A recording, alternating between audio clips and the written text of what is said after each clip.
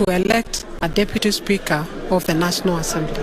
Yes. Is it going to be a mass swearing in, or this is going to be individual? It is going to be individual. One by one. Each member will be called individually, and they will have to come and be sworn individually. Yeah. So it will not be mass.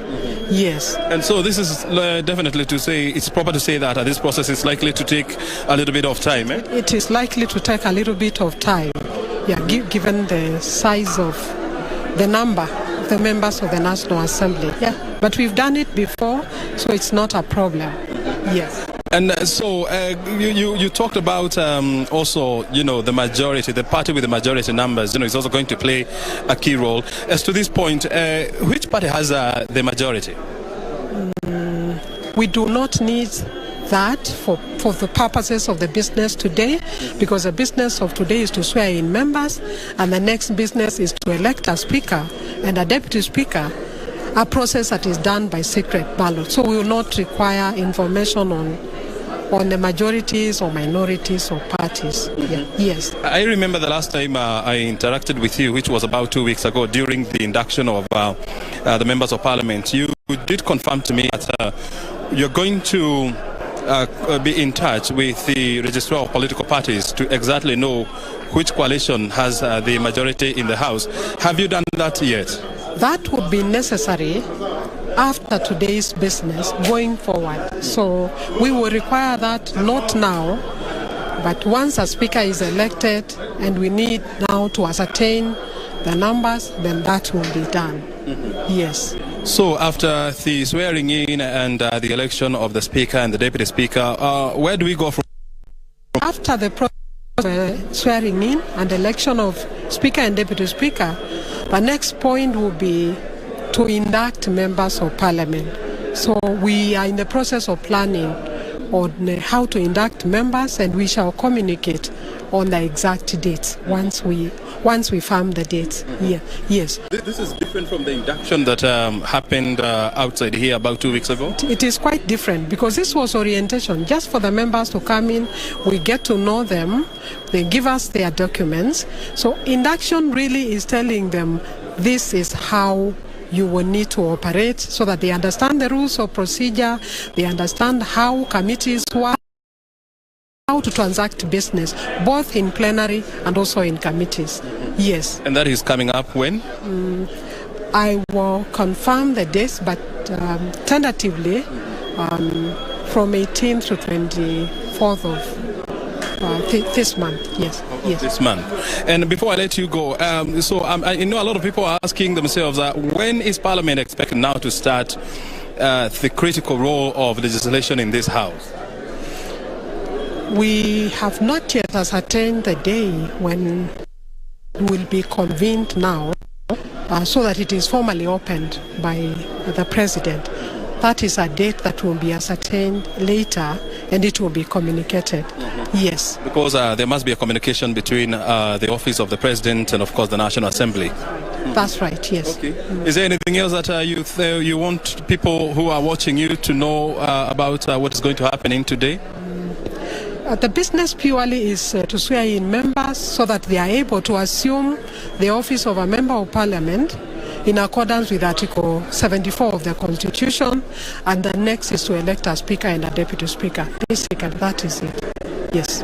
Very well. Yes. Sarah, I know today is a busy day for you because you have all the members to swear in and, of course, to conduct the business of the House, and so we don't want to keep you here for long. Otherwise, it's a pleasure, having you this morning, and thank you very much and all the best. Thank you very much. I appreciate your time. Okay. Have a blessed day. Asante, thank you. Thank you very much. We've been talking to the acting clerk of the National Assembly, that is Sarah Kioko, giving us a preview of how the business is going to be conducted today. And of course, we have heard it from her, the order of swearing in. And one of the most surprising things is that it is going to be an individual swearing in as opposed to mass swearing in. So that tells you that this is a process that is likely to take almost the whole day, because on average you have about 5 minutes, per 348 members of Parliament. So if you multiply that, you definitely have a long way to go. But she's saying that this is not the first time this is happening. This is something that has been done before, and so all plans are in place to ensure that it happens, smoothly. So we are here just seeing and, of course, having a feel of what is happening here at the National Assembly. Remember also, for the Senate is also expected to be sworn in today, and also embark on the business of electing the Speaker as well as the Deputy Speaker of the Senate. Well, I now have to take you back to John Jacob Kuria. Remember, we'll keep on interacting throughout the day, because that is why we are here, to give you unrivaled coverage right here from the National Assembly. My name is O'Brien Kimani. Back to you, John Jacob Kuria in Broadcasting House. Thank you very much, O'Brien Kimani, back at the Parliament buildings, and of course talking to Sarah Kioko, the acting clerk of the National Assembly. Quite an interesting one, and we were discussing something here that has been answered already now by the clerk of the National Assembly, simply saying in terms of a determination of who are the majority, it appears like the National Assembly will refer or will ask the registrar of political parties to actually tell the National Assembly which is the majority coalition. That's quite an interesting time, but of course you have live pictures from the Senate. Those are the corridors as you head towards the Senate. The red carpet laid out there for new members. And of course the sign you see there heads to the restaurant of the Parliament. But we continue to give you an exclusive coverage of the life of the 13th Parliament, which begins today. When you breathe life into it is when they are sworn in as members of Parliament today by the clerks of the respective houses. You're finishing up your point on Kalonzo Musyoka's viability as, Speaker of the Senate. Yes, I said if I were him, I would not go for it. But in an ideal situation, he suits better because he has more experience and he has been there. And that now takes us now to the other question, whereby our politicians, the ones that have been elected, some, they want to jump ship, and some have even resigned, and you are elected by your people. They elected you maybe like a member of parliament or a governor, but your greed takes you want maybe to be a senator, to be a speaker, or a CS. I think we should be able to stop this kind of greed, because it is greed, for lack of a better word, it's greed. And I believe, and I want to speak, and I'm sure the president-elect will be sworn in next week. That is Tuesday. He knows very well there are very many women who vied and lost. Some were also edged out, others were zoned down or out, something like that. And he should be able to consider those people, because their wealth of experience will be able to strengthen his government. And without speaking or talking on behalf of anybody, someone like Bishop Margaret Wajiro, I think she should be able to be given a cabinet position, CS, because even her credentials and let's truth be told, from that side, she suits better. Okay. So I am thinking this kind of greed whereby we have people wanting to resign. What if you miss that? Now, what do you tell your people? Where are you going? So I think people need to decide. And though politics, they say, is a matter of interest, but some of these interests, they are misguided. Okay. The interests are misguided. Wakili Eli, as I hand over to Bentro, a quick one, and I'm sure Alenga will also have his say on Kalonzo Musyoka. There are those who think, what if, and I'm just saying what if, Kalonzo Musyoka's bid fails in the hands of Amason Jeffa Kingi? How will that look on Kalonzo? Eli? Politics is all about winners and losers. We should not discount that Kalonzo is a man who has changed his suits very many times. He has been the vice president of this country. Whatever that means. He has... I chose a better terming than what is usually used. He has been vice president. He has been minister of foreign affairs. He has been in every sector of government. He has been in the opposition in 2013 and in 2017.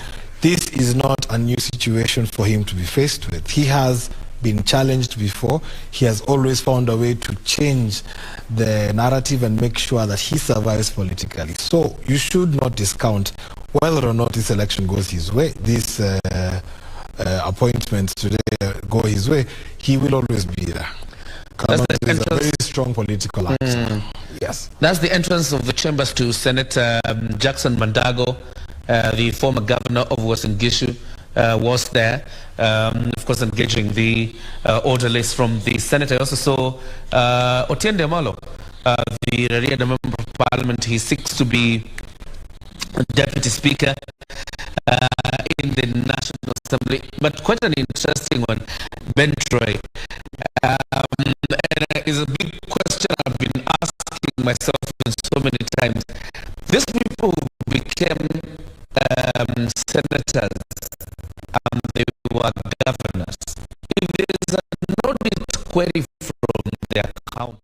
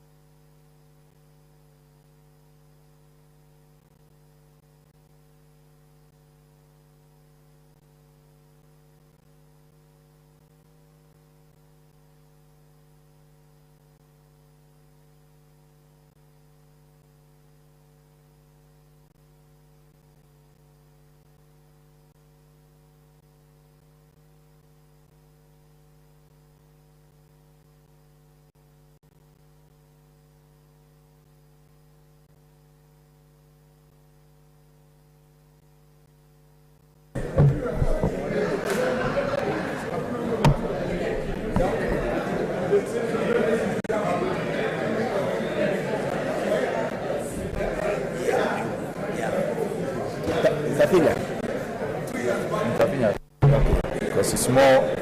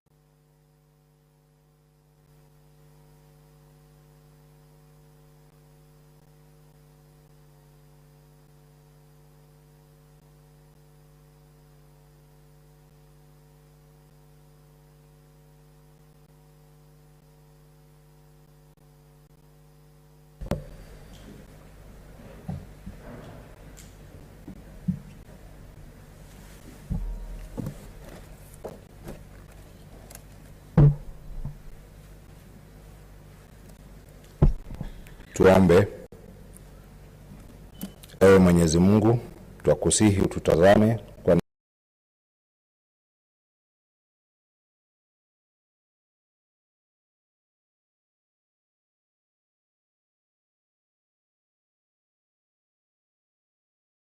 neema nyingi na baraka, sisi watumishi wako ambao umeridhika kutuita kwa nyadhifa za uongozi katika jamhuri hii yetu.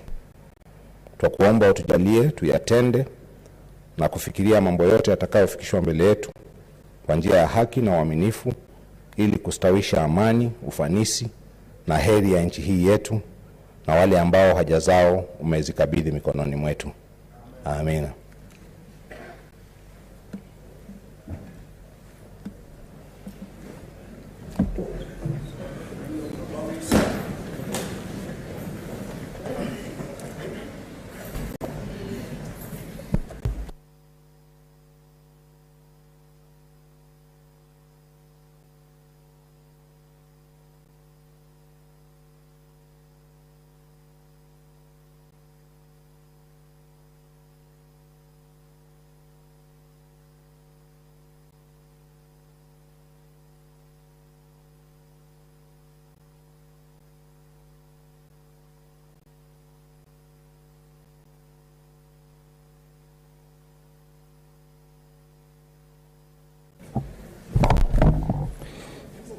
Order number 1, communication from the clerk.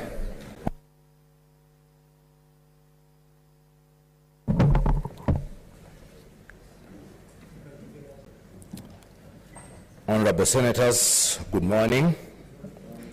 It is my singular pleasure and privilege this morning to welcome you to this first sitting of the Senate of the 13th Parliament. I take this opportunity to congratulate all of you on your election. The people of this country have placed tremendous trust in you, and my colleagues and I who work in the Secretariat of the Senate have the honor and privilege to be the people that will serve you as you prosecute these great responsibilities. Honorable Senators, Standing Order number 3, paragraph 1A of the Senate Standing Orders provides as follows. On the first sitting of a new Senate, pursuant to the President's notification under Article 126(2) of the Constitution, the clerk shall read the notification of the President as published in the Gazette. I will pause to allow the senators at the bar to take their seats.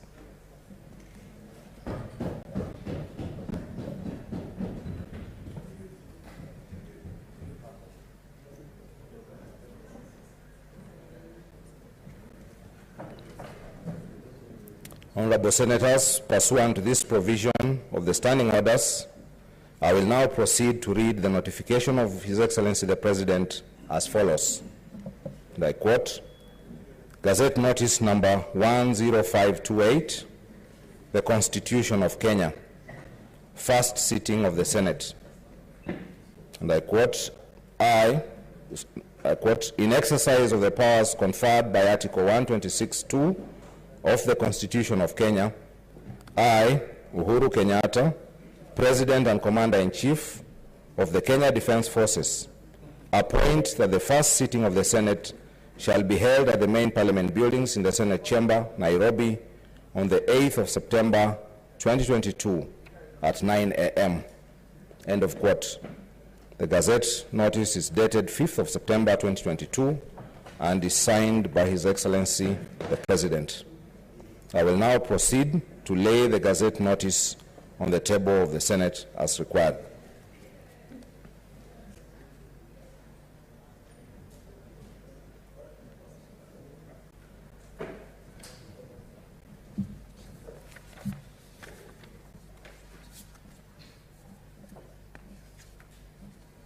Next order.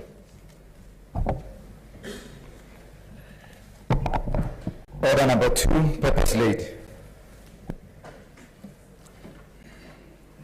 Honorable Senators, Standing Order number 3, paragraph 1B, requires that on the first sitting of a new Senate, pursuant to the President's notification under Article 126(2) of the Constitution, the clerk shall lay a list of the names of the persons elected as senators on the table of the Senate. I will now proceed to lay on the table of the Senate Gazette Notice number 9955, dated 24th of August 2022, that lists the persons elected as senators, and Gazette Notice number 10537, dated 7th of September 2022, containing the names of the persons nominated as senators pursuant to Article 98, 1B, C, and D of the Constitution.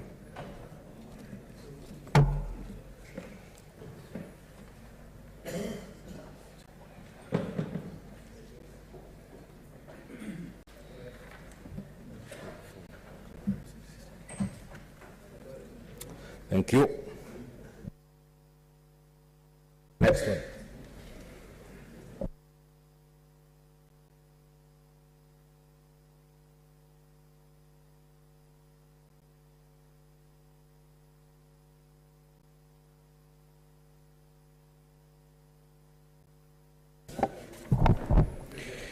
Order number 3, administration of oath.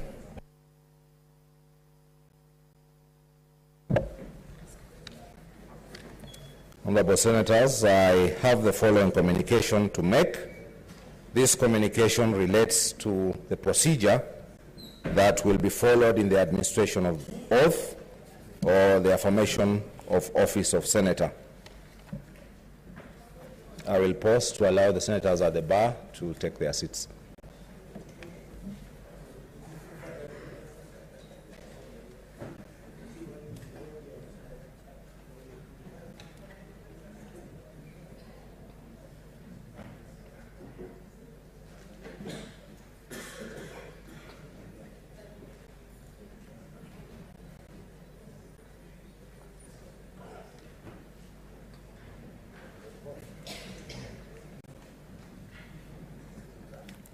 Honorable Senators, Standing Order number 3, paragraph 1C, requires that on the first sitting of a new Senate, pursuant to the President's notification under Article 126(2) of the Constitution, the clerk shall administer the oath or affirmation of office that is provided for in the third schedule to the Constitution to all senators present in the Senate, in the order that is set out in Standing Order number 3, paragraph 2. That Standing Order number 3, paragraph 2 provides as follows: the clerk shall administer the oath or affirmation of office to senators in alphabetical order using the following order of precedence. Senator at the bar, please take your seat.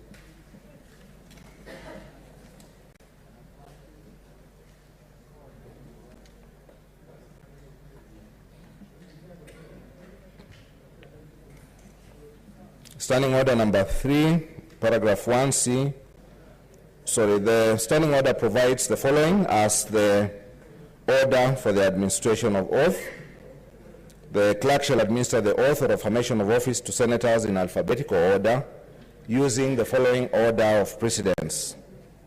A, senators with the longest cumulative period of service in the Senate. B, senators with the longest cumulative period of service in the Senate and in the National Assembly.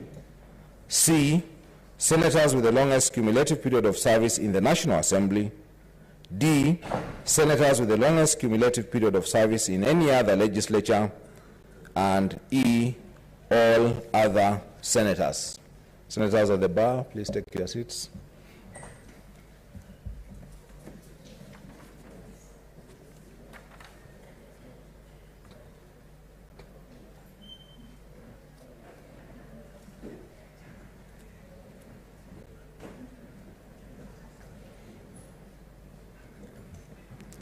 Honorable Senators, it is important to observe that Standing Order number 3, paragraph 3 provides as follows: pursuant to Article 74 of the Constitution, no person shall assume or perform any functions of the office of a senator before taking and subscribing to the oath or affirmation of office provided for under paragraph 1. Standing Order number 3, paragraph 4 further provides, when the clerk is administering the oath or affirmation of office to senators, and before the clerk has administered the oath or affirmation of office to the Speaker, any question arising in the Senate shall be determined by the clerk, who shall during that period exercise the powers of the Speaker. Honorable Senators, pursuant to Standing Order number 3.1c, I shall now proceed to administer the oath or affirmation of office to all senators here present in the order of precedence that is set out in Standing Order number 3, paragraph 2, and captured in the appendix to today's order paper. In order to facilitate this process, the name of each senator shall be called out. When you are called out, the senator will proceed to the podium on my right and shall thereupon have the option to take the oath or the affirmation of office in accordance with their respective religious persuasion.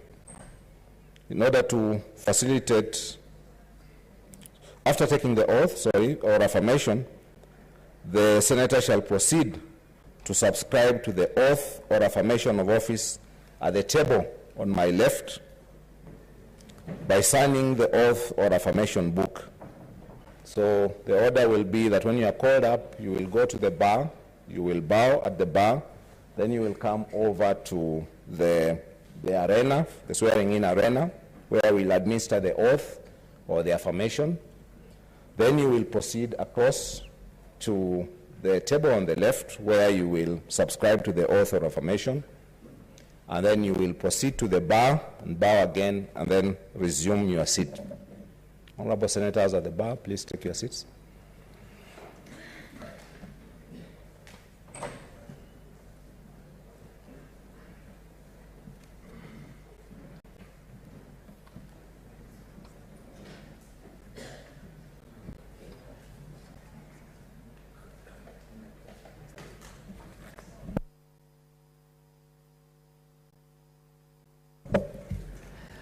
Honorable senators, we are therefore now ready to commence the process. I will ask the clerk at the table to call out the name of each senator as it's set out in the appendix to the order paper, and you will come to the arena for the podium, and we will administer the oath in the manner that we have described.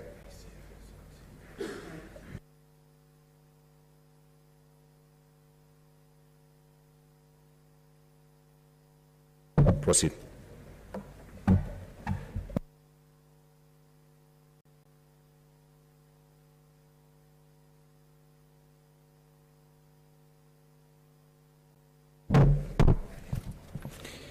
Senator Adam Dulo Fatuma, Isiolo County.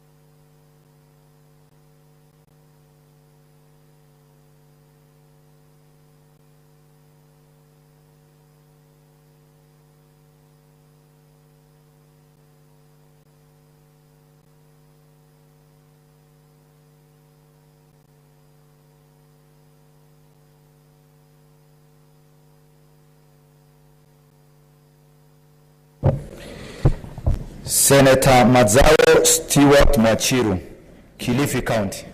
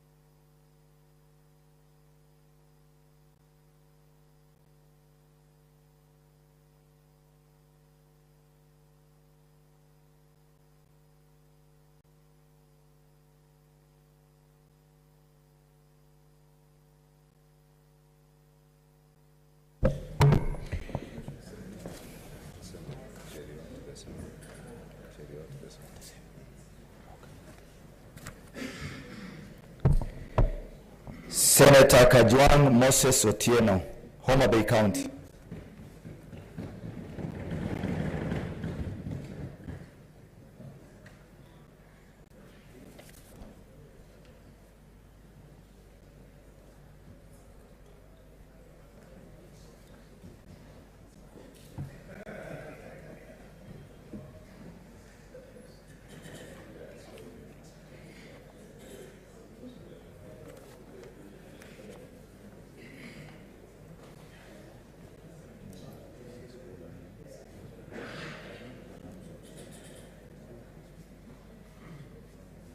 Mimi Moses Otieno Kajwang, nikiwa nimechaguliwa kama mwanachama wa Seneti, na hapa kwa jina la Mwenyezi Mungu kwamba nitakuwa mwaminifu na mtiifu kwa watu na Jamhuri ya Kenya, kwamba nitatii, nitaheshimu, nitahifadhi, nitalinda na nitaitetea hii katiba ya Jamhuri ya Kenya, na kwamba nitatekeleza majukumu yangu ya ubunge kwa uaminifu na uangalifu. Ewe Mwenyezi Mungu nisaidie.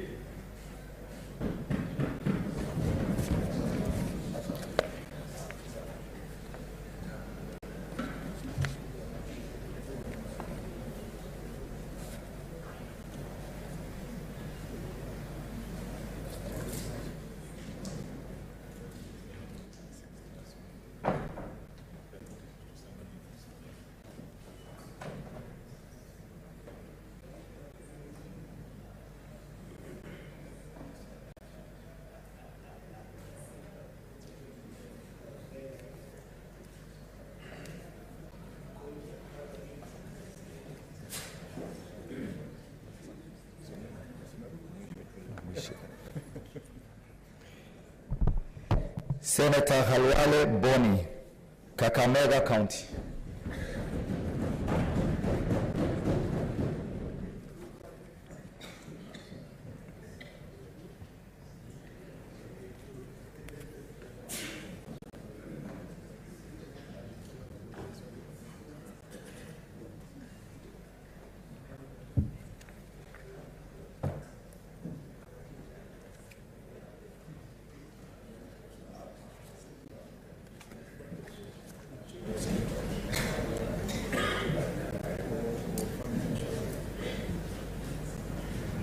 I, Dr. Moni Halwale Pasteur, having been elected member of the Senate, do swear in the name of the Almighty God that I will bear true faith and allegiance to the people and the Republic of Kenya, that I will pay, respect, uphold, preserve, protect, and defend this Constitution of the Republic of Kenya, and that I will faithfully and conscientiously discharge the duties of a member of Parliament. So help me God.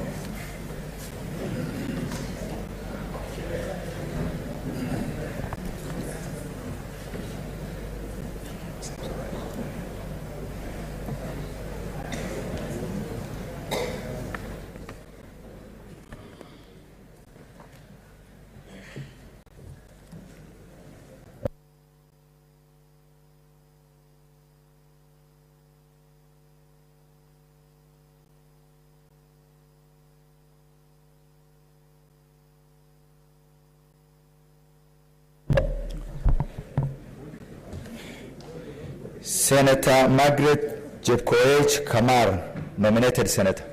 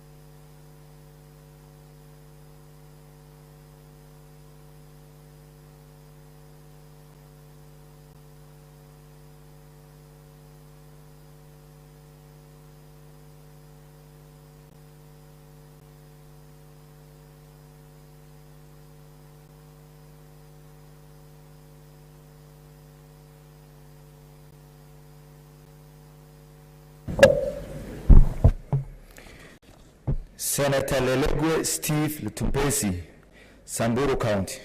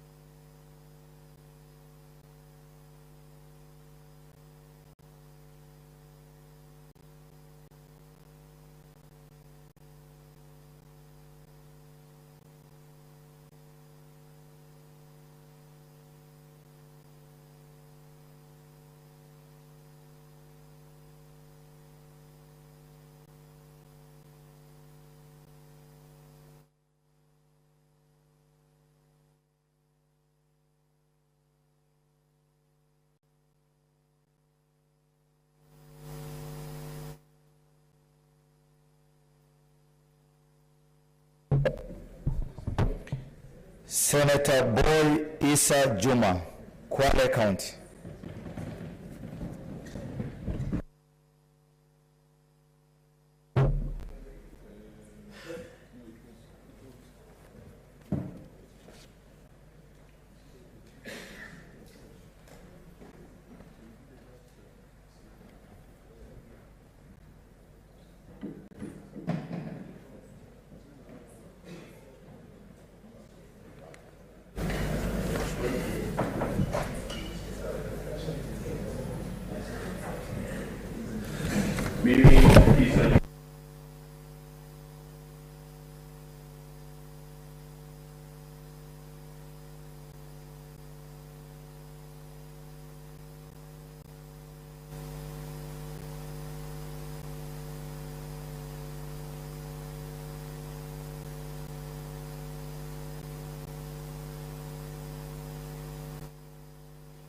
Na kwamba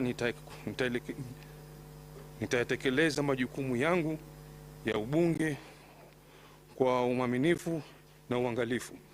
Mwenyezi Mungu nisaidie. Thank you very much. Thank you very much.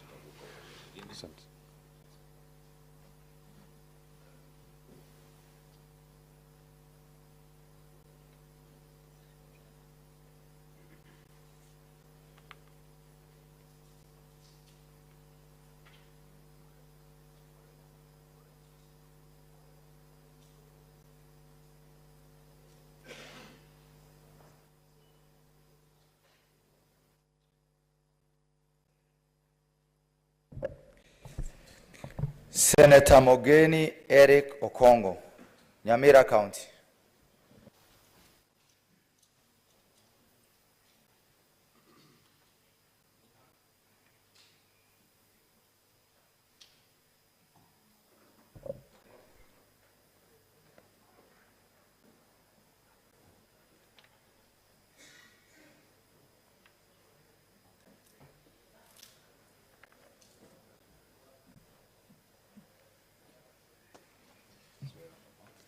Kiswahili.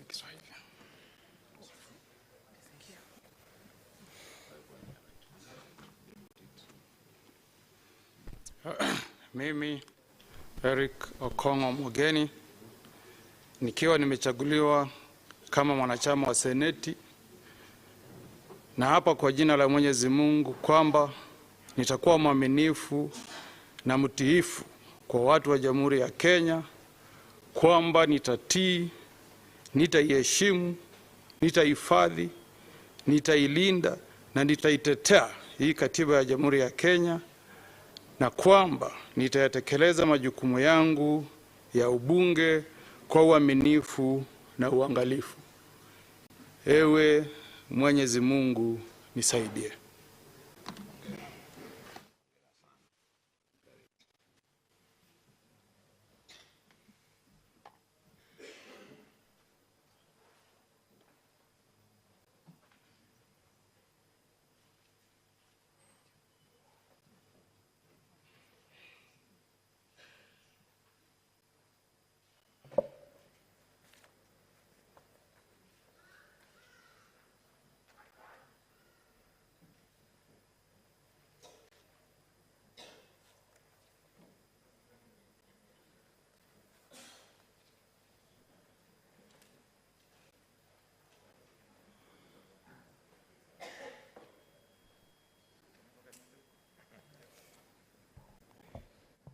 Senator Mwaruma Jones Mwashishe, Taita Taveta County.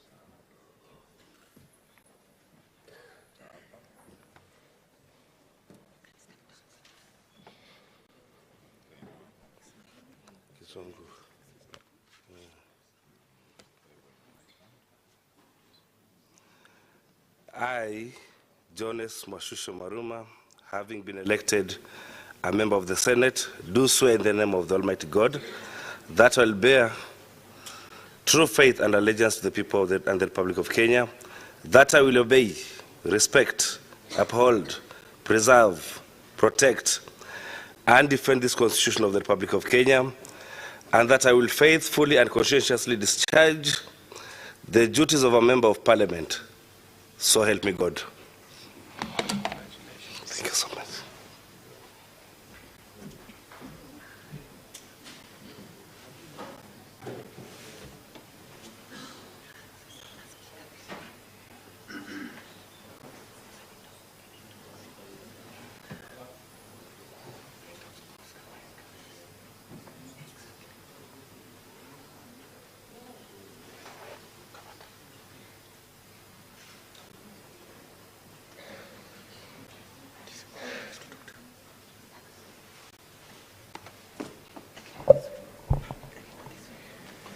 Senator Mwenyehaji Mohamed Faki, Mombasa County.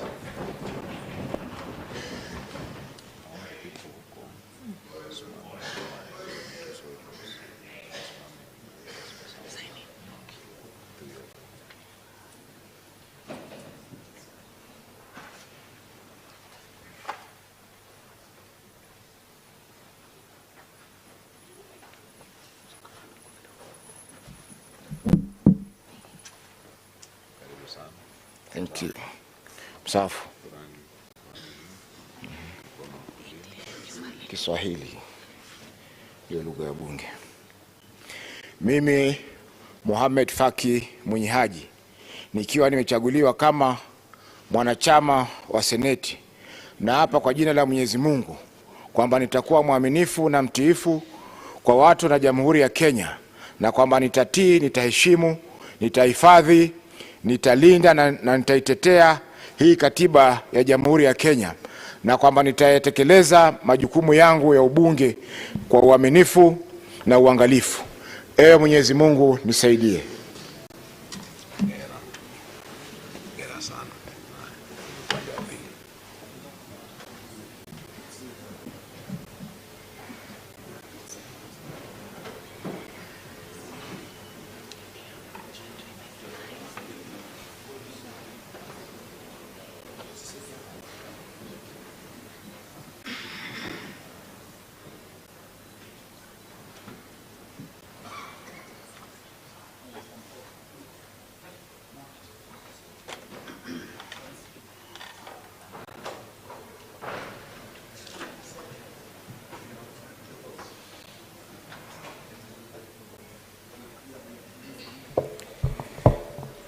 Senator Murkomen Onesimus Kipchumba, Elgeyo Marakwet County.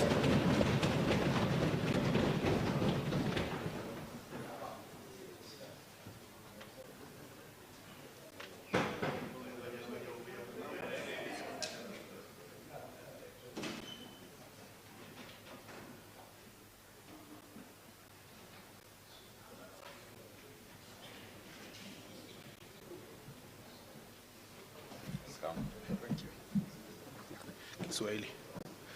Yeah, na Biblia.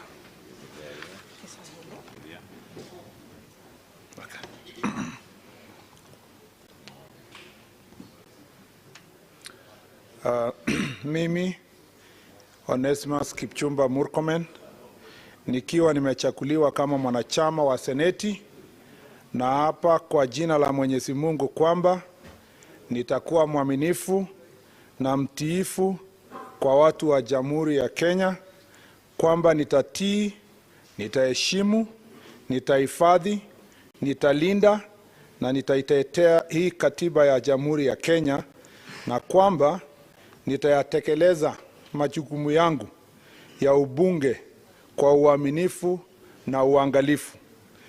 Mwenyezi Mungu nisaidie. Thank you very much. Asante.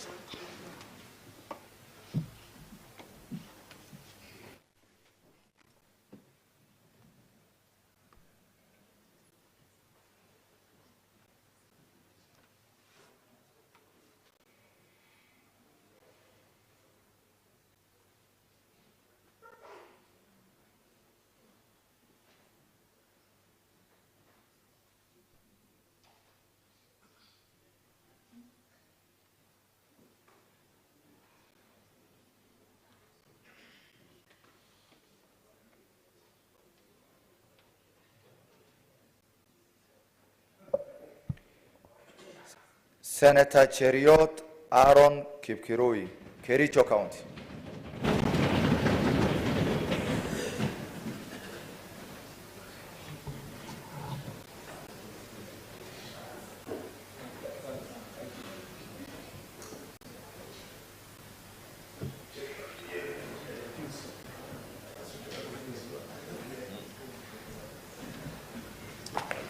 Thank you.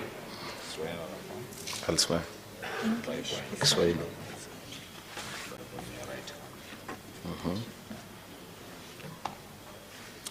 Mimi Aaron Kipkirui Cheruyot nikiwa nimechaguliwa kama mwanachama wa Seneti, na hapa kwa jina la Mwenyezi Mungu kwamba nitakuwa mwaminifu na mtiifu kwa watu na Jamhuri ya Kenya, kwamba nitatii, nitaheshimu, nitahifadhi, nitalinda na kuitetea hii katiba ya Jamhuri ya Kenya, na kwamba nitatekeleza majukumu yangu ya ubunge kwa uaminifu na uangalifu. Ewe Mwenyezi Mungu nisaidie. Asante. Thank you.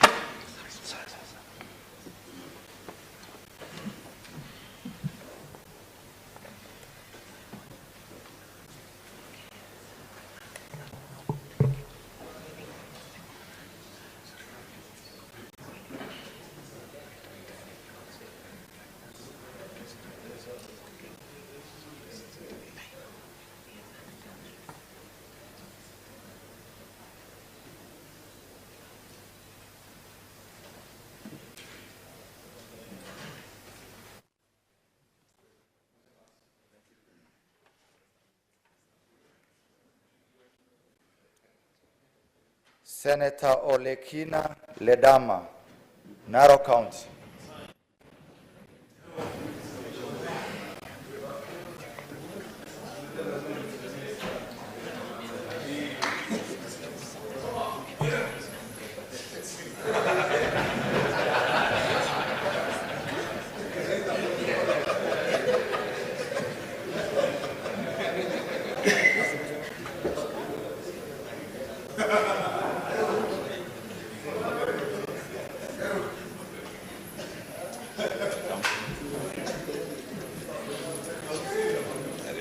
Asante. We will swear. English. Yes, okay. I, Ledama Olekina, having been elected a member of the Senate, do swear in the name of the Almighty God that I will bear true faith and allegiance to the people and the Republic of Kenya, that I will obey, respect, uphold, preserve, protect, and defend the Constitution of the Republic of Kenya, and that I will faithfully and conscientiously discharge the duties of a member of Parliament. So help me God. Thank you very much.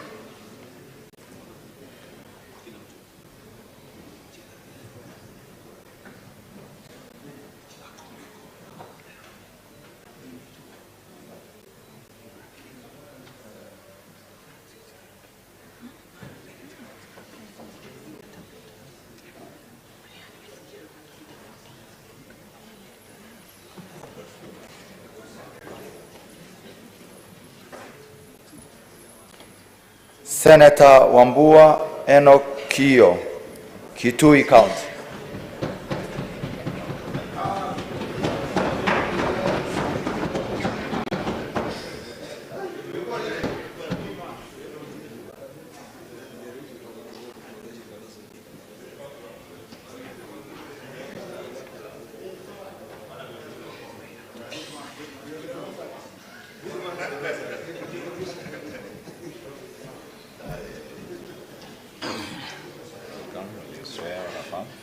I will swear in English.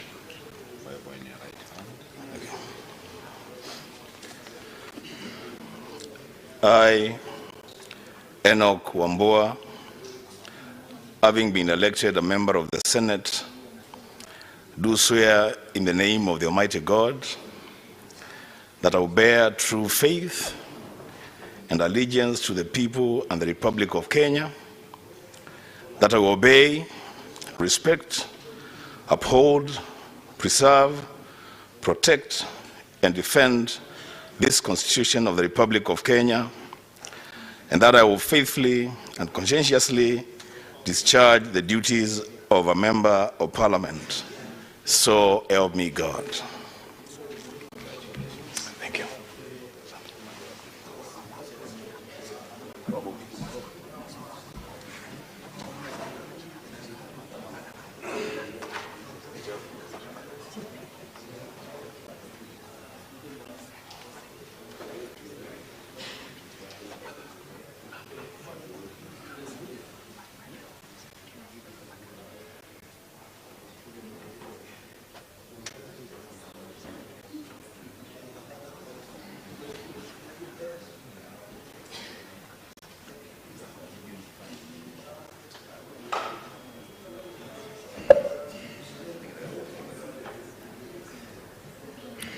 Senator Mudhama Agnes Kavindu, Machakos County.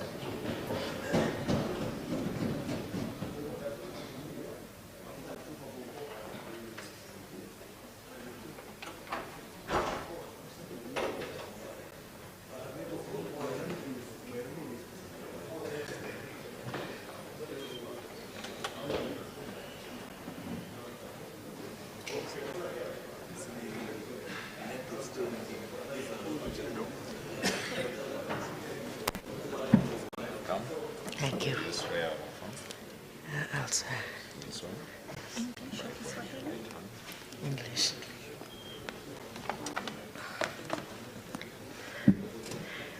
I, Agnes Kavindu Mudhama, having been elected a member of the Senate, do swear in the name of the Almighty God that I will bear true faith and allegiance to the people and the Republic of Kenya, and I will obey, respect, uphold, preserve, protect, and defend this Constitution of the Republic of Kenya, and that I will faithfully and conscientiously discharge the duties of a member of Parliament. So help me God. Thank you.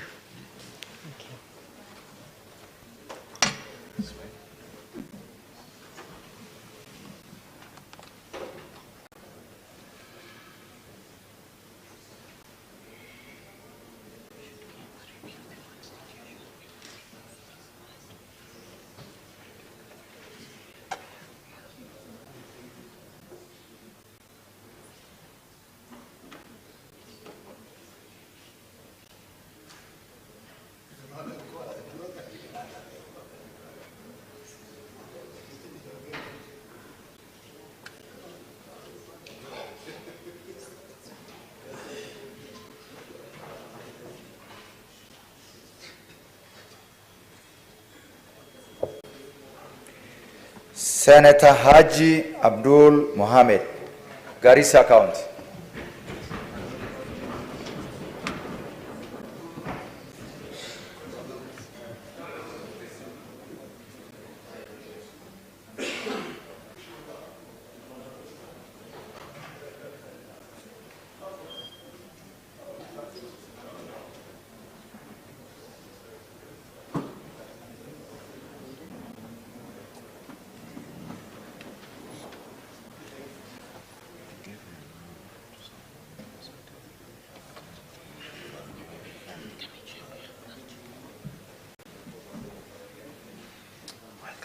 Asante. Swear with the Quran. In English.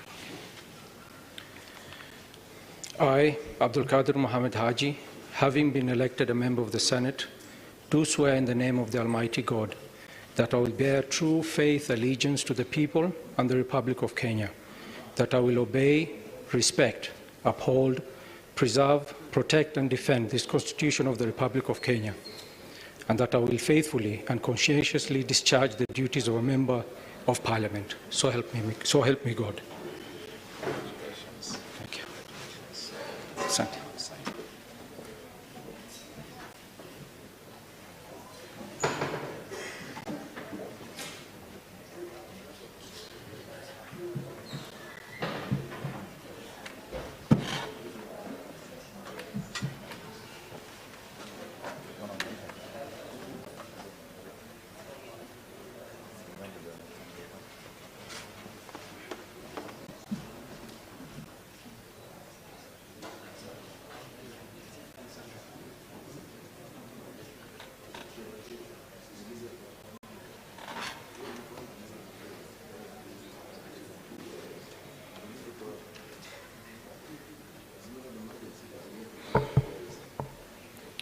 Senator Oginga Oburu, Siaya County.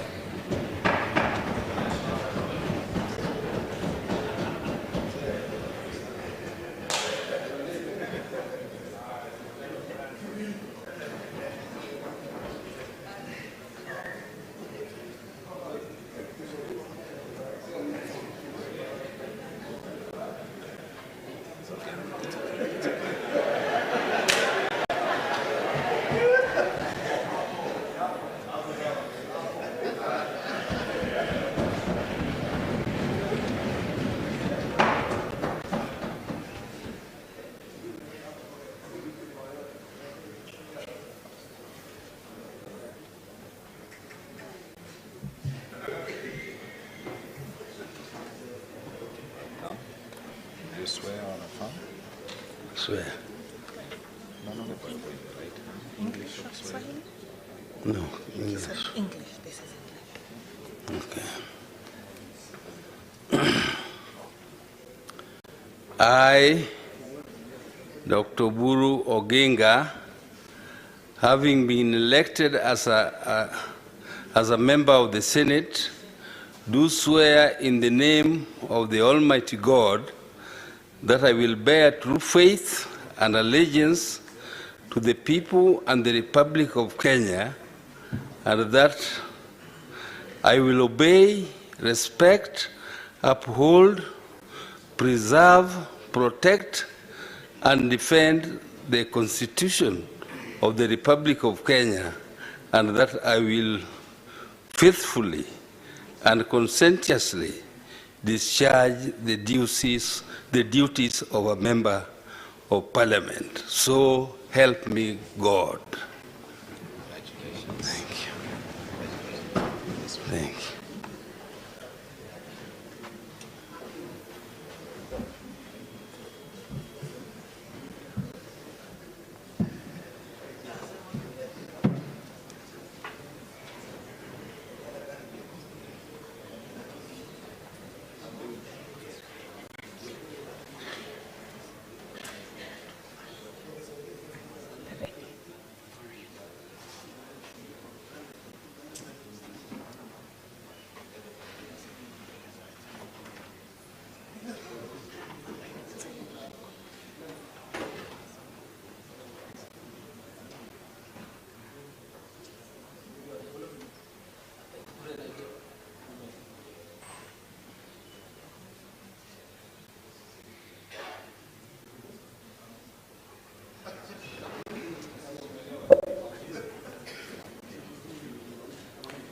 Senator Kipkiror William Cheptumo, Baringo County.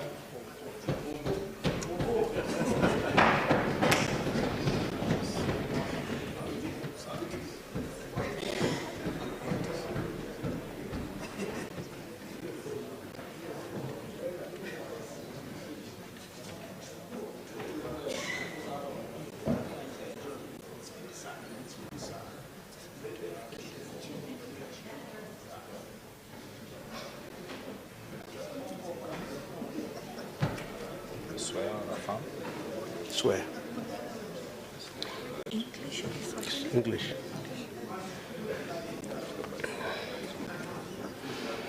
I, William Cheptumo Kipkiror, having been elected a member of the Senate, do swear in the name of the Almighty God that I will bear true faith and allegiance to the people and the Republic of Kenya, that I will obey, respect, uphold, preserve, protect, and defend this Constitution of the Republic of Kenya, and that I will faithfully and conscientiously discharge the duties of a member of Parliament.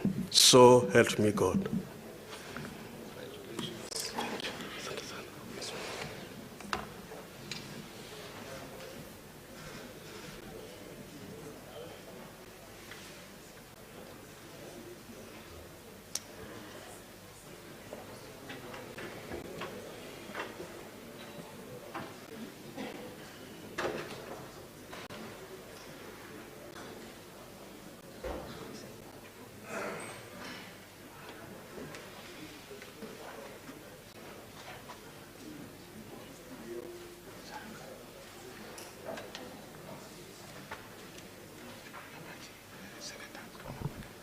Senator Onyonka Richard Momoima, Kisii County.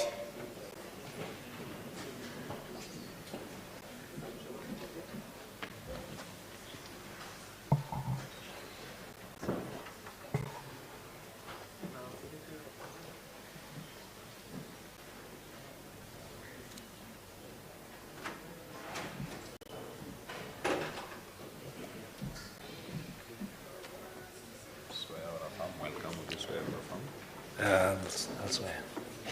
In Swahili. Swahili? Yes.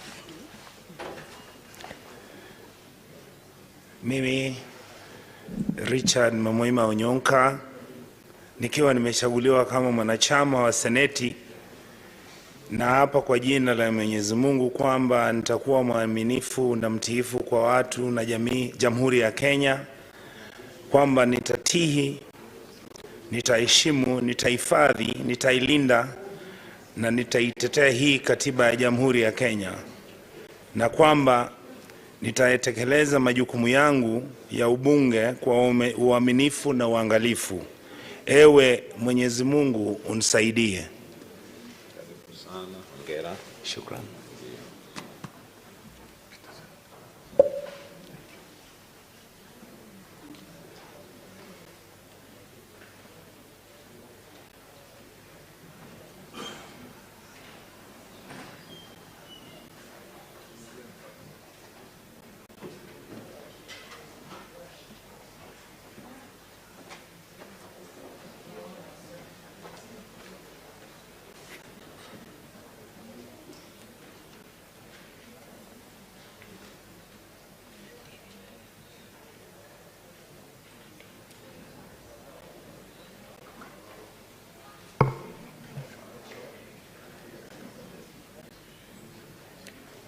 Senator Ekomwa James Lomenen, Turkana County.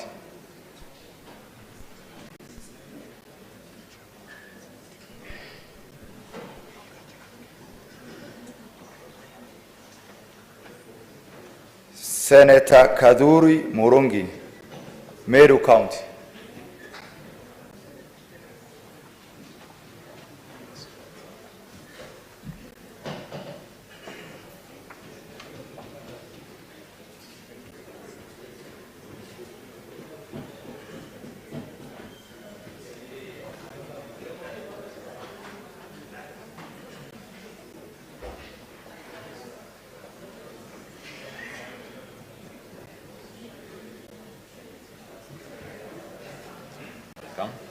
Thank you.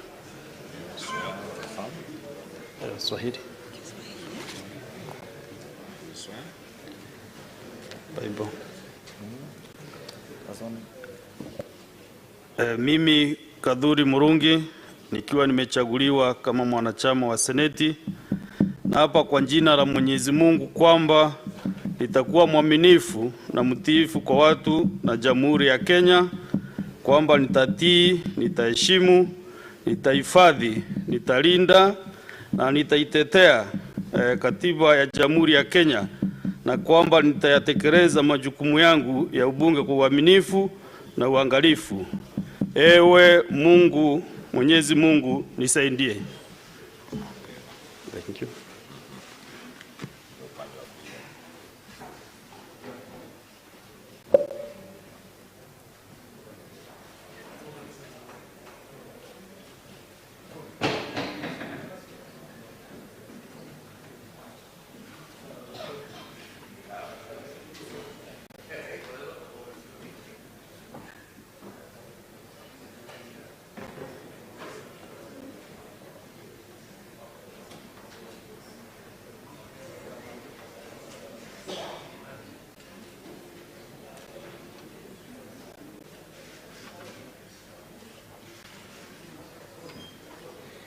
Senator Manzo Daniel Kitonga, Makwiny County.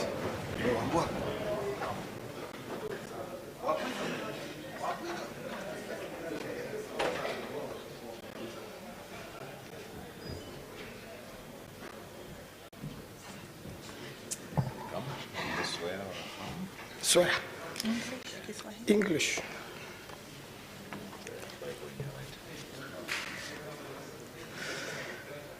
I, Daniel Kitonga Manzo, having been elected as a member of the Senate, do hereby swear in the name of the Mighty God that I will bear true faith and allegiance to the Republic and to the people and the Republic of Kenya, that I will obey, respect, uphold, preserve, protect, and defend this Constitution of the Republic of Kenya, and that I will faithfully and conscientiously discharge the duties of a member of Parliament. So help me God.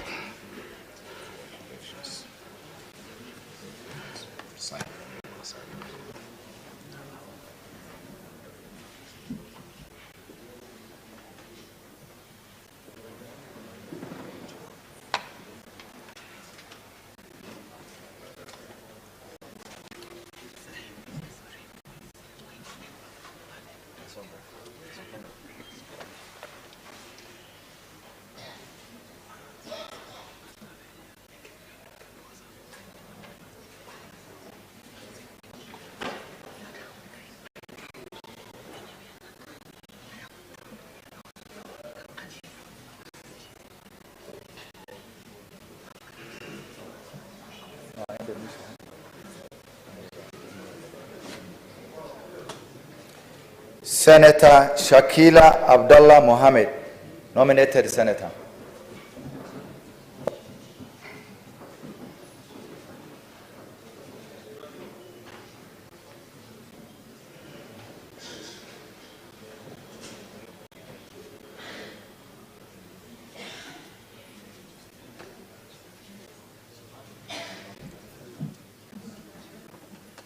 Bring you the letter. Yeah, Kiswahili. I'll bring you the letter and niambia nikulete. Quran? Yeah, Quran. Mimi Shakila Abdalla nikiwa nimechaguliwa kama mwanachama wa Senate na hapa kwa jina la Mwenyezi Mungu kwamba nitakuwa mwaminifu na mtiifu kwa watu na kwa Jamhuri ya Kenya, kwamba nitatii, nitaheshimu, nitahifadhi, nitalinda na nitaitetea hii katiba ya Jamhuri ya Kenya, na kwamba nitatekeleza majukumu yangu ya ubunge kwa uaminifu, uangalifu na uadilifu. Ewe Mwenyezi Mungu nisaidie. Thank you.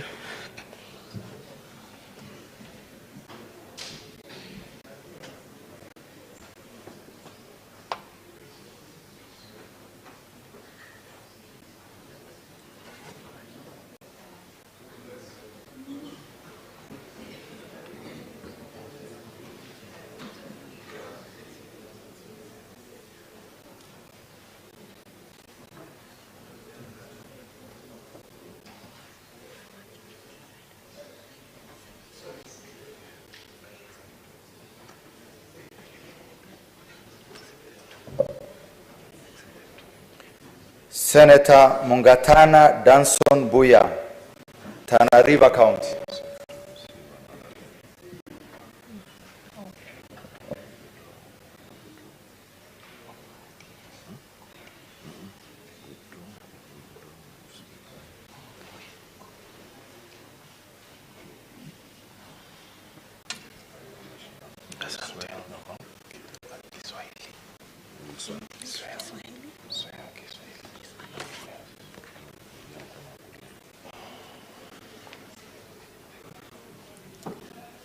Mimi Danson Buya Mungatana nikiwa nimechaguliwa kama mwanachama wa Seneti na hapa kwa jina la Mwenyezi Mungu kwamba nitakuwa mwaminifu na mtiifu kwa watu wa Jamhuri ya Kenya, kwamba nitatii, nitaheshimu, nitahifadhi, nitalinda na nitaitetea hii katiba ya Jamhuri ya Kenya, na kwamba nitayatekeleza majukumu yangu ya ubunge kwa uaminifu na uangalifu.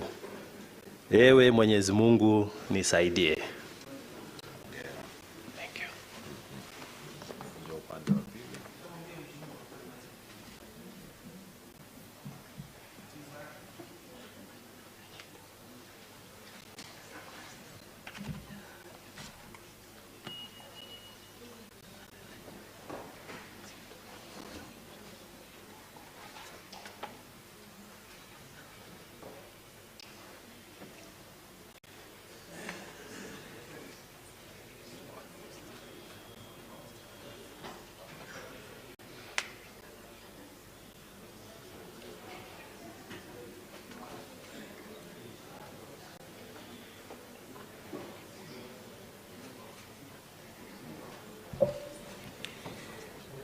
Senator Paris Tobiko, nominated senator.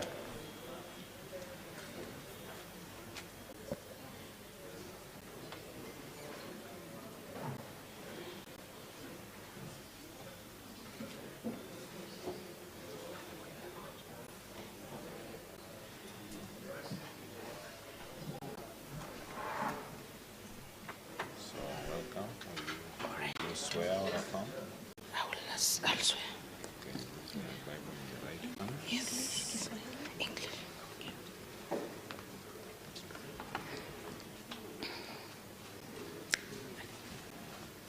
I, Paris Pesi Tobiko, having been elected a member of the Senate, do swear in the name of the Almighty God that I will bear true faith and allegiance to the people and the Republic of Kenya, that I will obey, respect, uphold, preserve, protect, and defend this Constitution of the Republic of Kenya, and that I will faithfully and conscientiously discharge the duties of a Member of Parliament. So help me God. Thank you.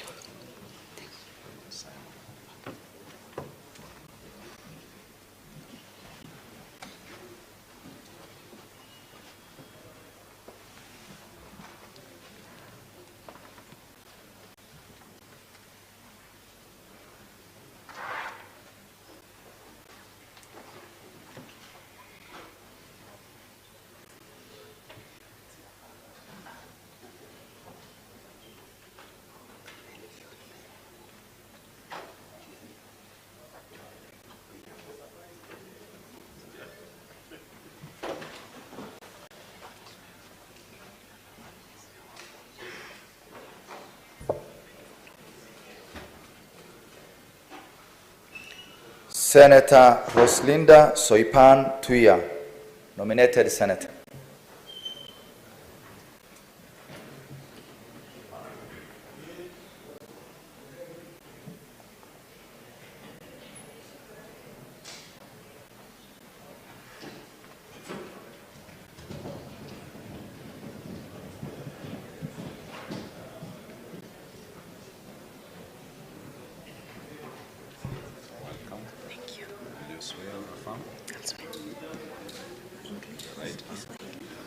English.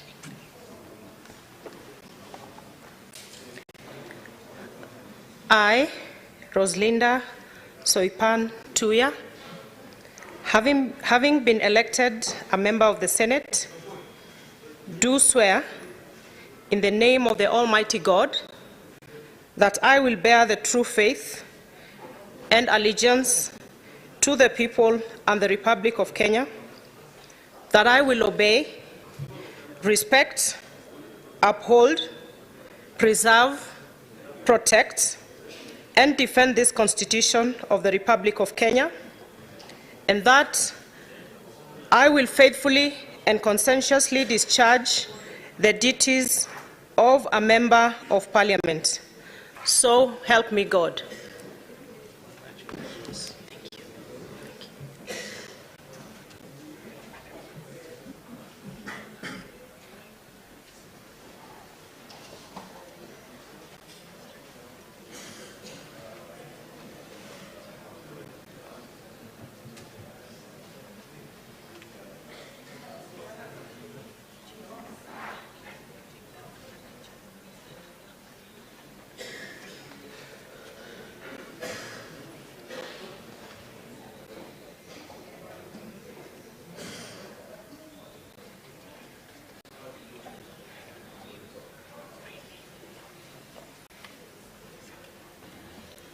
Senator Abbas Sheikh Mohammed, Wajir County.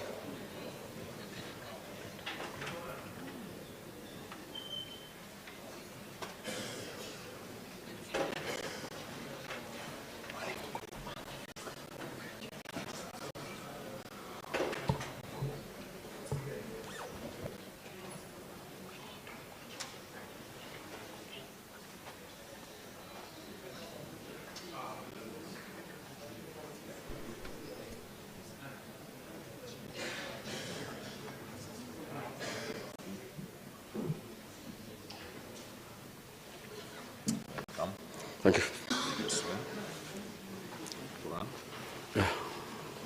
Either way, English. I, Abbas Sheikh Mohammed, having been elected as a member of the Senate, do swear in the name of the Almighty God that I will bear true faith and allegiance to the people and the Republic of Kenya, that I will obey, respect, uphold, preserve, protect, and defend this Constitution of the Republic of Kenya, that I will faithfully and conscientiously discharge the duties of Member of Parliament, So help me God. Thank you.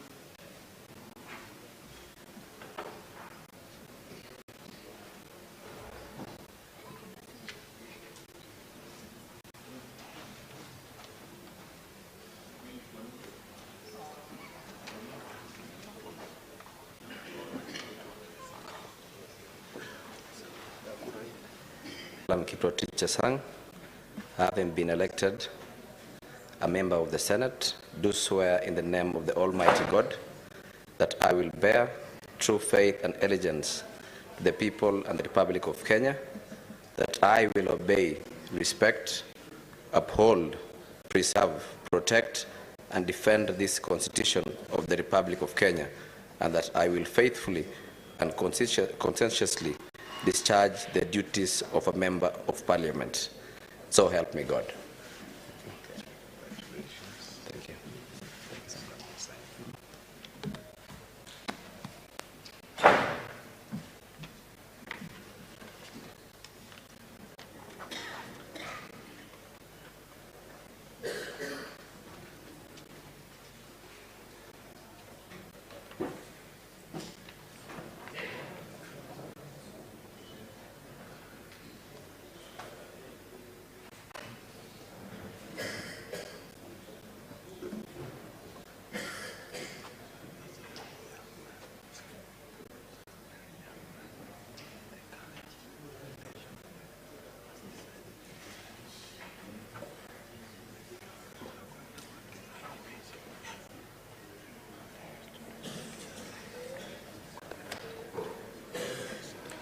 Senator Chute Mohamed Said, Marsabit County.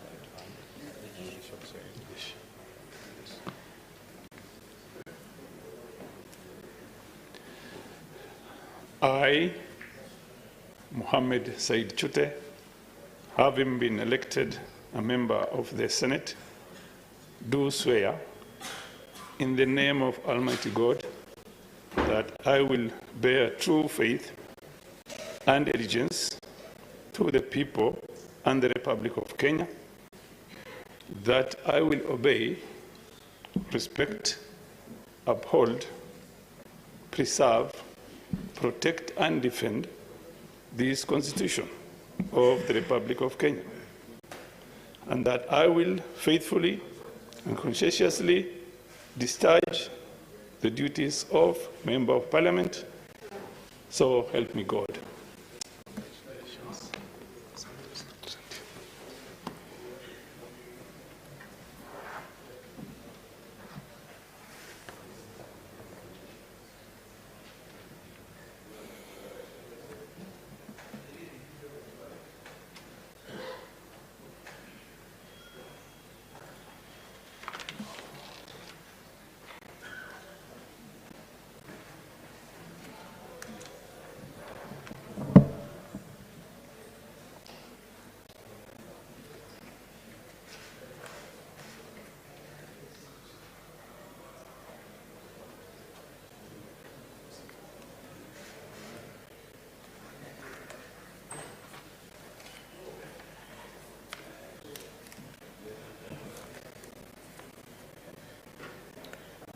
Senator Crystal Kagehi Asige, nominated Senator.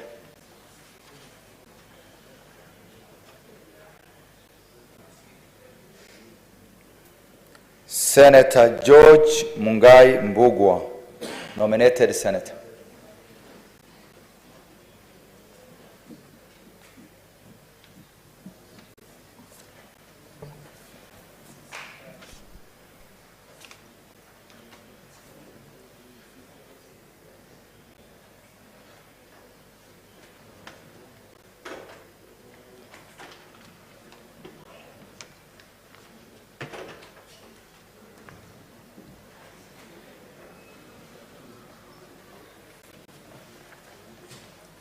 Thank you. Swear. Yes.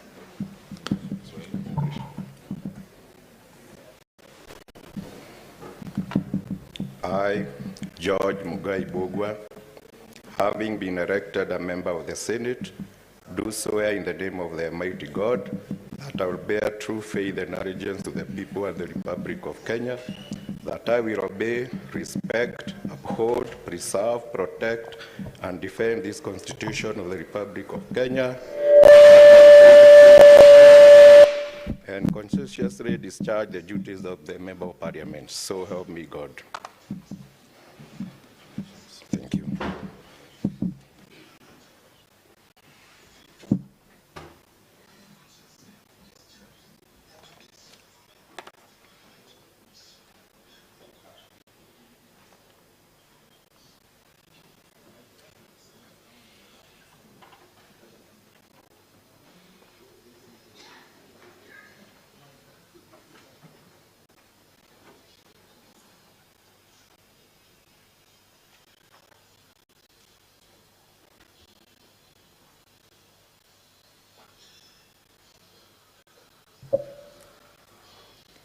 Senator Gloria Magoma Orwoba, nominated senator.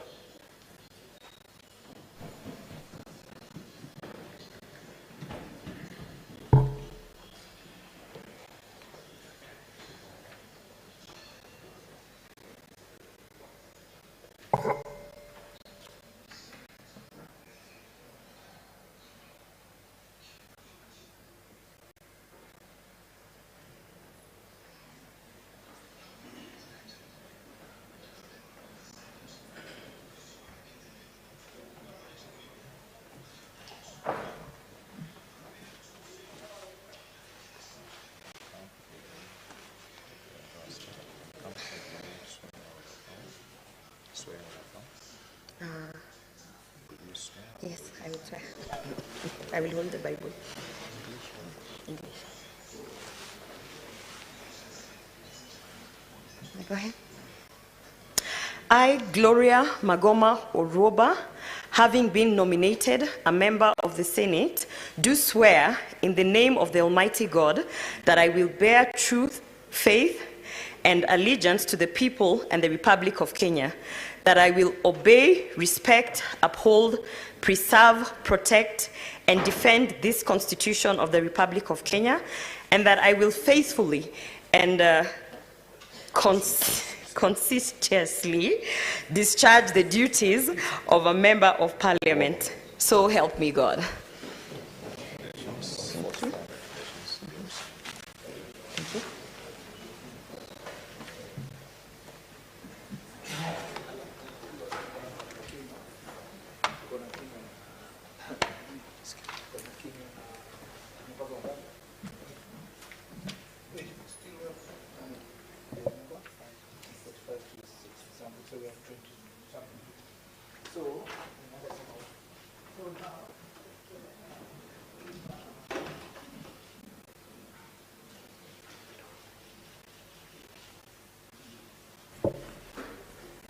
Senator Hamida Ali Kibwana, nominated senator.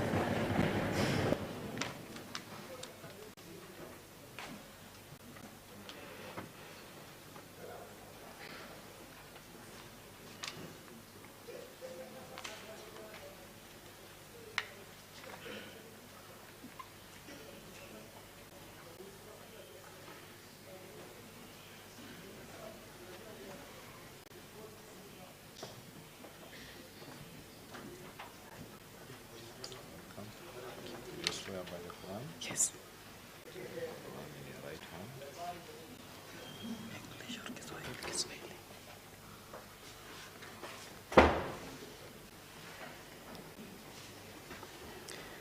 Mimi, Senator Hamida Ali Kibwana, nikiwa nimechaguliwa kama mwanachama wa Seneti, na hapa kwa jina la Mwenyezi Mungu kwamba nitakuwa mwaminifu na mtiifu kwa watu na Jamhuri ya Kenya, kwamba nitatii, nitaheshimu, nitahifadhi, nitalinda na nitaitetea hii katiba ya Jamhuri ya Kenya, na kwamba nitayatekeleza majukumu yangu ya ubunge kwa uaminifu na uangalifu. Ewe Mwenyezi Mungu nisaidie. Asante. Asante. Thank you.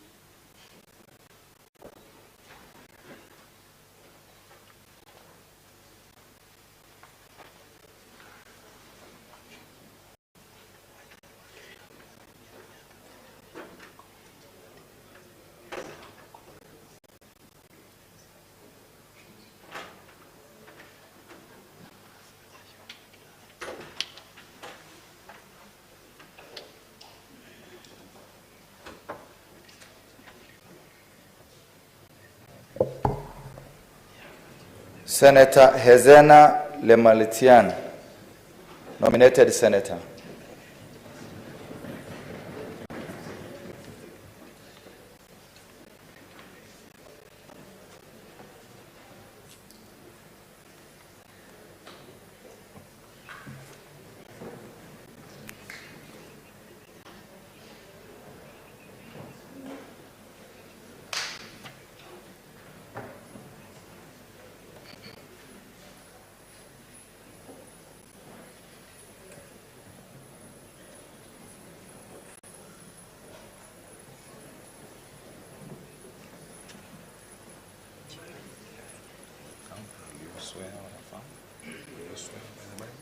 Yes.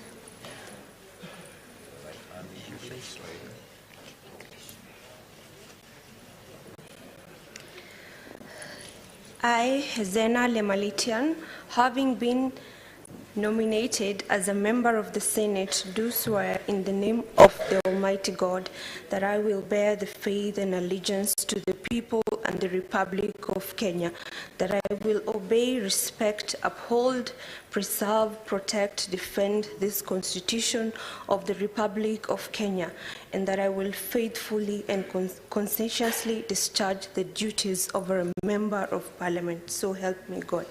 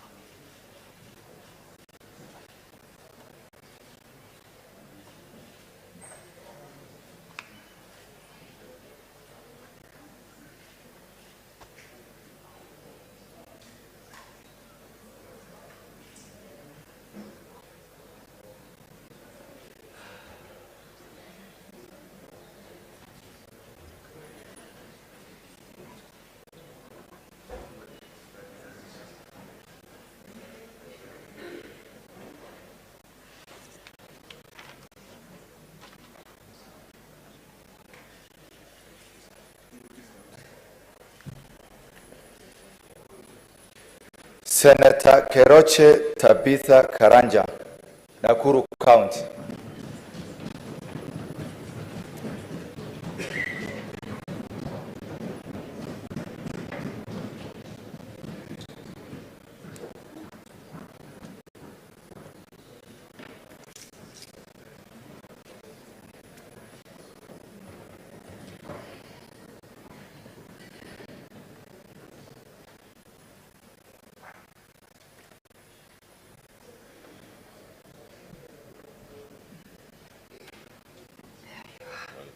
Thank you so much.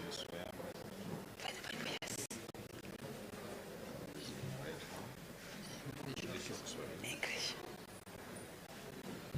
Thank you. I, Tabitha Karanja Keroche, having been elected a member of the Senate, do swear in the name of the Almighty God that I will bear true faith and allegiance to the people and the Republic of Kenya, that I will obey, respect, uphold, preserve, protect, and defend this Constitution of the Republic of Kenya, and that I will faithfully and conscientiously discharge the duties of Member of Parliament. So help me God. Thank you so much. Thank you. Thank you. Thank you.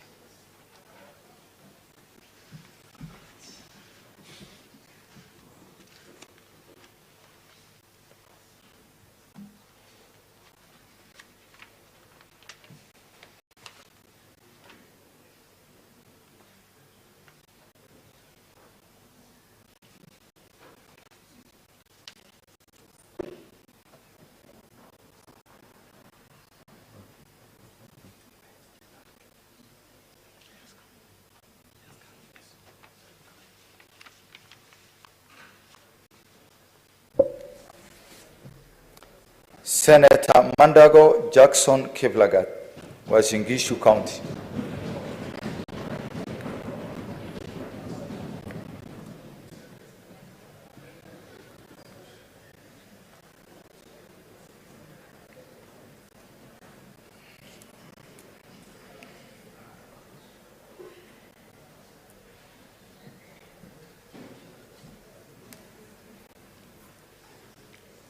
Biblia.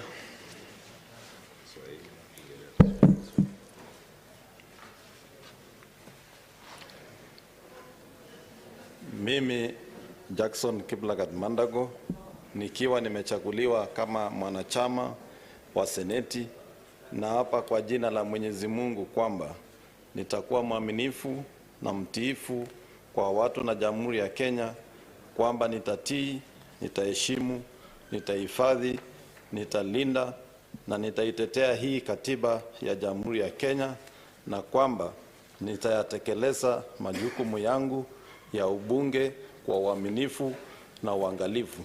Ewe Mwenyezi Mungu nisaidie. Thank you very much, Clark.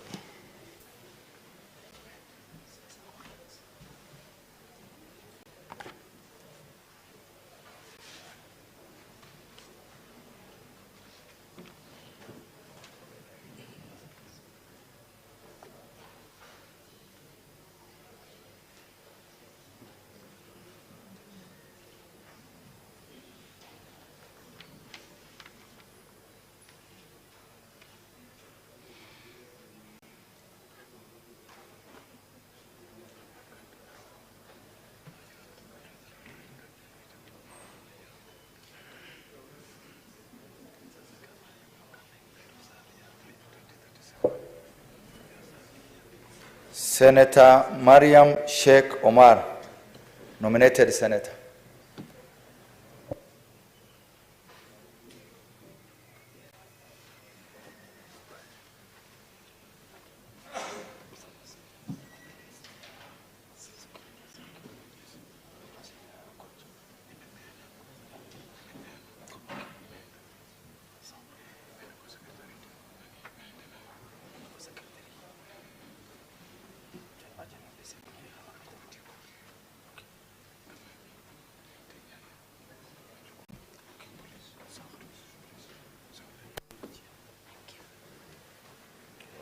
Okay. You swear by the Quran? Yes. Right hand. Swahili or English? English.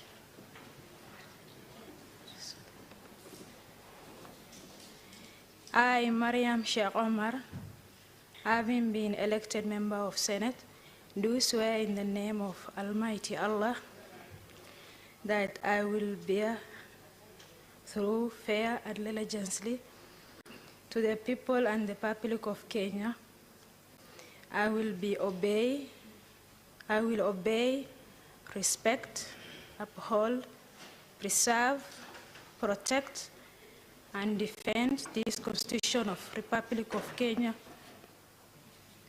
and that I will faithfully and conscientiously discharge the duty of the member of the public, the member of the parliament. So help me God. Congratulations. Thank you.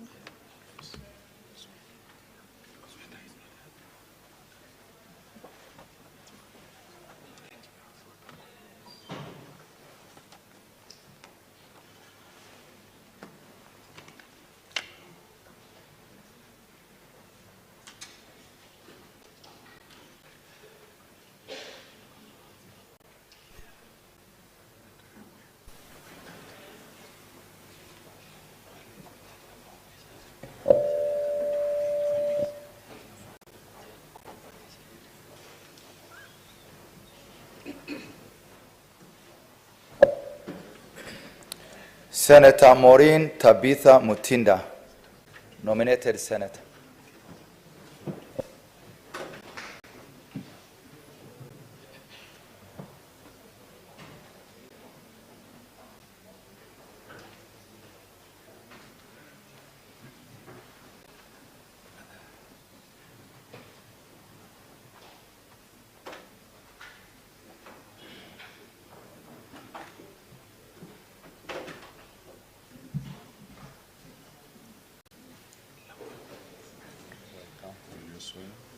Yes.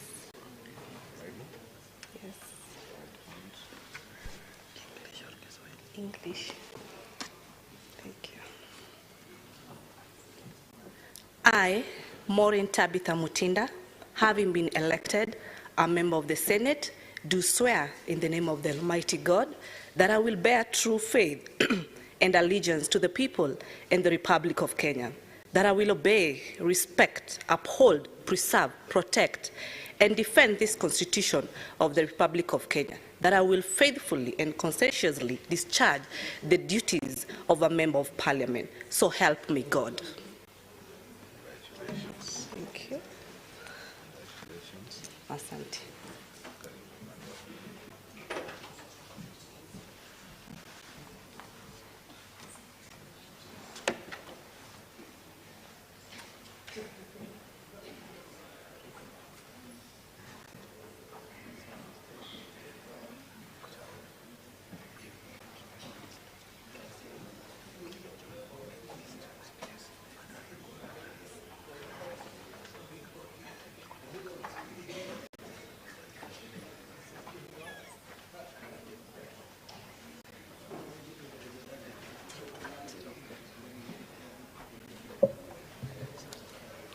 Senator Medhu John Muhia, Nyandarua County.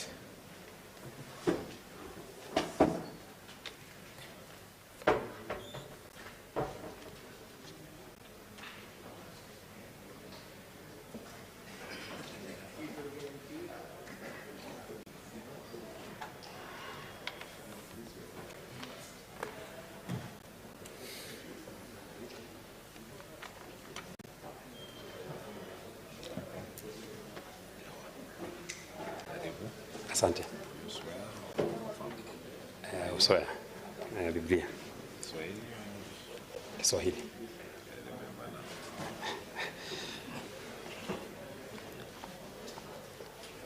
Mimi John Muhia Medhu, nikiwa nimechaguliwa kama mwanachama wa Seneti, na hapa kwa jina la Mwenyezi Mungu kwamba nitakuwa mwaminifu na mtiifu kwa watu na Jamhuri ya Kenya, kwamba nitatii, nitaheshimu, nitahifadhi, nitailinda na nitaitetea hii katiba ya Jamhuri ya Kenya, na kwamba nitatekeleza majukumu yangu ya ubunge kwa uaminifu na uangalifu. Ewe Mwenyezi Mungu nisaidie. Asante sana. Thank you very much.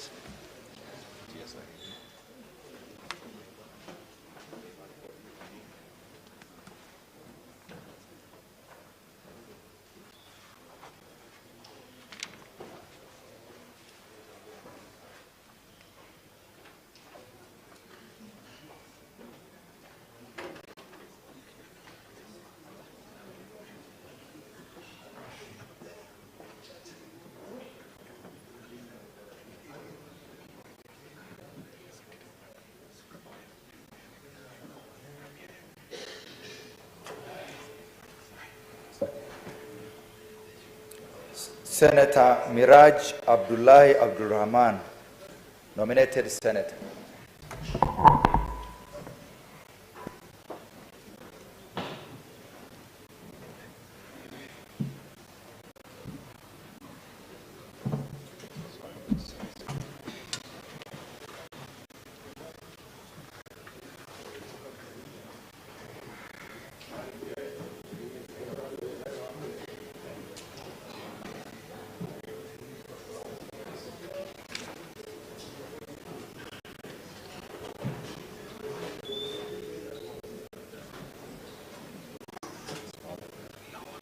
Welcome.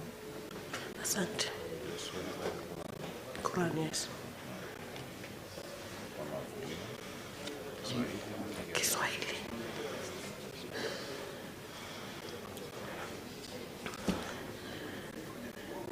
Mimi Miraj Abdullahi Kimbi nikiwa nimechaguliwa kama mwanachama wa Seneti, na hapa kwa jina la Mwenyezi Mungu kwamba nitakuwa mwaminifu na mtiifu kwa watu na Jamhuri ya Kenya, kwamba nitatii, nitaheshimu, nitahifadhi, nitalinda na nitaitetea hii katiba ya Jamhuri ya Kenya, na kwamba nitayatekeleza majukumu yangu ya ubunge kwa uaminifu na uangalifu. Ewe Mwenyezi Mungu nisaidie. Asante.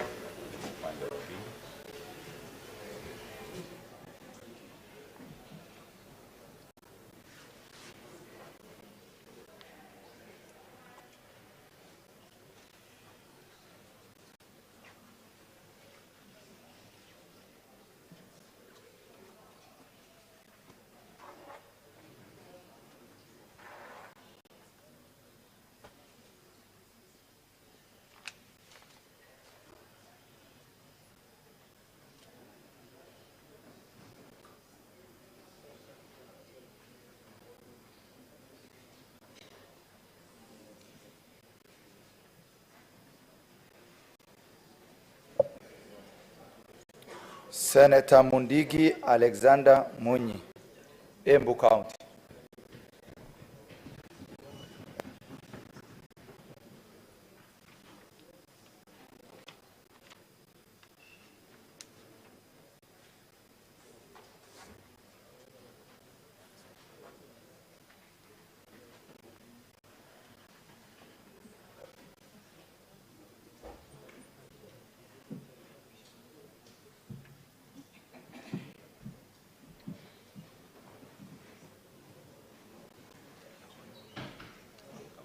Yeah.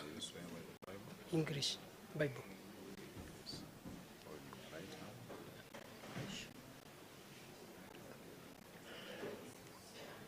I, Alexander Munyi Mondiki, having been elected a member of the Senate, do swear in the name of the Almighty God that I will bear true faith and allegiance to the people and the Republic of Kenya, that I will obey, respect, uphold, preserve, protect, and defend this Constitution of the Republic of Kenya, and that I will faithfully and conscientiously discharge the duties of a member of Parliament, so help me God.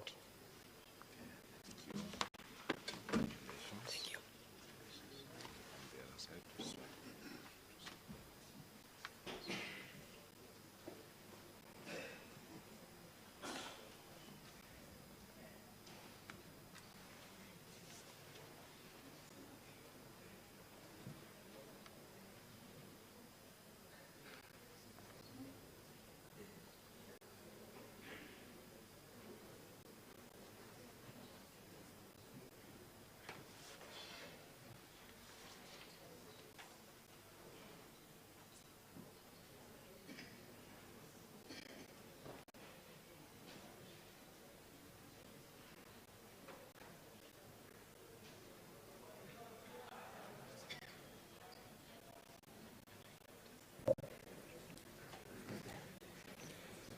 Senator Ngugi Joe Joseph Nyutu, Murang'a County.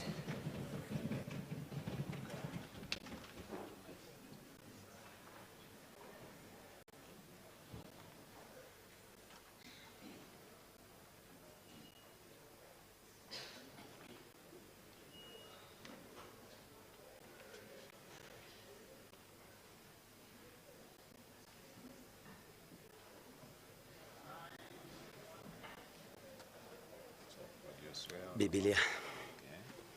Kiswahili.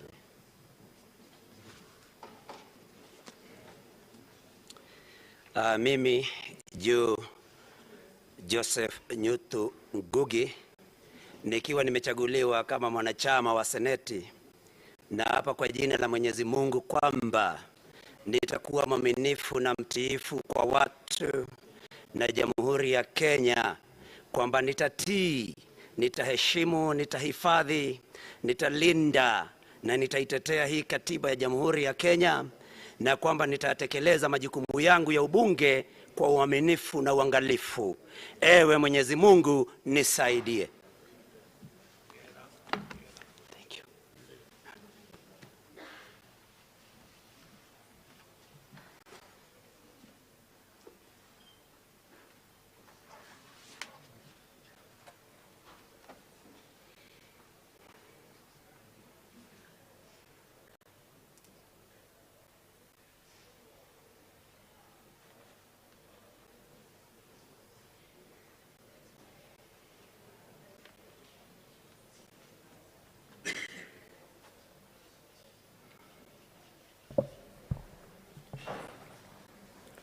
Senator Nyamu Karen Njeri, nominated senator.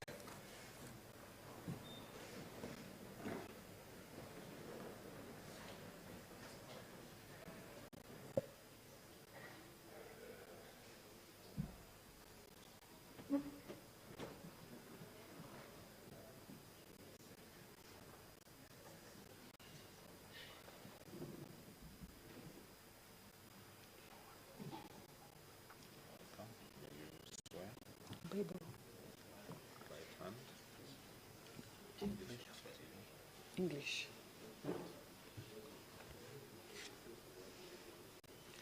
I, Karen Njeri Nyamu, having been elected as a member of Senate, do hereby swear in the name of the Almighty God that I will bear true faith and allegiance to the people of the Republic of Kenya, and that I will obey, respect, uphold, preserve, protect, and defend this Constitution of the Republic of Kenya, and that I will faithfully and conscientiously discharge the duties of a member of Parliament. So help me God. Congratulations. Thank you.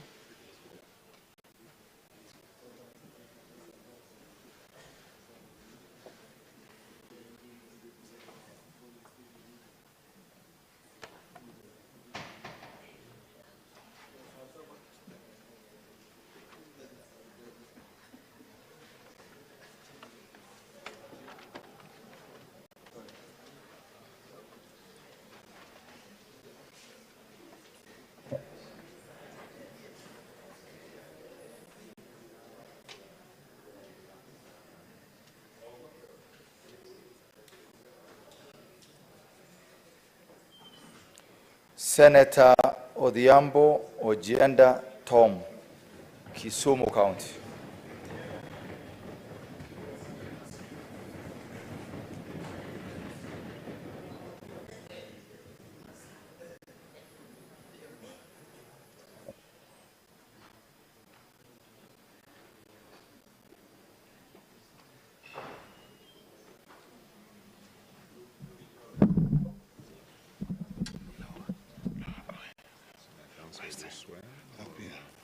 Swear, of course.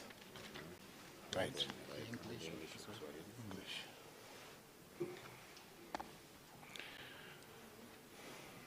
I, Senator Professor Tom Ojienda Senior Counsel, having been elected a member of the Senate, do swear in the name of the Almighty God that I will bear true faith and allegiance to the people and the Republic of Kenya, that I will obey, respect, uphold, preserve, protect, and defend this Constitution of the Republic of Kenya, and that I will faithfully and conscientiously discharge the duties of a member of Parliament. So help me God.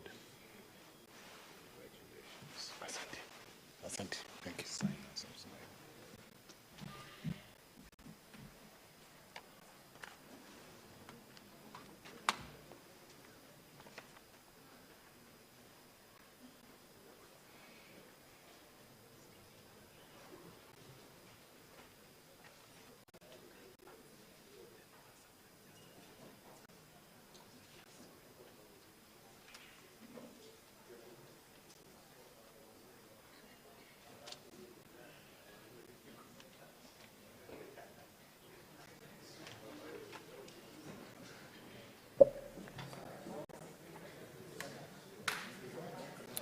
Senator Okech Eddie Gisheru, Migori County.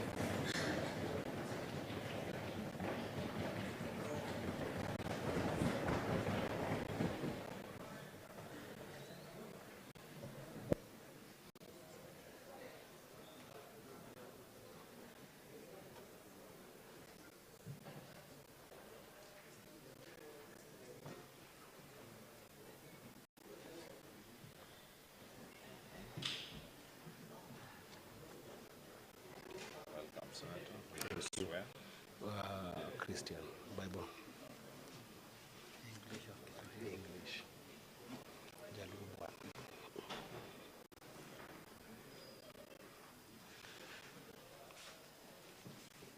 I, Eddie Gisheru Okech Mukratego, having been elected a member of the Senate, do swear in the name of the Almighty God that I will bear true faith and allegiance to the people and the Republic of Kenya, that I will obey, respect, uphold, preserve, protect, and defend this Constitution of the Republic of Kenya, and that I will faithfully and conscientiously discharge the duties of a member of Parliament. So help me God. Congratulations. Thank you so much. Sign.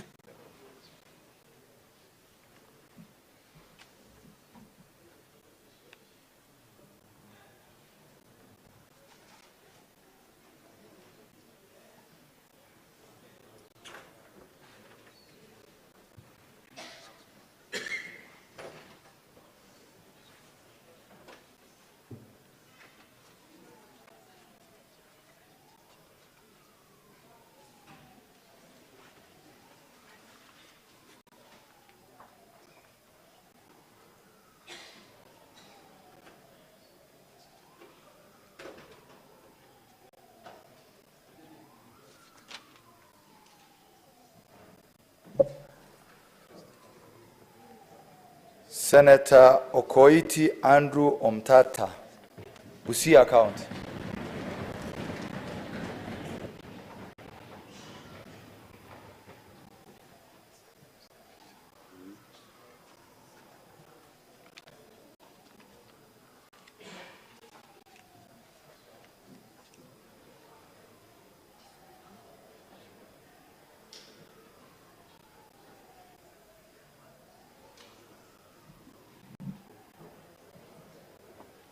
An affirmation. Yes. Affirmation. Yes. And your badge. No? Affirmation. Yes. Swahili?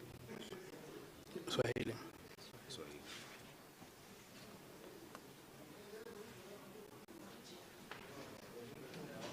Mimi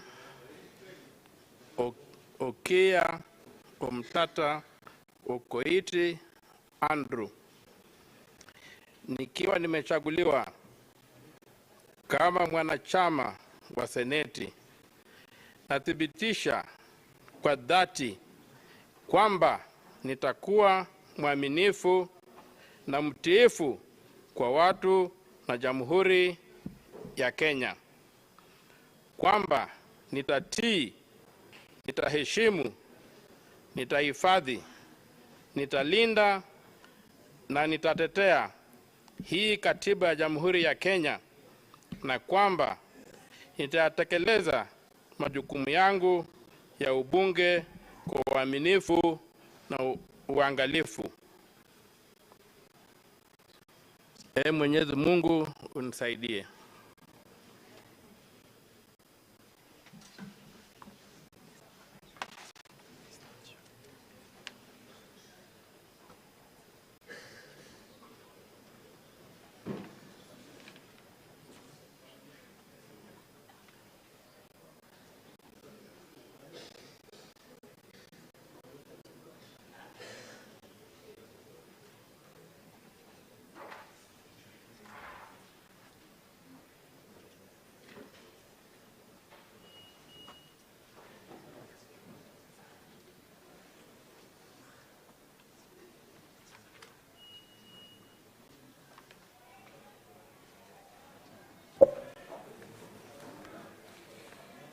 Senator Raphael Chimera Mwinzagu, nominated senator.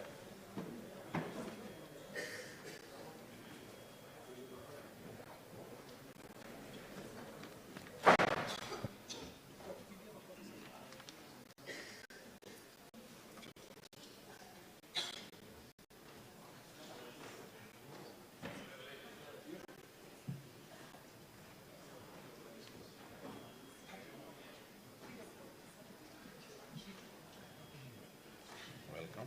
Thank you. Will you swear or affirm? I'll swear with the Holy Bible. Okay. English. Swahili. Swahili? Yes.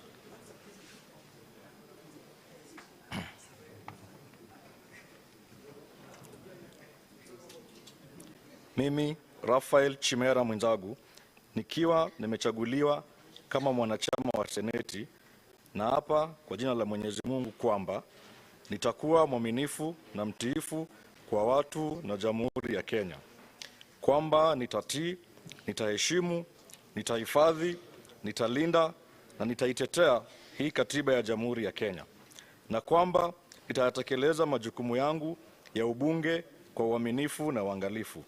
Ewe Mwenyezi Mungu nisaidie.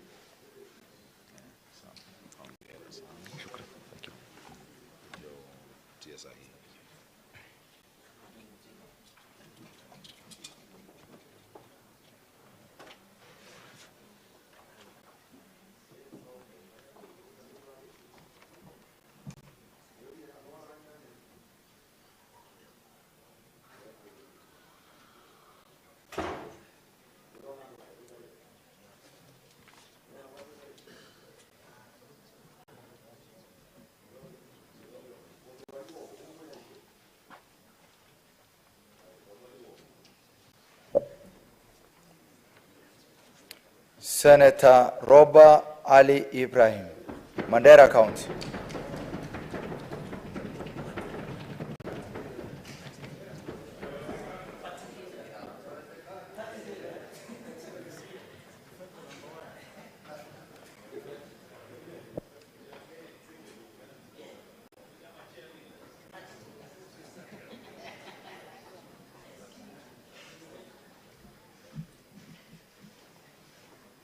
Welcome. Will you swear by the Quran? Yes. English.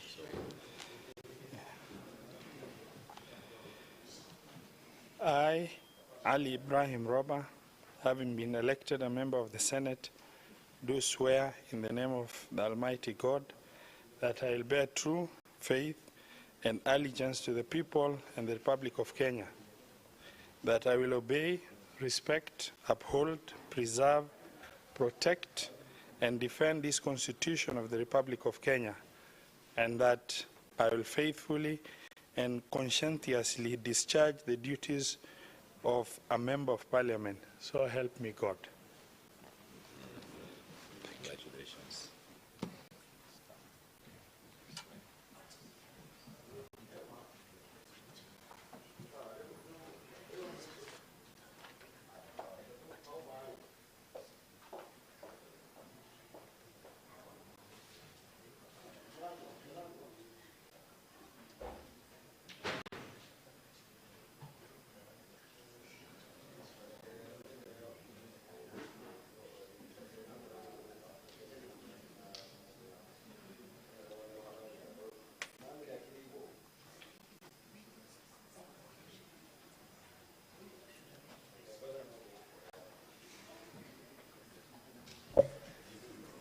Senator Seki Lenku Ole Kanar, Kajiado County.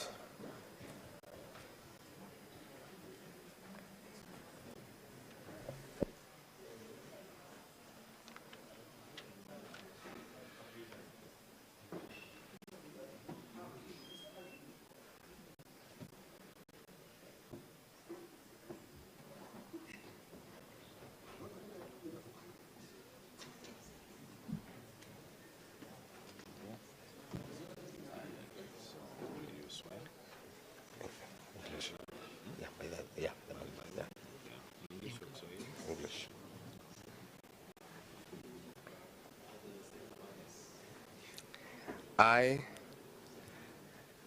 Lenku Kanar Seki, having been elected a member of the Senate, do swear in the name of the Almighty God that I will bear true faith and allegiance to the people of the Republic of Kenya, that I will obey, respect, uphold, preserve, protect, and defend the Constitution of the Republic of Kenya, and I will faithfully and conscientiously discharge the duties of the Member of Parliament.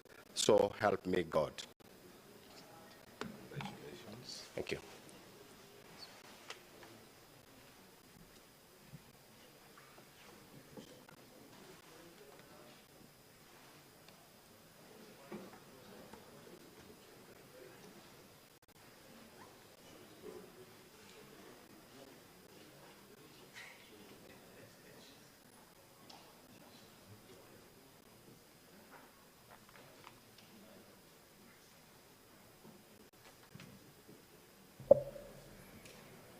Senator Sifuna Edwin Watenya, Nairobi City County.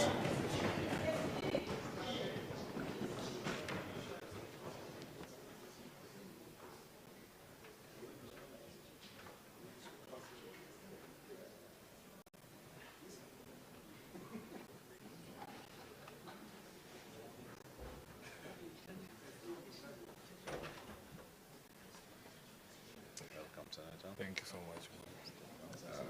You swear? The Bible. Yeah, thank you so much. Yep. English.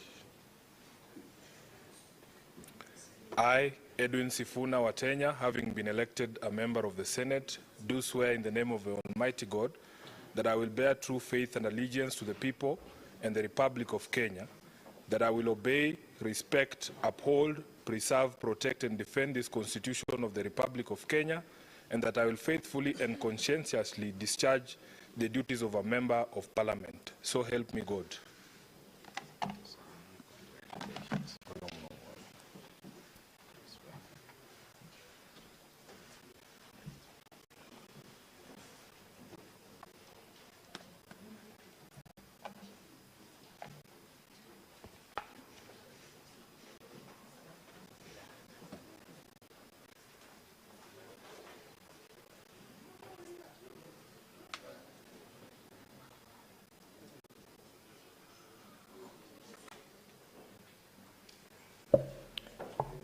Senator Veronica Waheti Nduati, nominated senator.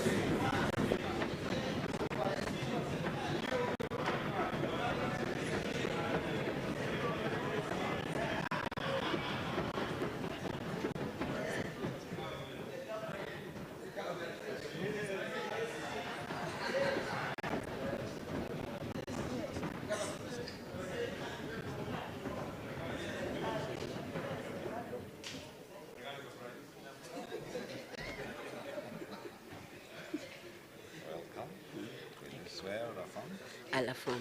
You affirm. Yes. English or Kiswahili? English. I will affirm. I, Veronica Waheti Ndwati, having been elected a member of the Senate, do solemnly affirm that I will bear true faith and allegiance to the people and the Republic of Kenya, that I will obey, respect, uphold, preserve, protect, and defend this Constitution of the Republic of Kenya, and that I will faithfully and conscientiously discharge the duties of a member of Parliament. So help me God. Congratulations. Thank you. Appreciate it.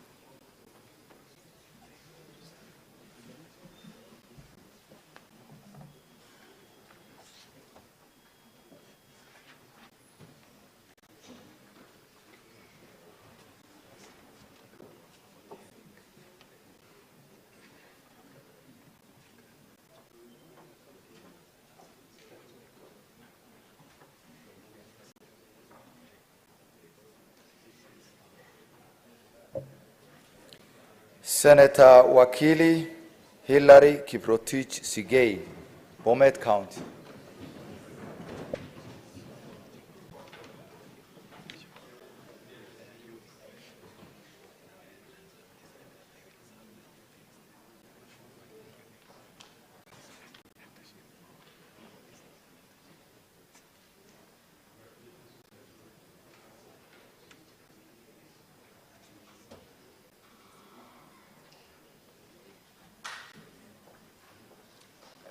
Thank you, Clerk.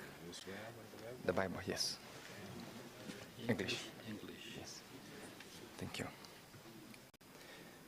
I, Wakili Hillary Kiprotich Sigei, having been elected a member of the Senate, do swear in the name of the Almighty God that I will bear true faith and allegiance to the people and the Republic of Kenya, that I will obey, respect, uphold, preserve, protect and defend this Constitution of the Republic of Kenya, and that I will faithfully and consciously discharge the duties of a member of Parliament. So help me God. Thank you. Thank you. Thank you very much.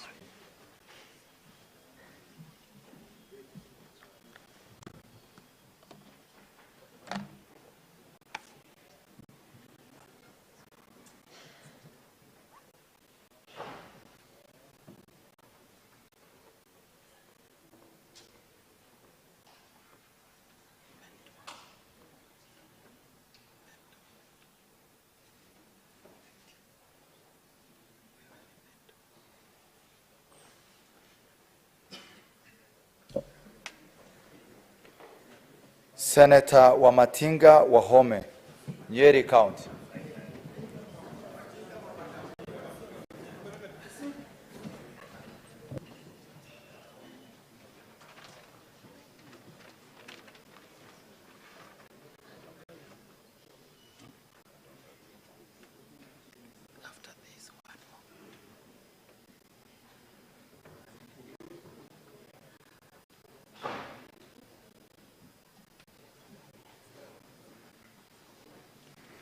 Biblia.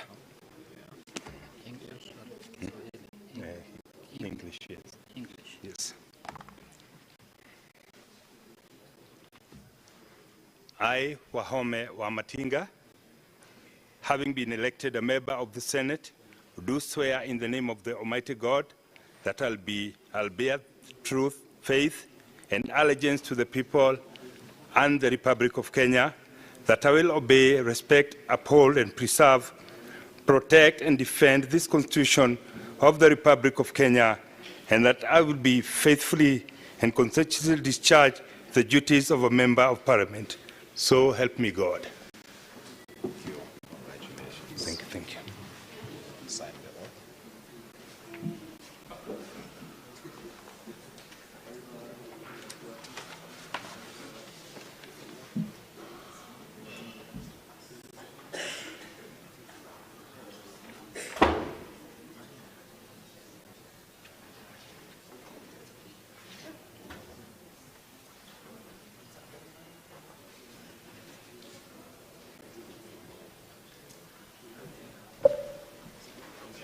Senator Cherarkei Samson, Nandi County.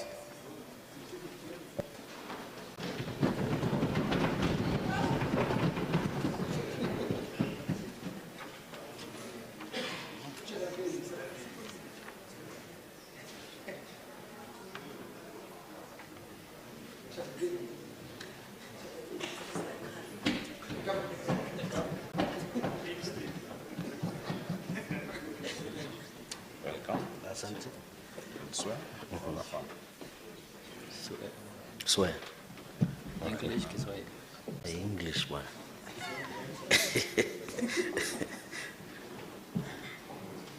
I, Cherargei Kiprotich Samson, having been elected a member of the Senate, do swear in the name of the Almighty God that I will bear true faith and allegiance to the people and the Republic of Kenya, that I will obey, respect, uphold, preserve, protect, and defend this Constitution of the Republic of Kenya, and that I will faithfully and conscientiously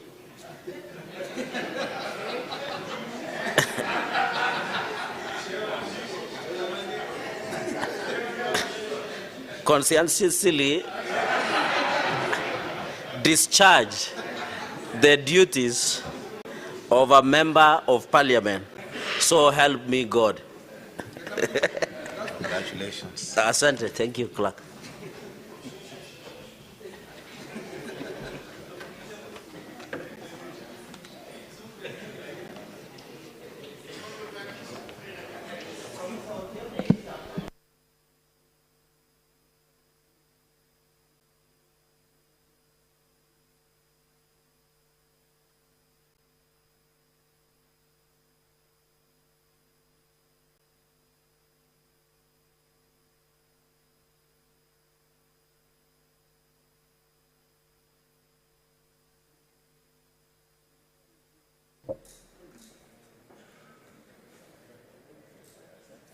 Thank you very much. Asante, it's good to be back.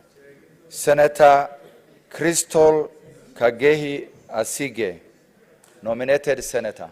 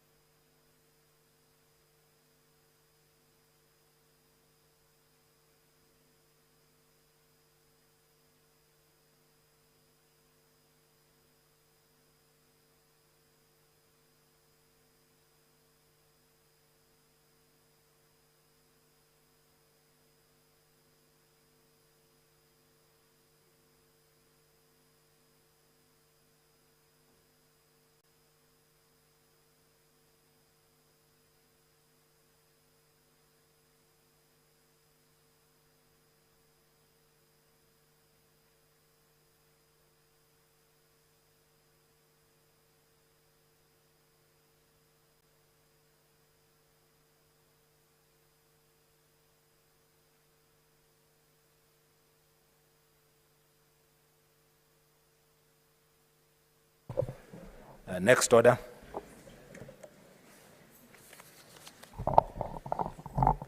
Order number 4, election of the Speaker.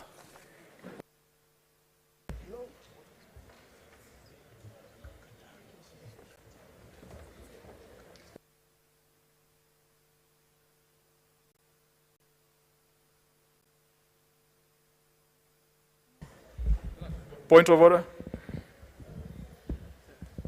Point of order. Where's the point of Senator Kajwang? What's the point of order?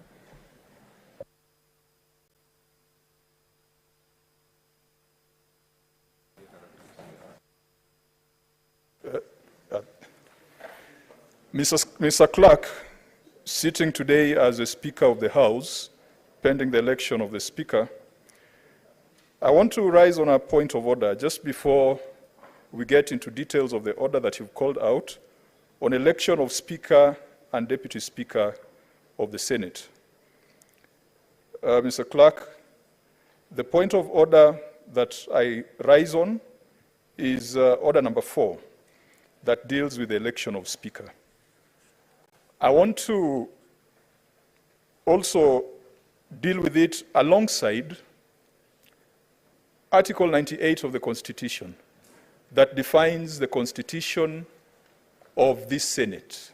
And this Senate comprises of 47 elected senators plus another number that shall be nominated to this House. Mr. Speaker, all senators are equal. Yes, the clerk is sitting as a speaker, so I'll use that reference interchangeably. All the 67 senators here are equal.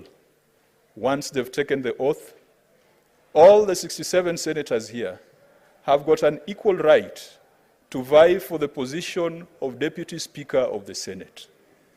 Mr. Clerk, you will note that the gazettement of the 20 nominated senators was done just yesterday, and that was less than 48 hours to the election of the Speaker, which we are about to conduct.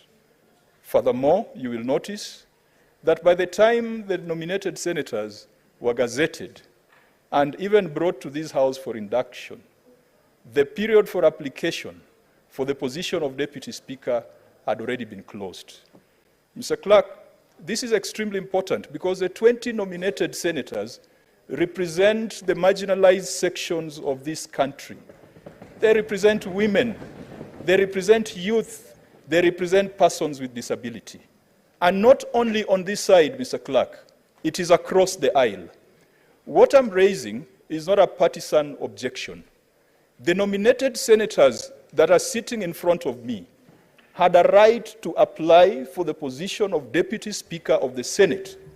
Mr. Speaker, the foundation upon which we start this Senate shall determine and shall dictate whether this Senate shall always look out for the rights of the marginalized and shall always stand for the rule of law.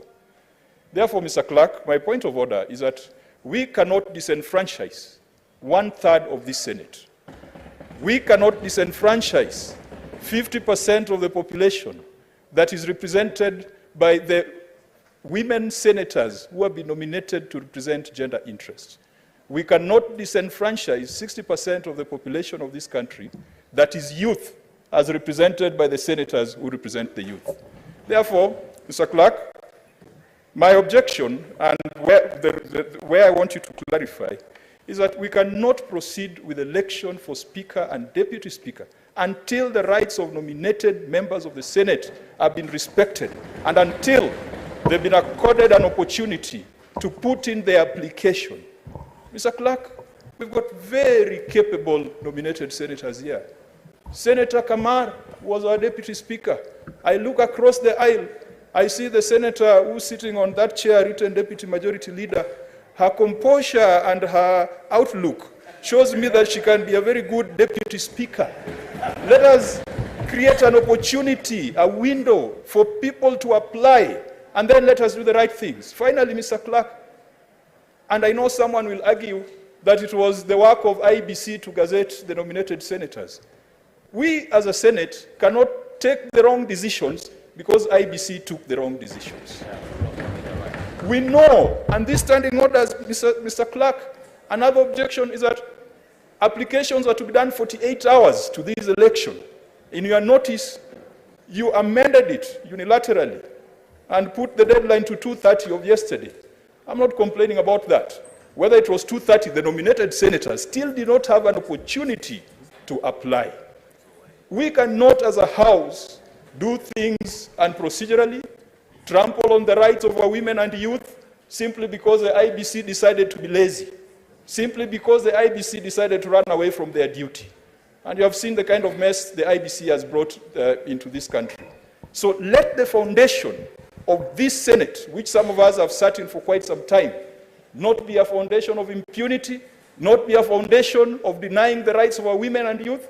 And Mr. Clerk, it would be important that you rule on that. And my prayer would be that this exercise and this order be suspended until everyone has been given an opportunity to participate in the rightful manner.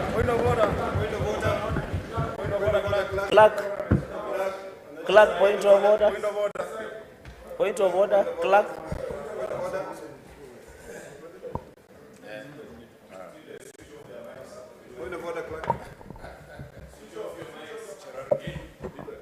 You will need to, only so many mics can be on at the same time. You need to put them off. There will be opportunity to speak. I will want to go either way, so there will be opportunity to speak. Senator, more comment.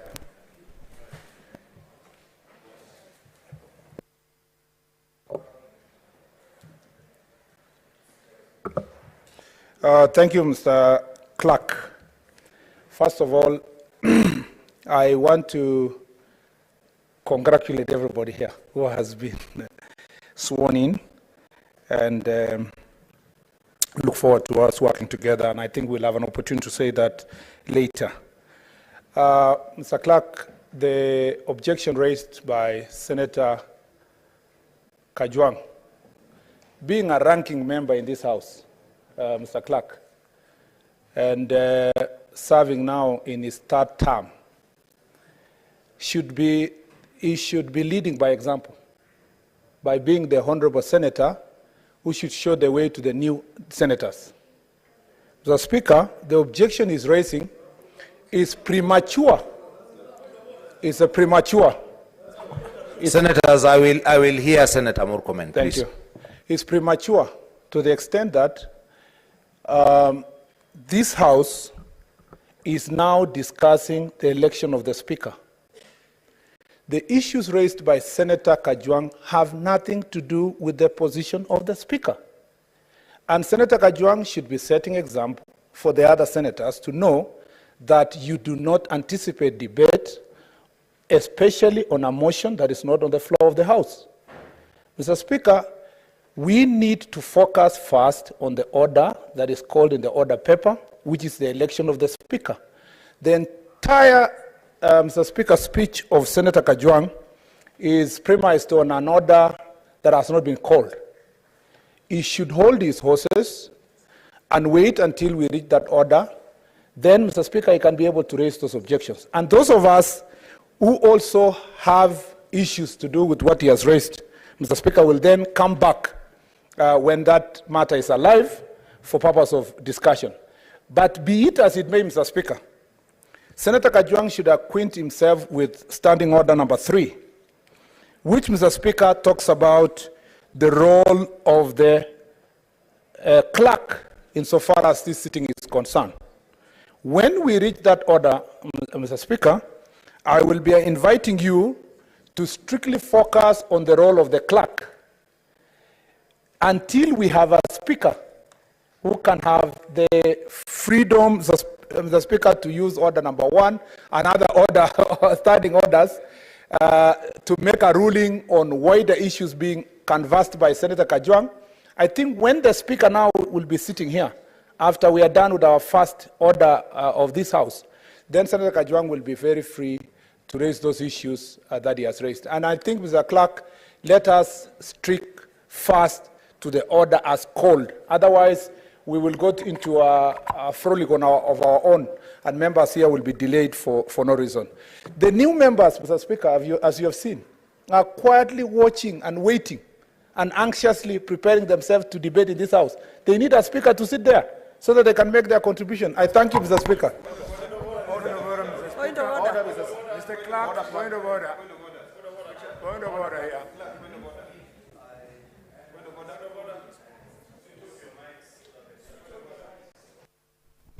Please turn off your microphones.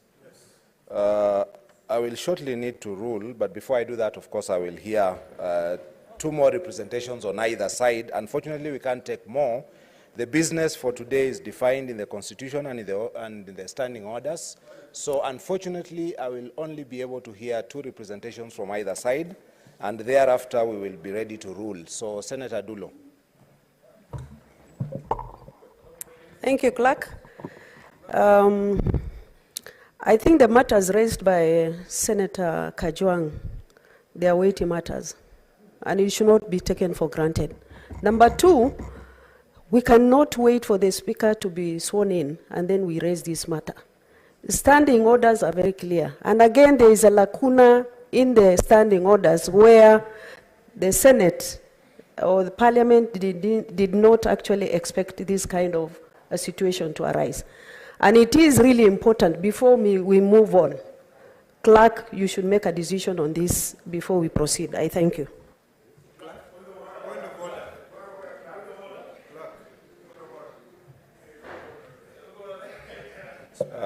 Please turn off either mics, all the mics.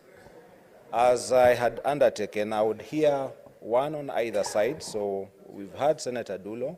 If there's any representation on this side, I will hear it.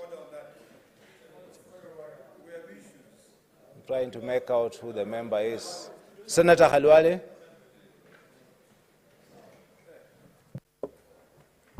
Thank you, Mr. Speaker.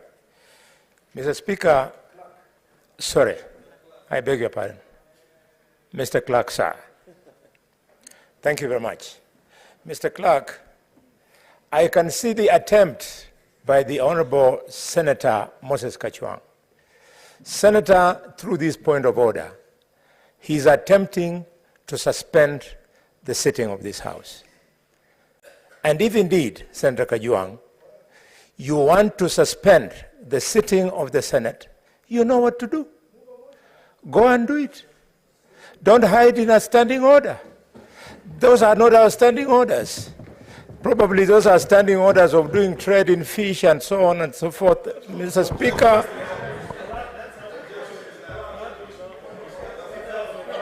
Mr. Clerk. Sit down. Listen, honorable senators, honorable senators, honorable senators. A point of order, Mr. Clerk. Honorable senators, Senator Halwale, you are out of order. Please withdraw the objectionable remarks and proceed with your speech. You are out of order. Thank you, Mr. Clerk. Mr. Clerk, I profusely withdraw and wish to advance my point of order. Honorable senators, I have directed Senator Halwale to withdraw. He has done so. He proceeds with his speech. Thank you, Mr. Speaker. Thank you, Mr. Clerk. Mrs. Clerk, it would be wrong for us to attempt to suspend the Senate when this sitting is actually a special sitting. A special sitting to the extent that, Mr. Clerk, we have been invited here for a specific agenda. We have to discharge that agenda, and much as I am willing, and many of us are willing to listen to your persuasion, you have to do it at the right time. Mr. Speaker, Mr. Clerk, let us proceed and elect the Speaker. And then when the Speaker is in the chair of the Speaker, he will preside over the House, and you are free. When the motion is moved to elect a Deputy Speaker, you are free then to stand in your place and try and advance that which you are trying to do. Your attempt to bring in IEBC, Mr. Clerk, the country must know that this culture of us refusing to respect constitutional institutions must come to an end if we want to uphold a republic that we call Kenya. Mr. Speaker, you must deny him that opportunity to attempt to suspend the House.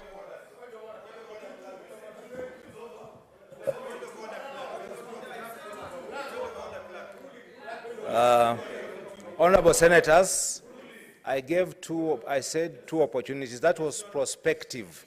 So there was one on this side and there's one on this side. There's one more here and one more here, and then I will make a determination. So, Senator Ledama.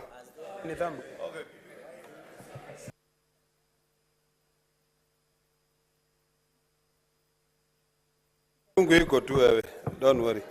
Mr. Clark, thank you. I appreciate you recognizing this matter that is quite weighty.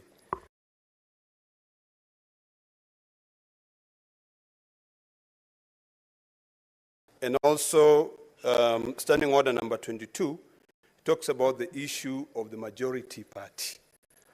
As we know, you're going to be talking about... Senator Ledama, please resume your seat. Please resume your seat. Please resume your seat. Senator Ledama, please resume your seat.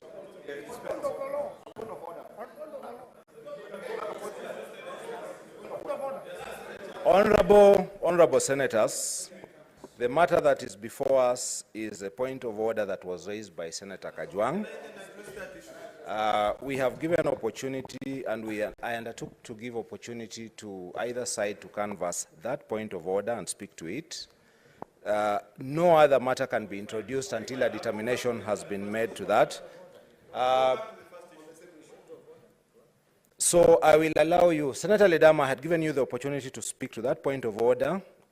Ordinarily, I should not let you come back because you have spent that or misspent it. But I will let you. I will give you a special dispensation. Please canvass, stay to the point of order by Senator Kajwang. Thereafter, there will be one opportunity on this side, and unfortunately, I must make a determination immediately thereafter.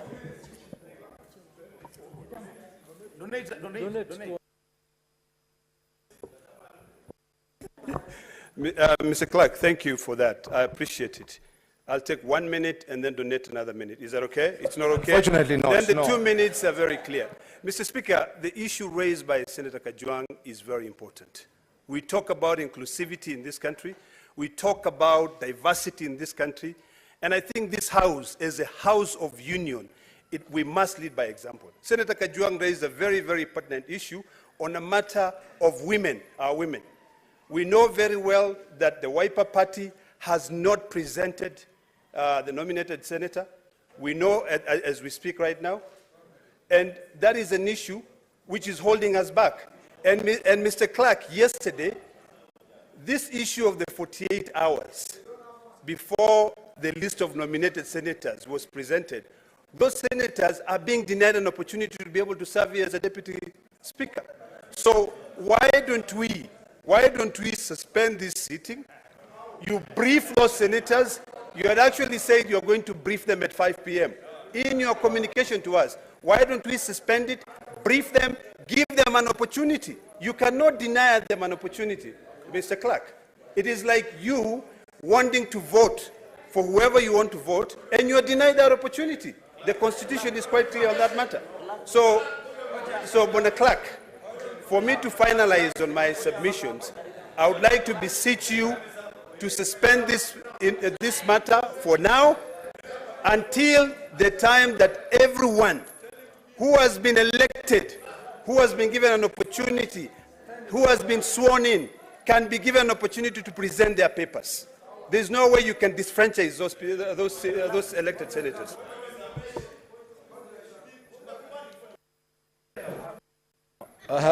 No, you have finished. I'm very happy to be informed. You have finished your speech. I'm sorry. Honorable Senators, you cannot be informed after you have finished your speech. And so, unfortunately, we have one more only on this side, and then we will make a determination. So, for purposes of...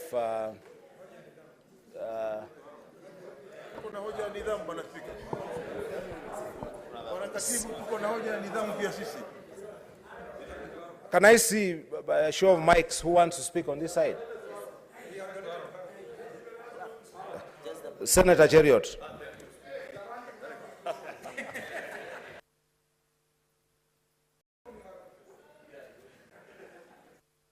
have the mic, please? Thank you, Clerk. Mr. Clerk, I want to react to the point of order by my good friend, Senator Moses Kajwang. This is a classic filibuster. There's nothing that the minority side is looking for other than an opportunity to stage a walkout because they can see the chances of another imminent defeat in quick succession after they've suffered a quick one in the previous election, Mr. Clerk. That is why, Mr. Speaker. Senator Cheriot. But, Mr. Speaker. Senator Cheriot, please stay relevant. You know the rules of the House. Stay to the matter.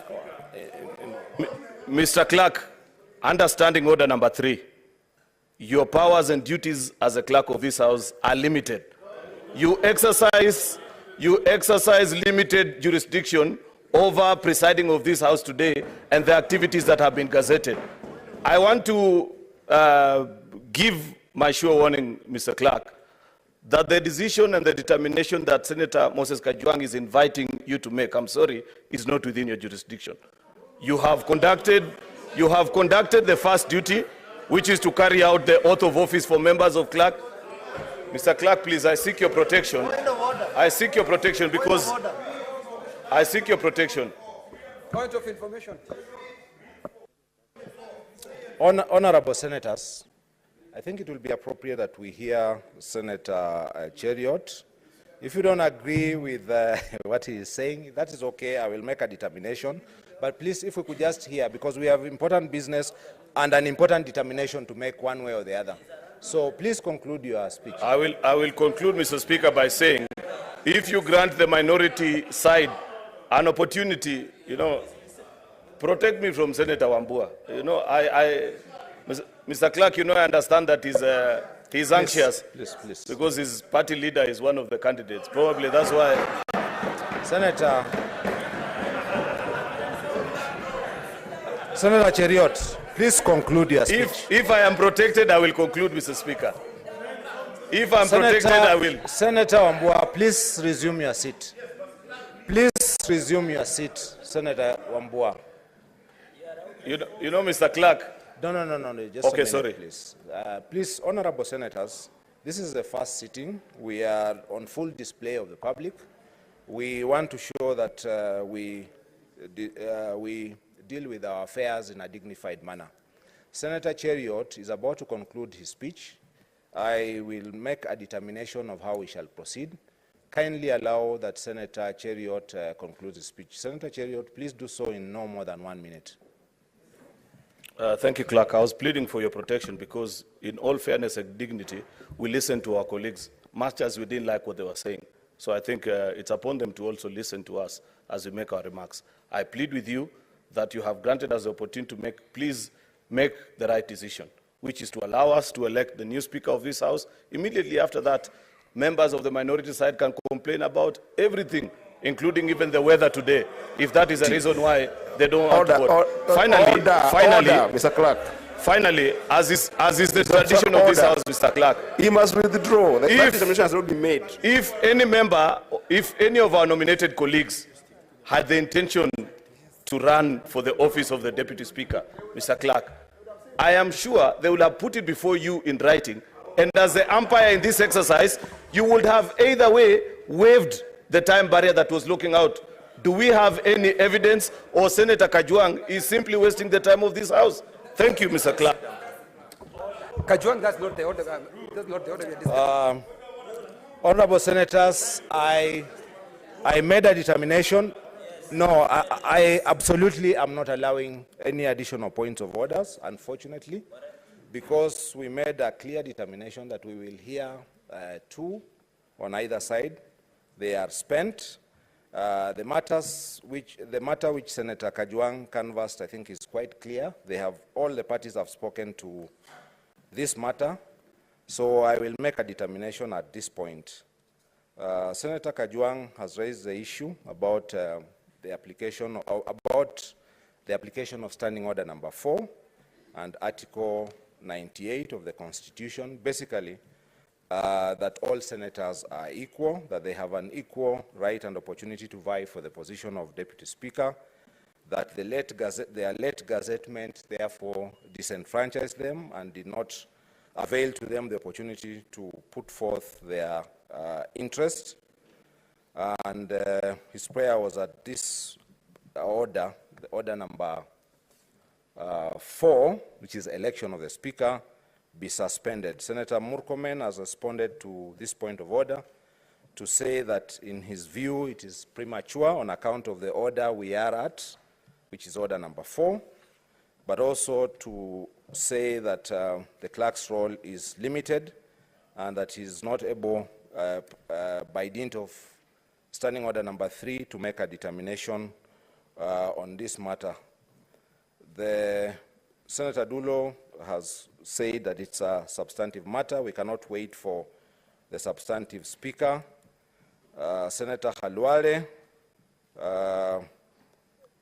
basically said that this was a roundabout way to try to suspend the sitting, and also that the right time to canvass this point of order is at order number 5. Senator Ledama, speaking to inclusivity, diversity, House of Union, the need for suspension so that the senators who are belatedly gazetted are briefed and allowed the opportunity to participate. And Senator Cheriot calls it a classic filibuster and says that the jurisdiction of the clerk at standing order number 3 is limited and that this is not within my jurisdiction. There are only 2 points over which I will make a determination, and if, depending on the first, may not be necessary to go to the second. The first of this is whether, by the application of standing order number 3 and standing order number 4, whether the clerk has jurisdiction at this time, or to make a determination on the matters which are in issue. Actually, that is standing order number 3, 4. When the clerk is administering the oath or affirmation of office to senators, and before the clerk has administered the oath or affirmation of office to the Speaker, any question arising in the Senate, shall be determined by the clerk, who shall during that period exercise the powers of the Speaker. So I make a determination that the clerk has jurisdiction, full and entire jurisdiction for all purposes, up to and until the place at which there is a substantive Speaker elected and sworn. To rule otherwise would mean that the House could degenerate into disarray and that there would be nobody to make a determination. I think that our Constitution cannot have contemplated a situation like that. If it did not provide, so it didn't. So let us, honorable senators, let us agree. My determination is that there is jurisdiction for the clerk to rule on the matter that has been raised. Now, coming to the matter raised by Senator Kajwang, I have to say that the objection raised by Senator Murkomen is correct and is appropriate. Namely, and as is well known, the business of this House is canvassed by orders as they are read. At this time, the order that has been read is the order of election of the Speaker. Who is to tell that we shall come to the order of election of the Deputy Speaker at all? It is not known at this time. I therefore rule that we proceed with the business of order number 5, and if we should come to order number 4, and if we should come to order number 5, and if there should be objection to order number 5, that objection will then be canvassed and will be entertained, and a determination will be made. So the order number 5 having been read, number 4, sorry, which is election of the Speaker, and the determination having been made, unfortunately, I cannot entertain a point of order again on this matter. Proceed.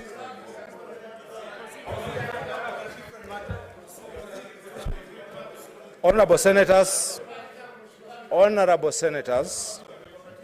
I will hear Senator Okongo Mogeni, but please, this cannot be the matter over which a determination by the Speaker has been made. It cannot be a matter over which the Speaker has made a determination. Thank you, Bwana Clerk. I'm rising on a procedural issue on the issue of election of the Speaker. I want to draw the attention of you, Mr. Clerk, to Standing Order number 5, Standing Order 5, subsection 5, which says that immediately upon close of nomination provided for under paragraph 2, the clerk shall publicize and make available to all senators a list showing of all candidates, qualified candidates for the Speaker, and then B, make available to all senators copies of CVs of the qualified candidates. Mr. Clerk and other senators will confirm that we have not been supplied. The senator will be heard. Please conclude your. Yes. Please conclude. You have not. The obligation, Mr. Clerk, is on you to circulate to all of us the CVs of all the qualified candidates. A number of us, including myself, Mr. Clerk, have not received these CVs. So I'm moving, Mr. Clerk, that before you proceed with the business of electing the Speaker, so that you give us time to go through the CVs, the business of electing the Speaker be suspended, Clerk, to enable us get copies of all these CVs, go through them before the House can reconvene to undertake this very important task, Bwana Clerk.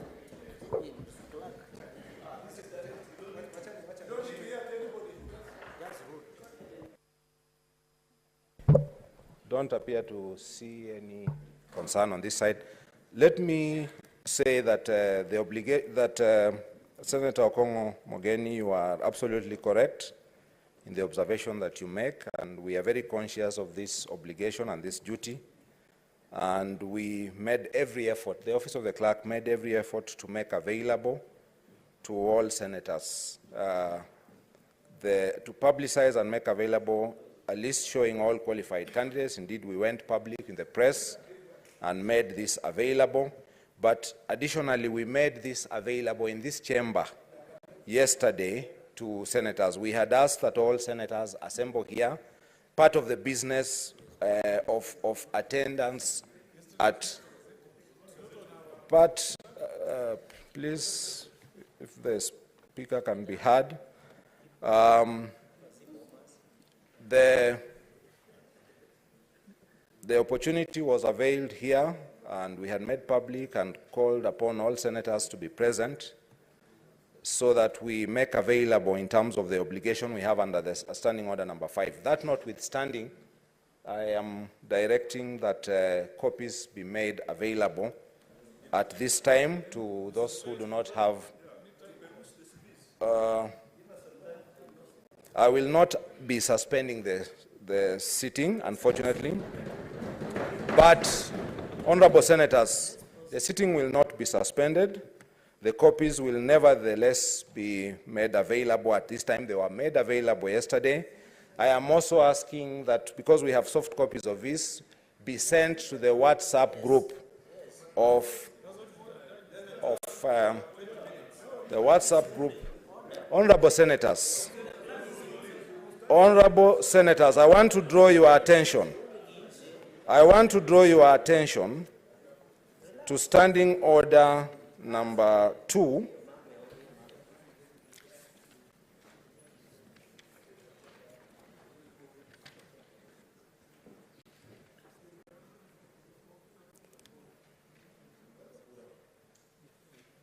Standing Order number 2, paragraph 2.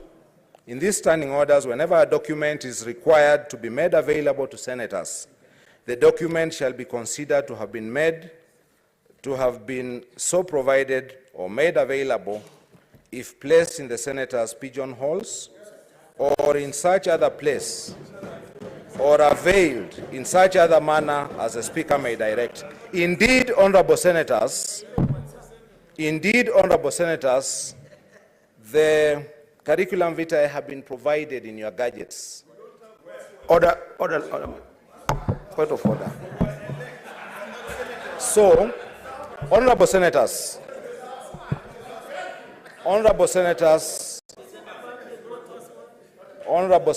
let's have some order. The business at hand is far too important, and we will proceed with it. I have made a determination and I have drawn attention to the rules. We made available hard copies yesterday. We have made available soft copies in the gadgets in the chamber. If anyone is not able to access the gadgets in the chamber, our sergeant at arms are available to help you to access them. Additional copies are being provided at this time, so we will proceed now. So, honorable senators, please attention. Honorable senators, order. Having undertaken the business of administration of oath or affirmation of office, we will now be proceeding. Senator Faki. Senator Faki.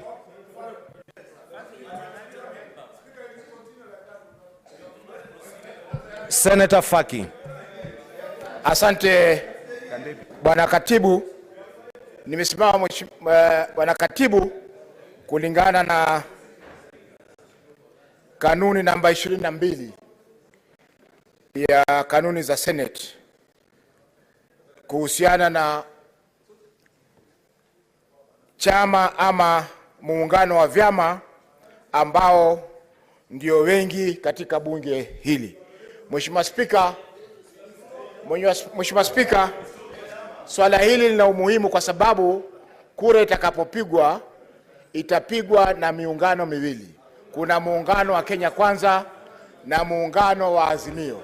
Mheshimiwa Spika, tumesema ni wazi kwamba muungano wa Azimio ulikuwa unajumuisha chama kinachojulikana kama UDM. Na hivi sasa Mheshimiwa Spika, chama cha UDM tumeona kimekaa kwa upande wa Kenya Kwanza, na ni chama ambacho kisheria ya vyama vya kisiasa ni chama ambacho kilikuwa katika muungano wa Azimio, na muungano huo Mheshimiwa Katibu haujafutwa wala haujabatilishwa sheria. Kwa Mheshimiwa Spika, haiwezekani kwamba sheria hii ya vyama ambayo tuliipitisha juzi tu katika bunge hili inaweza kuwa dharauliwa, inaweza kunajisiwa, wakati sisi ambao maseneta ambao tulipitisha sheria hiyo tuko hapa. Mpaka sasa Mheshimiwa Spika, hakuja kuwa na talaka baina ya chama cha UDM na muungano wa Azimio. Kwa hivyo uwepo wao katika muungano wa Kenya Kwanza, Mheshimiwa Spika, ni kinyume cha sheria, na sisi kama bunge la Senate hatuwezi kukubaliana na swala hili. Mheshimiwa Spika, kiongozi wa chama hicho Mheshimiwa Senator Roba yuko hapa na ni Muislamu, na anajua kwamba bibi sikia, ni haramu Mheshimiwa Spika kwamba bibi ya mtu aende kwa bwana mwingine bila kuwa na talaka. Asante Mheshimiwa Spika. A point of order.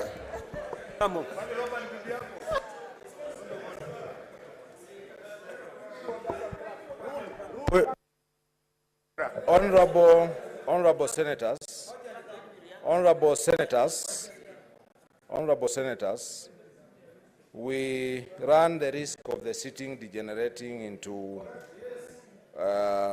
matters which are not at the present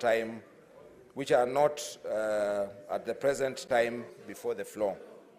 Honorable senators, the matter I allowed Senator Faki to speak to, the matter he has spoken to, I will deal with it I think, summarily, in terms of where the honorable senators are sitting, I draw attention to Standing Order number 255 about sitting in the chamber, and it makes it clear that any senator can sit at any place in the chamber, with the exception of certain seats which are reserved for the Deputy Speaker, the Majority Leader, the Minority Leader, and senators with disabilities. So at this time, the matter of where you sit in the chamber is not one that is an issue. It is open to any senator to sit on either side, if you so choose. The matter of political parties and coalitions, the business we have at the present time is a business of the election of the Speaker. Under Standing Order number 6, this is an election by secret ballot. The matter of political parties and political affiliation will not come in issue at all for the purposes of the election. In the manner that I am going to explain, we will have an election in which the ballot boxes will be here and the ballot papers will be given, and the election will proceed and we will count accordingly. I am unfortunately unable to entertain further points of order now. It is appropriate, honorable senators, any senator who does not at this time have a copy of the CVs.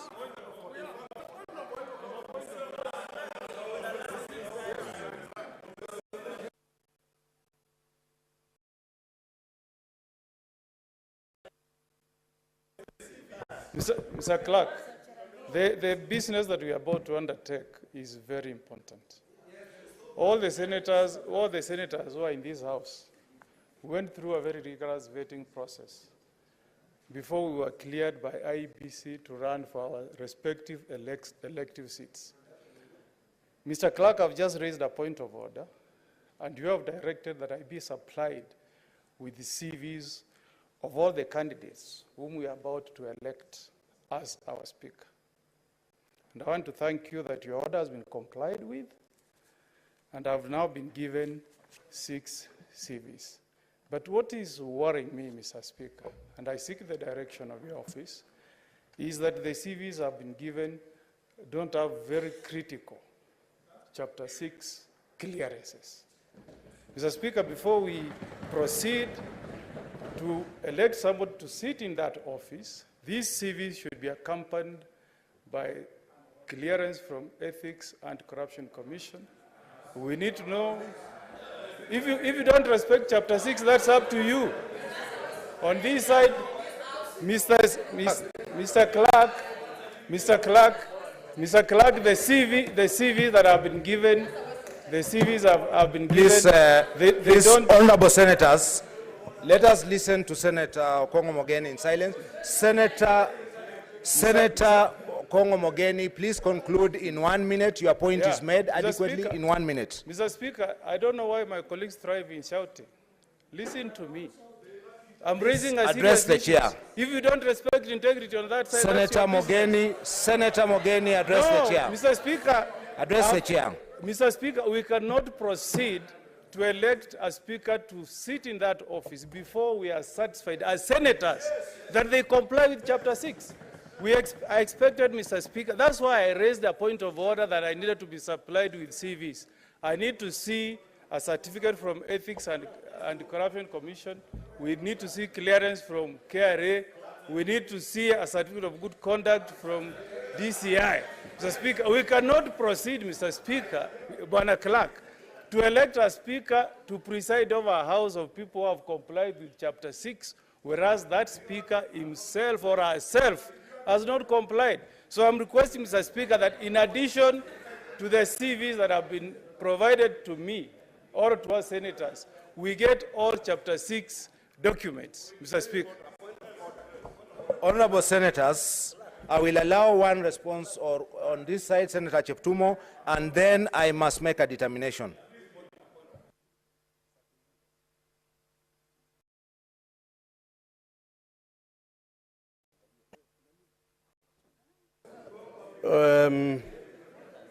Thank you, Mr. Clerk. I think there is very clear deliberate action and intention, Mr. Clerk, to delay the proceedings of this House. Senator Kajwang. And I will explain. Senator Kajwang, I will explain. Mr. Clerk, you had made a decision here that as we supply the CVs, the proceedings of the House will proceed. And I think, Mr. Clerk, the satisfaction as to the qualifications of who to run as a speaker is actually done before it is the business of the House. It is not for us, Mr. Clerk, to come to this chamber and purport to be the ones to dictate the qualifications of who should be able to stand as a clerk. This was done before. And so, Mr. Clerk, I want to plead with you. Proceed with the proceedings of the House because you continue supplying the... Resume your seat. Yeah. Resume your seat. Resume your seat. Resume your seat. And I am making a determination. I am making a determination at this time. Senator Mogeni has raised the issue about the documentation that has been provided. Understanding order number 5, paragraph 5, which he himself had cited. The office of the clerk is required to publicize and make available to all senators a list showing all qualified candidates, and 2, to make available to all senators copies of the curriculum vitae of qualified candidates. It is clear that the intention of this is so that the voters, the electors, can know the profile, the qualifications and the profile of the candidates. No particular format is prescribed by law for the curriculum vitae. The matter of eligibility and clearance is one under standing order number 5, which is vested on the office of the clerk to determine eligibility. And if there are concerns about eligibility, that can be the subject of petition otherwise than at the present time. At the present time, and by the time that we make a determination of those who are eligible, that decision has been made, and it is not the case that clearances are part of a CV. The CV, as we understand it, and we certainly have not required that clearances be part of the CV. Any clearances that were required, and if or whether they were provided to the office of the clerk, is a matter for the office of the clerk to have made a determination before determining eligibility. That determination of eligibility having been made, the curriculum vitae having been provided, the curriculum, and any senator who does not have copies of the curriculum vitae, honorable senators, it should not be the case that any senator is asked to leave the chamber on the day of the first sitting. May I request that if there is any senator who has not received a copy of the curriculum vitae, if you could please raise your hand so that we provide this at this time. No. No. Please.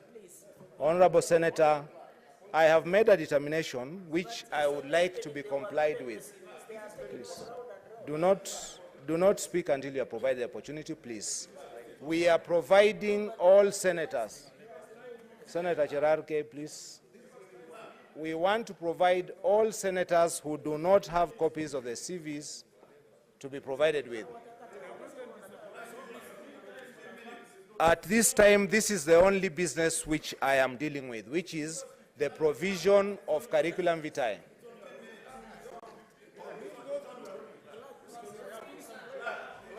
Honorable senators, at this time, no. There is no other ruling, there's no other point of order that I'm entertaining at this time.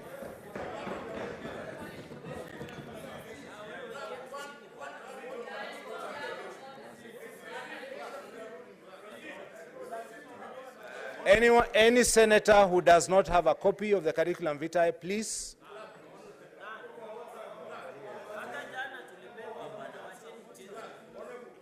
No, I'm afraid we are providing copies of the curriculum vitae. This is the only business. No.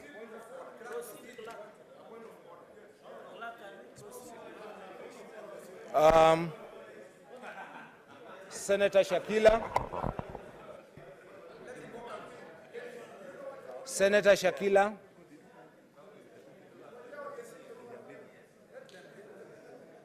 Please provide curriculum vitae to Senator.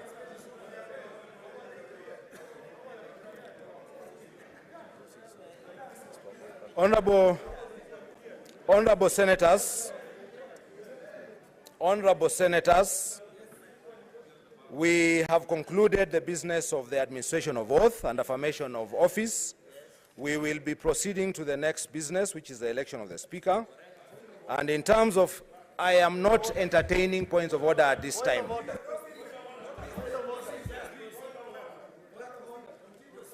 Understanding order number 4, a Speaker is to be elected when the Senate, a Speaker shall be elected when the Senate first meets after a general election and before the Senate proceeds with the dispatch of any other business, except the administration of the oath or affirmation of office to senators present.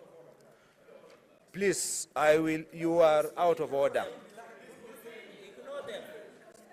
Pursuant to the standing orders, a number of activities were required for the election of the Speaker before this sitting. I am therefore proceeding to detail to the Senate each such activity and the manner in which we have complied with the standing orders. First, under standing order number 5.1, this requires that upon the President notifying the place and the date for the first sitting of a new Senate, pursuant to Article 126(2) of the Constitution, the clerk shall, by notice in the Gazette, notify that fact and invite interested persons. Please, Senator Murkomen, please, and all senators, the chair is on the floor. I have ruled that I will be heard on this matter. Vide Gazette Notice number 10531, dated 5th of September 2021, and vide an advertisement in the Daily Nation. Senator Keroche, please find a seat. Please find a seat. Honorable senators, Senator Keroche is new. Senator Keroche is new and you are harassing her. Senator Keroche, please find a place to sit. Senator Keroche, please find a place to sit.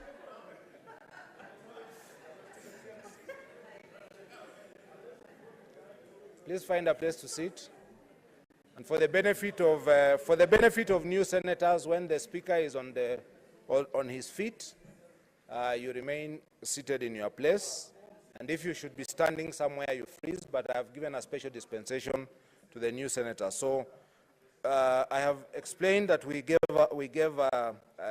issued a Gazette, number 10/531, and we also put an advertisement in the Daily Nation and the Standard newspapers on 6th of September, inviting persons to submit nomination papers for election to the office of Speaker of the Senate. Honorable senators, standing order number 5.4 requires that the clerk maintains a register in which is to be shown the date and time when each candidate's nomination papers were received, and to ascertain that every such candidate for election to the office of the Speaker is qualified to be elected as such under Article 106 of the Constitution. I hereby confirm that a register was maintained in accordance with the requirements, and standing order number 5.5 requires that immediately after the close of the nomination period, the clerk will publicize and make available to all senators a list showing all qualified candidates, and also make available to all senators copies of the curriculum vitae of the qualified candidates. We made available the copies of curriculum vitae, as I've explained, in this chamber yesterday, in the gadgets that are in the chamber, and at this time to all the senators who are present here. I therefore confirm, honorable senators, that a list showing all qualified candidates was also publicized and was made available to senators. I further confirm that I made available to senators copies of the curriculum vitae. For the position of Speaker of the Senate, the following 7 candidates were validly nominated as at the close of the nomination period. They are the following. Number 1, Alwochier Isaac Alwoch Polo. Number 2, George Bush. Number 3, Karuri Frederick Mushiri. Number 4, Kingi Amason Jeffa. Number 5, Kinywa Beatrice Kathomi. Number 6, Kuria George Njoroge. And number 7, Musyoka Stephen Kalonzo. Honorable Senators, pursuant to Standing Order number 8, a candidate may, by written notice to the clerk, withdraw his or her candidature before a ballot is started. In this regard, I wish to draw the attention of the Senate and honorable senators that this morning, 8th of September 2022, by a letter reference WDM/SEN/GC/22, dated 8th of September 2022 and addressed to the Clerk of the Senate, His Excellency Honorable Musyoka Stephen Kalonzo withdrew his candidature for the position of Speaker of the Senate, and his name will accordingly not be appearing on the ballot paper. Honorable Senators, Honorable Senators,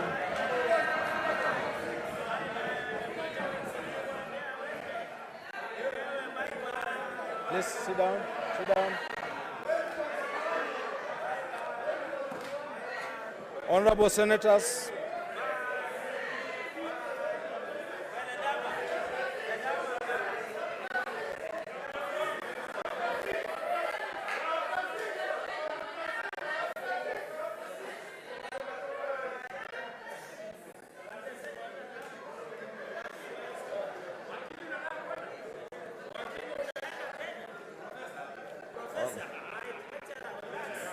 order. Order. Order. On senators, please. Senators, please.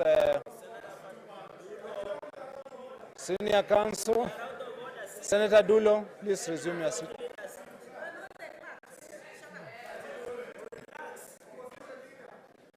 Honorable Senators, order, please. Order, honorable Senators, please. Order. Honorable Senators, Standing Order number 6.1 provides that the election of the Speaker shall be by secret ballot, and polling booths are being provided. If you could please provide polling booths on either side of the table for the marking of ballot papers.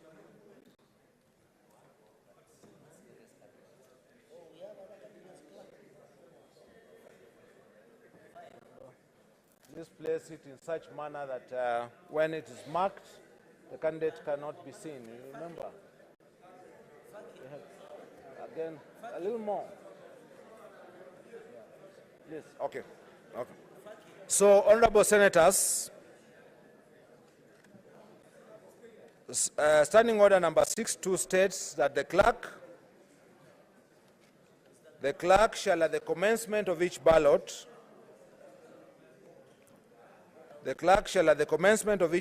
cause the ballot box, empty and unlocked, to be displayed to the Senate, and shall in the presence of the Senate lock the box, which shall thereafter be kept in the full view of the Senate until the conclusion of the ballot. So I would like to ask that I direct the Sergeant-at-Arms to display to the Senate. Please, we will get out the water tables. Display to the Senate an empty and unlocked ballot box.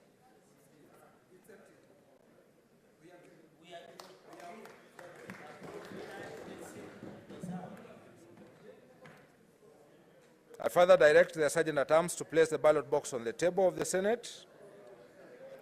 and to seal, to lock the ballot boxes.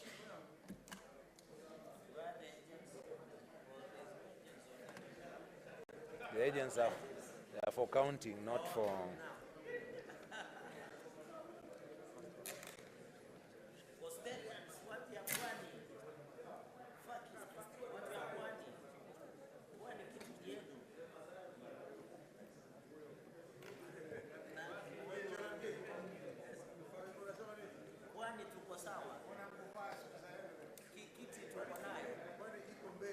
Please,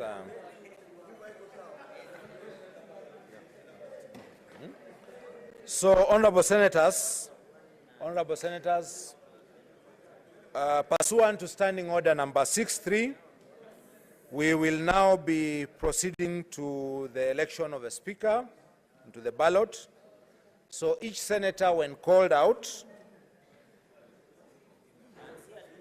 where are the ballot papers? Yeah, let's confirm.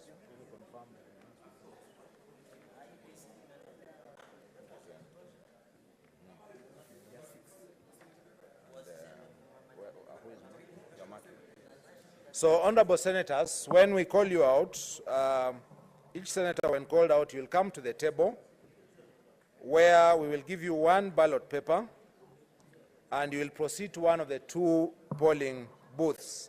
So if you are sitting on this side, you will please proceed to this side. And if you are sitting on my left, please proceed to the left booth where you will mark your ballot, placing a mark in the space opposite the name of your preferred candidate. Please remember that it's a secret ballot, so you will go to the booth, you will mark, you will fold the ballot, and you will come and place it in the box and resume your seat. We will not ask you to go to the bar. We will not ask you to go to the bar and bow. Please just walk to here to the table. You'll get one ballot paper. You will mark it. A pen is provided in either booth. You will fold it, you will place it in the box, and you will resume your seat. Other senators who have not been called, we will please request that you remain in your seats. Thank you very much, and we are ready to begin.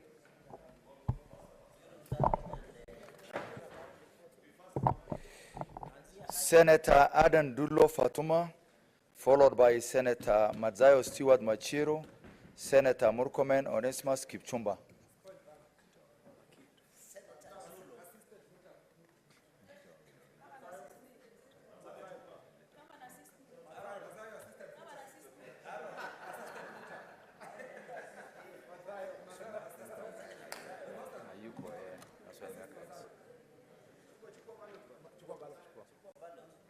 You need to be assisted.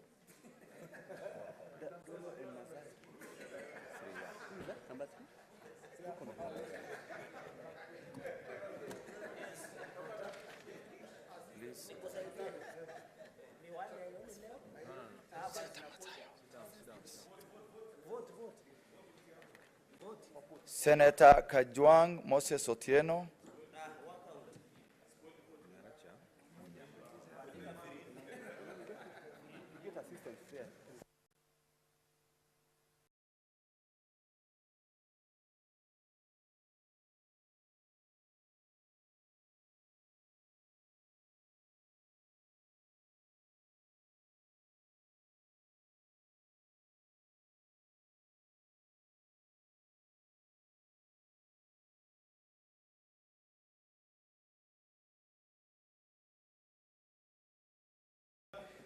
Senator Kajwang Moses Otieno, followed by Senator Cheriot Aaron Kipkurui.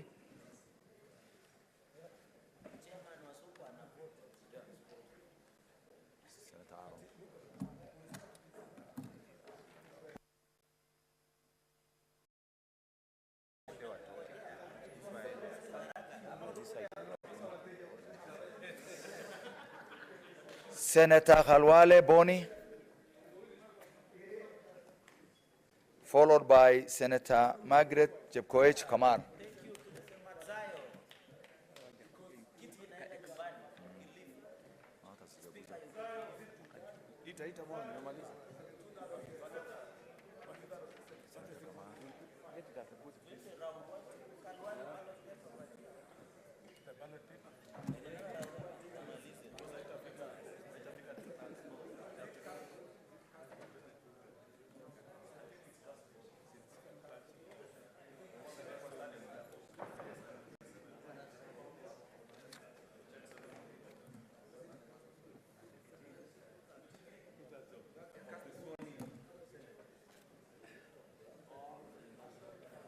Senator Lelegwe Steve Litumbezi, followed by Senator Boy Issa Juma.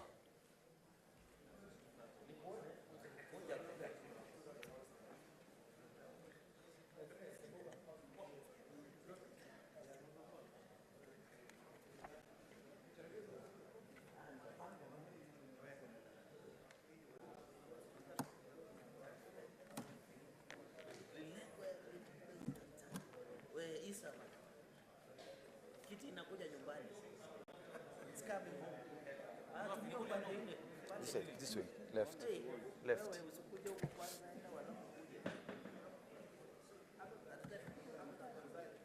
Senator Cherarkei Samson, followed by Senator Mogeni Eric Okongo.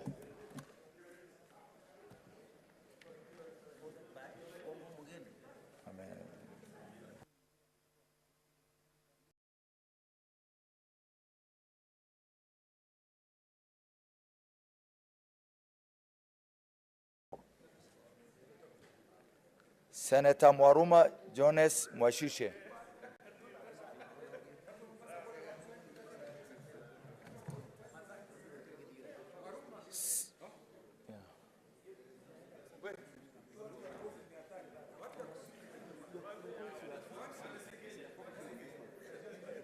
Senator Munyahaji Mohamed Faki.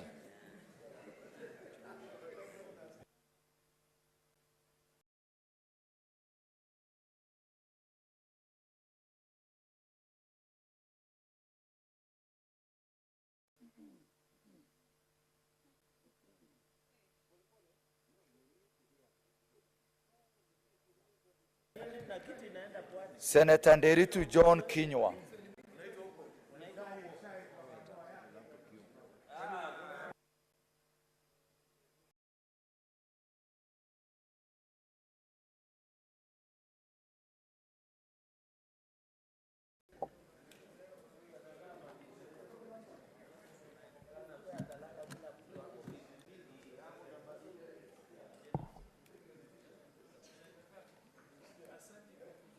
Senator Olekina Ledama.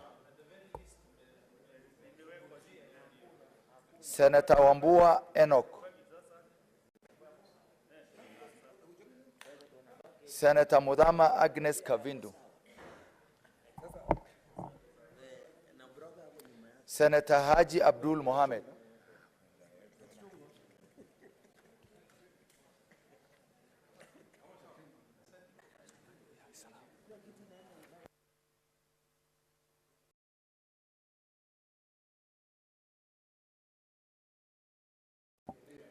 Senator Oginga Oburu. Senator Kipkiror William Cheptumo.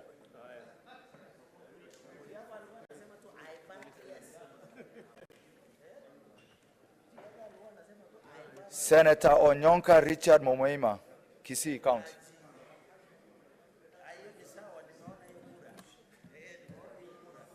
Senator Ekwoma James Lomenen.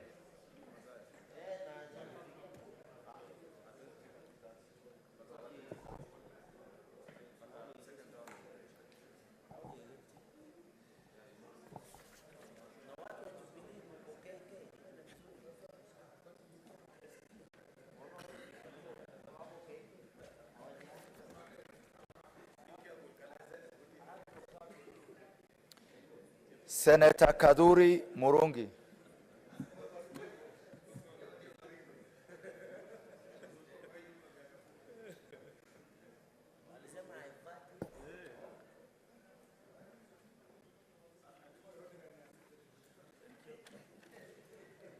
Senator Manzo Daniel Kitonga. Senator Shakila Abdallah Mohamed. Senator Mungatana Danson Buya.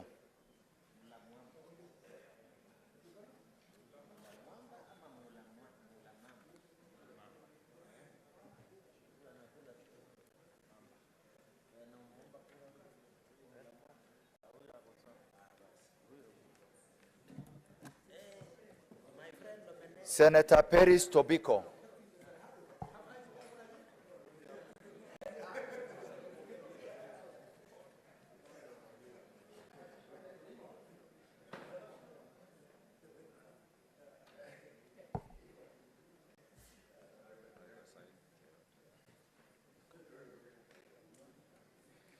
Senator Roslinda Soipan Tuya.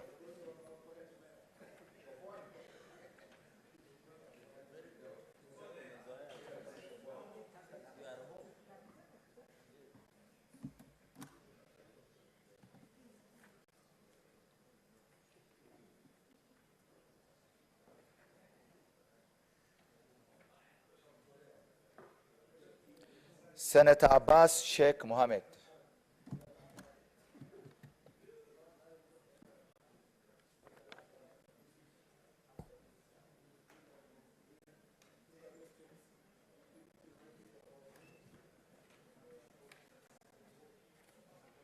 Senator Joyce Chepkoech Korir.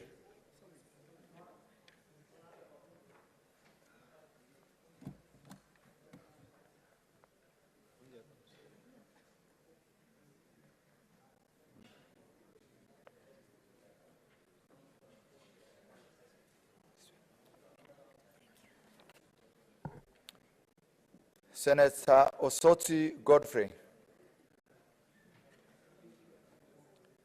Senator Recha Julius Murgo.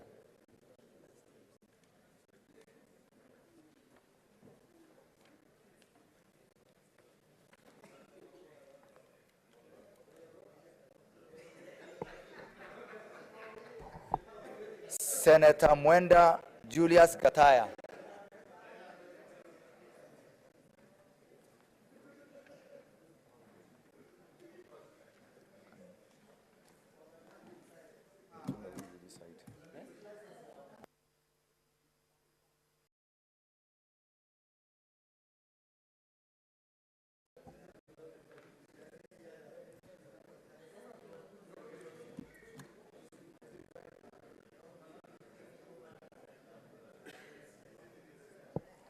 Senator Kamau Joseph Giduku.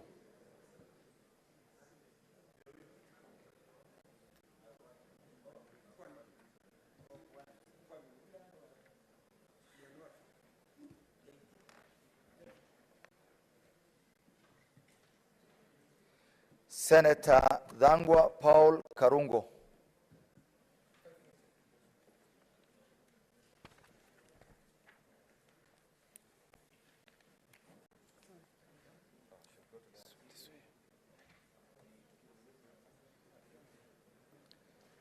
Senator Murango James Kamau.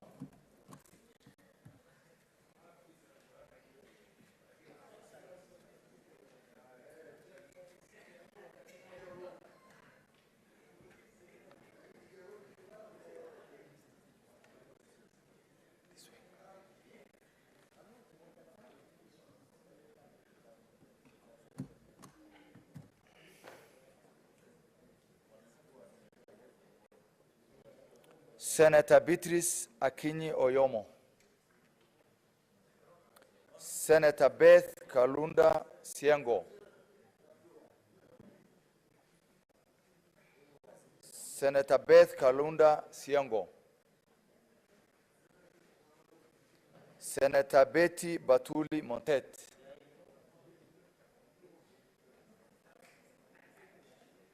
Senator Catherine Muyeka Muma. Senator Chesang Alan Kiprotich.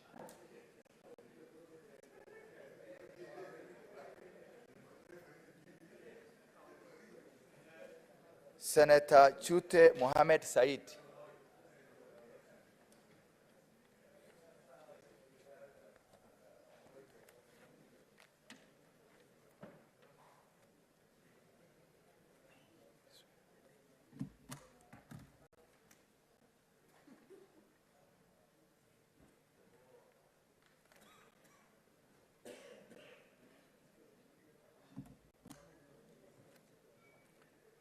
Senator Crystal Kagehi Asige.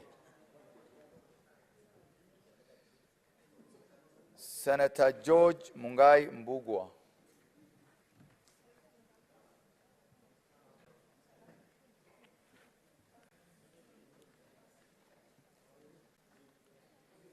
Senator Gloria Magoma Orwoba.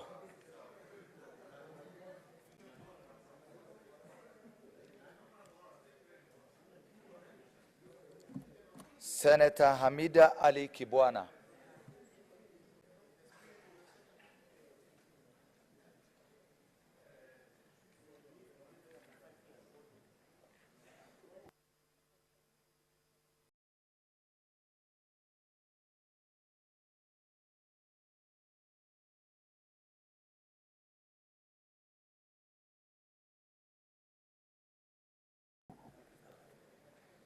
Senator Hamida Ali Kibwana.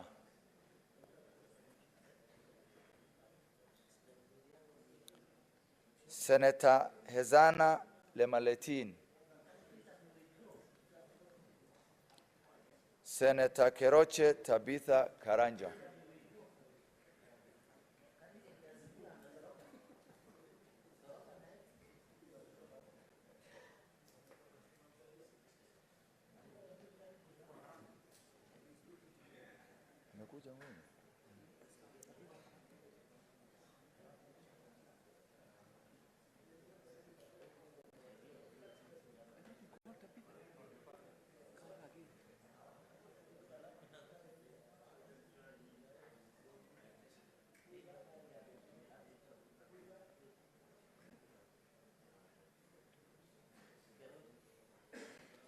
Senator Mandago Jackson Kiplagat.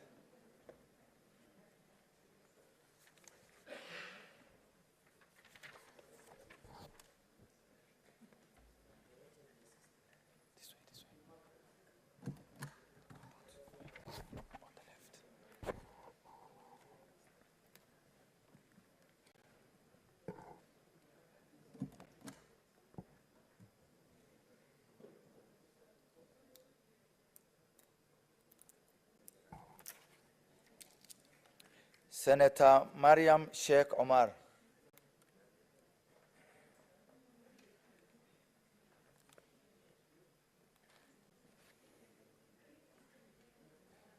Senator Maureen Tabitha Mutinda.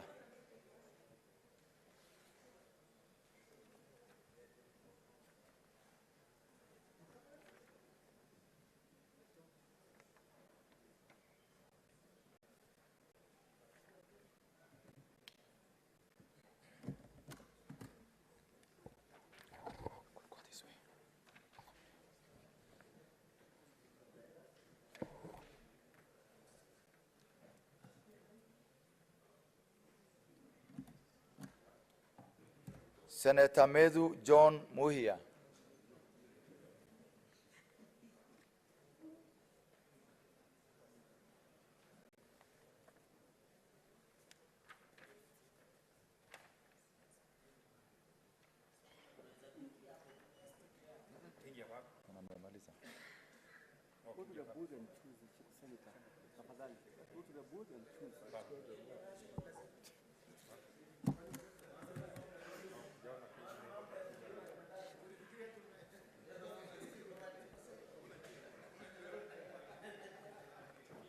Senator Miraj Abdullahi Abdurrahman.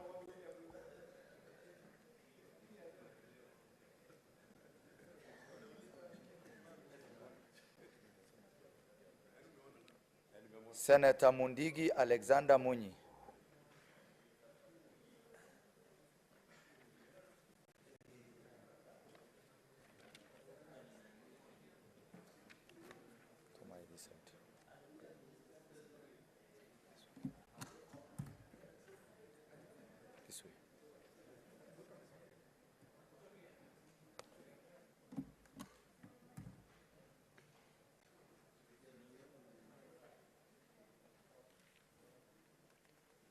Senator Ngugi Joe Joseph Nyutu.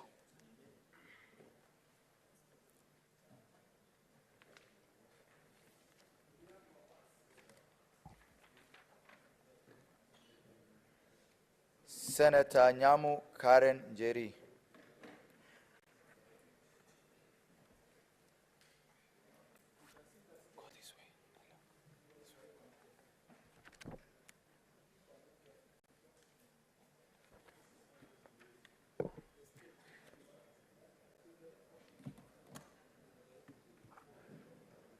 Senator Odhiambo Ojienda Tom.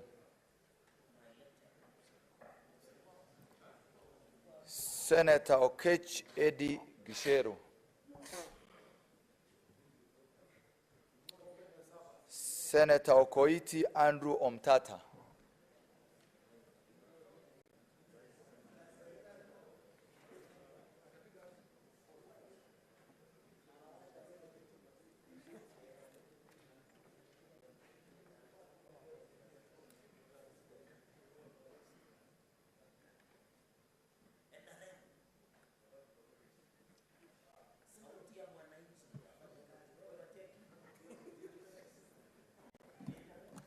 Senator Raphael Chimera Mwinzagu.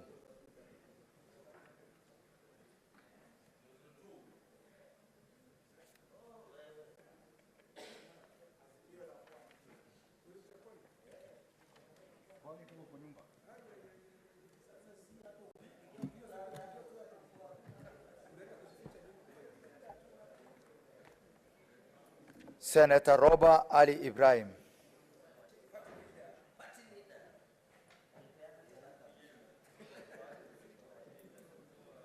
Go this way.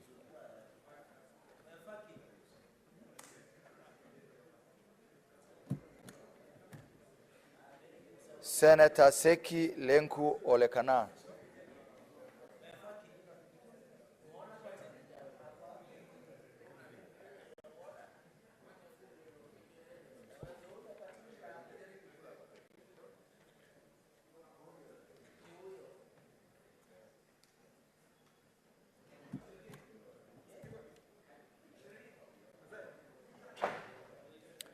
Senator Sifuna Edwin Watenya.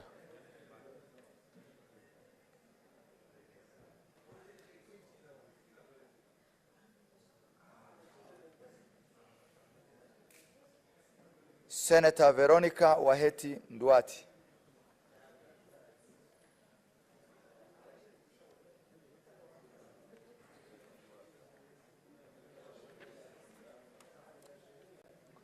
This way. Okay, yeah.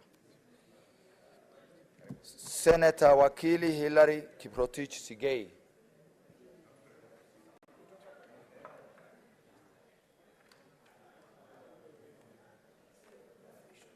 Go this way, the left.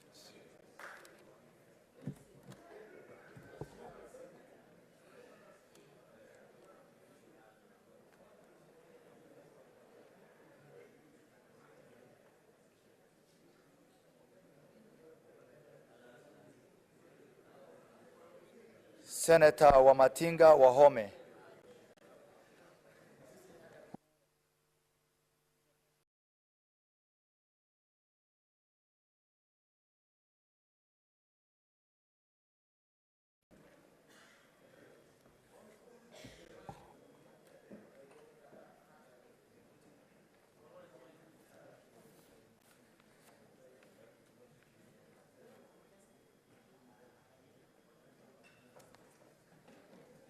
Senator Kajwang Moses Otieno. Senator Kajwang Moses Otieno. Senator Mogeni Eric Okongo.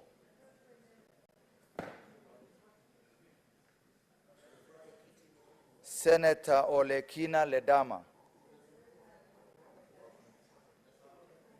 Senator Wambua Enoch.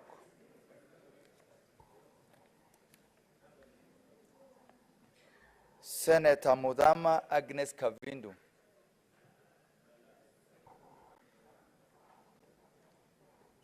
Senator Onyonka Richard Momoima.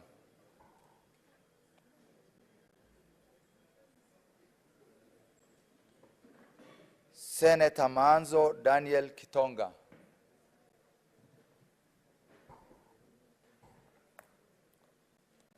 Senator Shakila Abdallah Mohammed.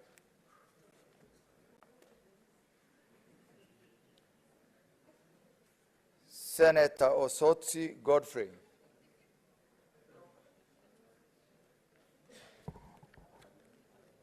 Senator Beatrice Akinyi Oyomo.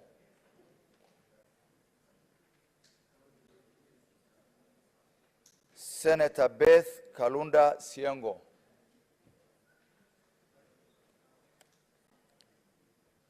Senator Betty Batuli Montet, Senator Catherine Muyeka Muma, Senator Crystal Kagehi Asige, Senator Hamida Ali Kibwana, Senator Hezena Lemaletian,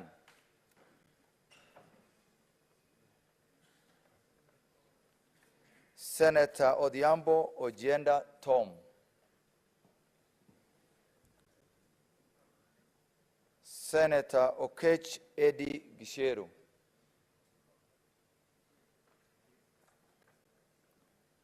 Senator Sifuna Edwin Watenya.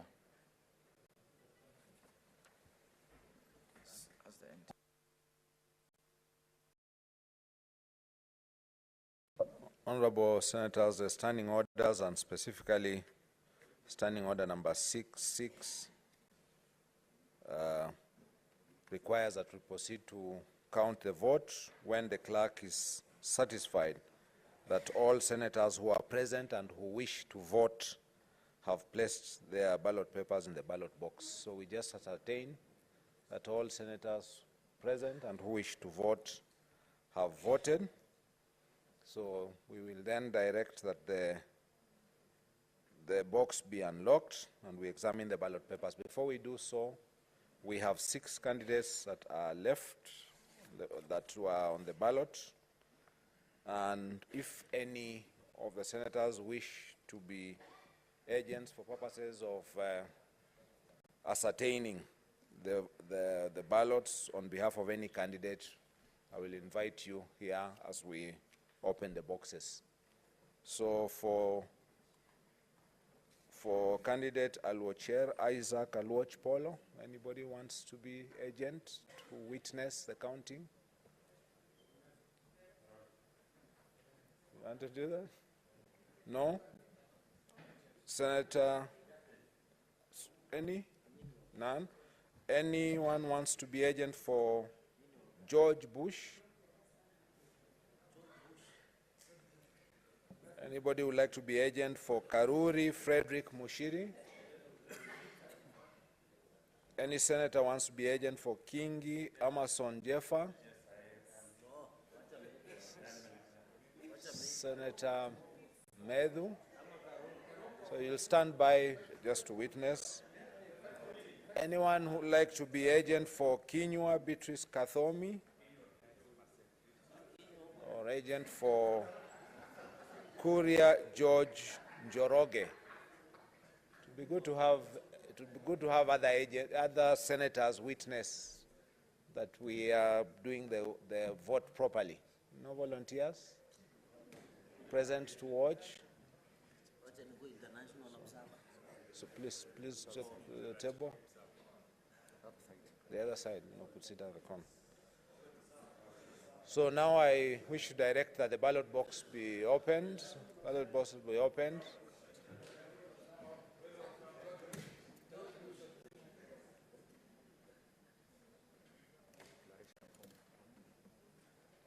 Start count.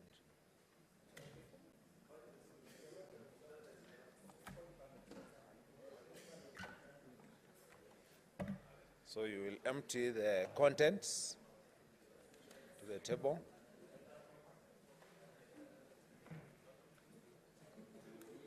Then you will pick out one at a time and display to everyone.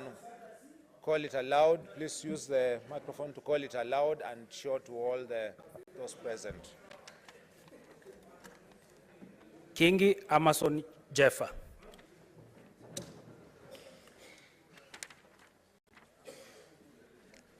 Kingi Amason Jeffa.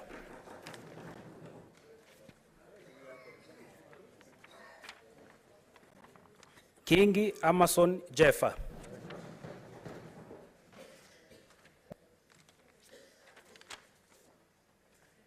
Kingi Amason Jeffa.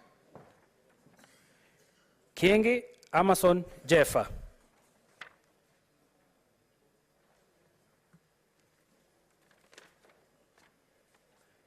Kingi Amason Jeffa.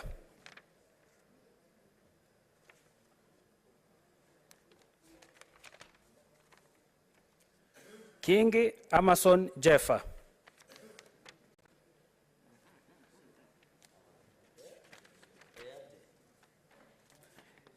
Kingi Amason Jeffa.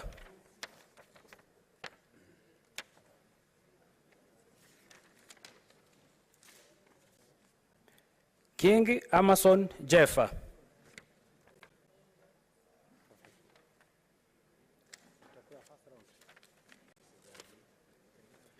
Kingi Amason Jeffa.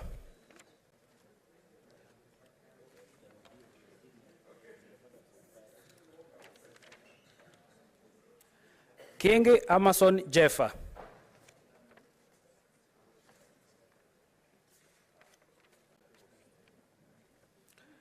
Kingi Amason Jeffa.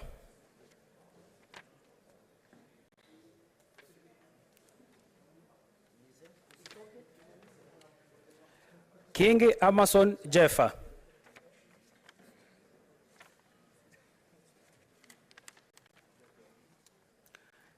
Kingi Amason Jeffa.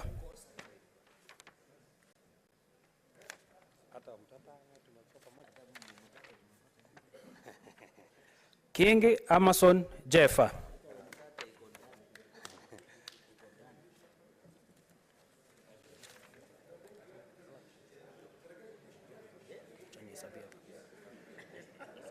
Kingi Amason Jeffa. 1, 2, 3, 4, 5, 6, 7, 8, 9, 10, 11, 12, 13, 14, 15, 16, 17, 18, 19, 20, 21, 22, 23, 24, 25, 26, 27, 28, 29, 30, 31, 32, 33, 34, 35, 36, 37, 38, 39, 40, 41, 42, 43, 44, 45, 46.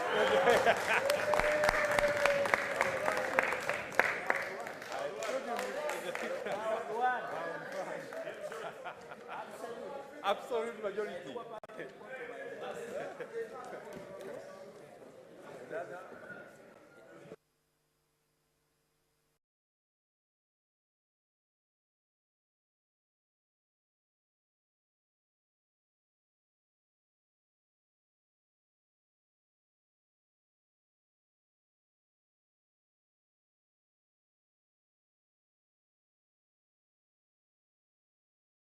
Honorable Senators, please resume your seats.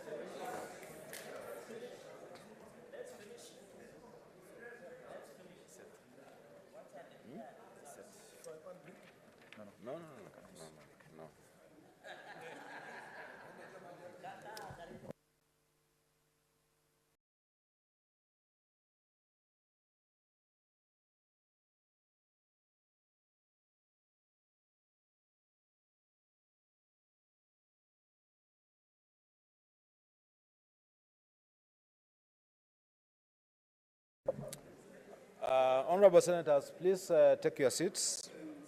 Please take your seats. Honorable Senators, let's take your seats. So, Honorable Senators, I wish to announce the results of the election for Speaker, the ballot that we have undertaken. Alwachier Isaac Alwach Polo, 0. George Bush, 0.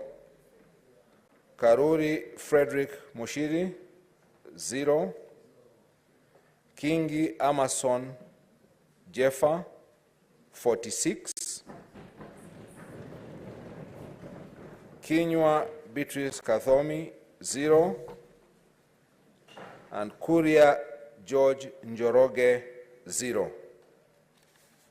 Pursuant to Standing Order number 7, which deals with the election threshold, a person shall not be elected as Speaker unless they are supported in a ballot by the votes of 2/3 of all the senators.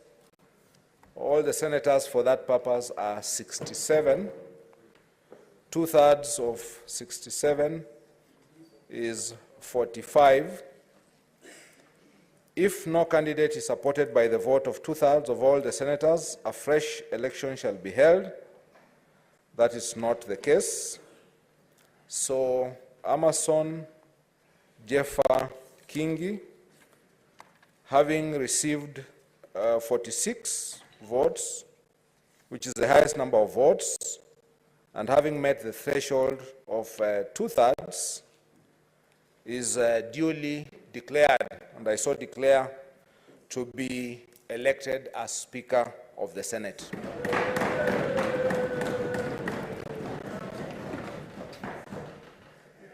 And before we go to the swearing in, and the rules require that upon the conclusion of the voting, that Standing Order number 10, about custody of ballot papers, immediately the results are declared, which I have declared. All the ballot papers used in the election of Speaker shall be packed and sealed in the presence of the Senate. So you want to pack them and seal them in the presence of the Senate. All the ones that have been used should be sealed.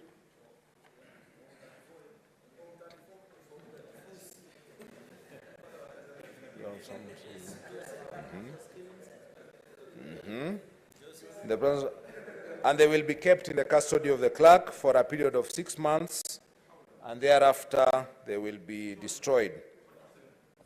So, Standing Order, so taken to my office in the custody of the clerk.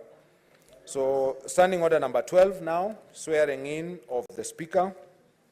Immediately following the election of the Speaker, the clerk shall administer the oath or affirmation of office of the Speaker to the Speaker in the presence of the assembled Senate. So I will now proceed to direct that the Sergeant at Arms proceeds forth and finds the said Amason Jeffa Kingi and brings him to the chamber, whereupon we shall administer the oath to him. The honorable senators, immediately thereafter, the Speaker will take the chair, the duly elected Speaker will take the chair, and the clerk will resume his place at the table as clerk.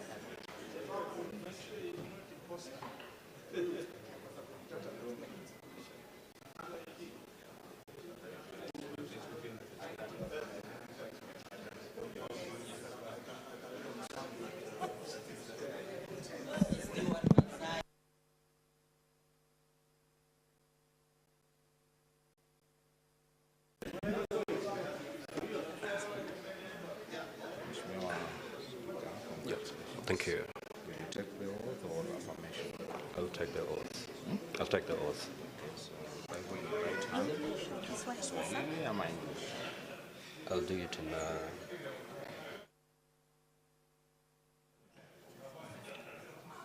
let me do it in Swahili. Let me do it in Swahili.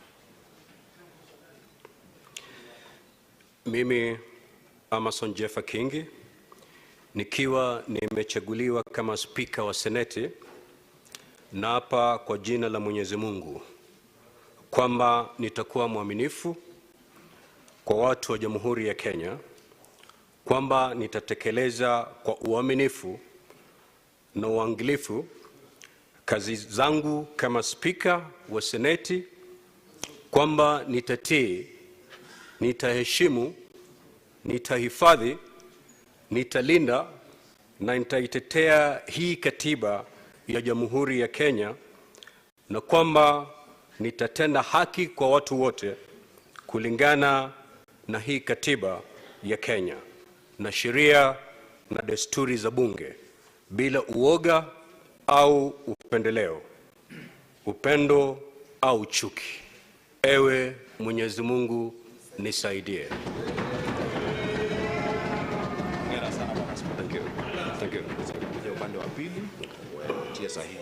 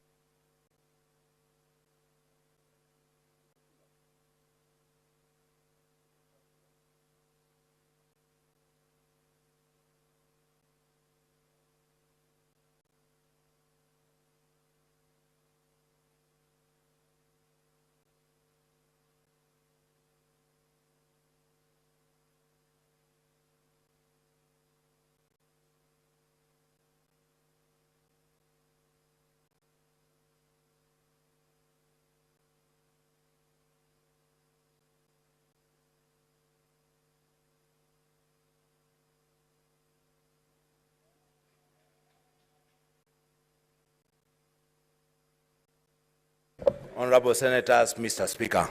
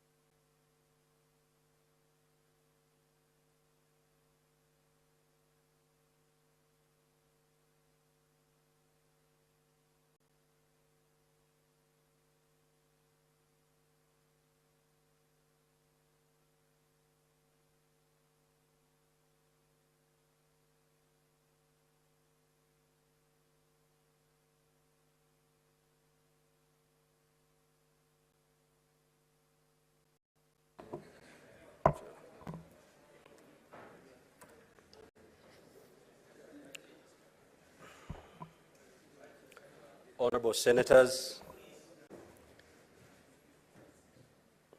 order members.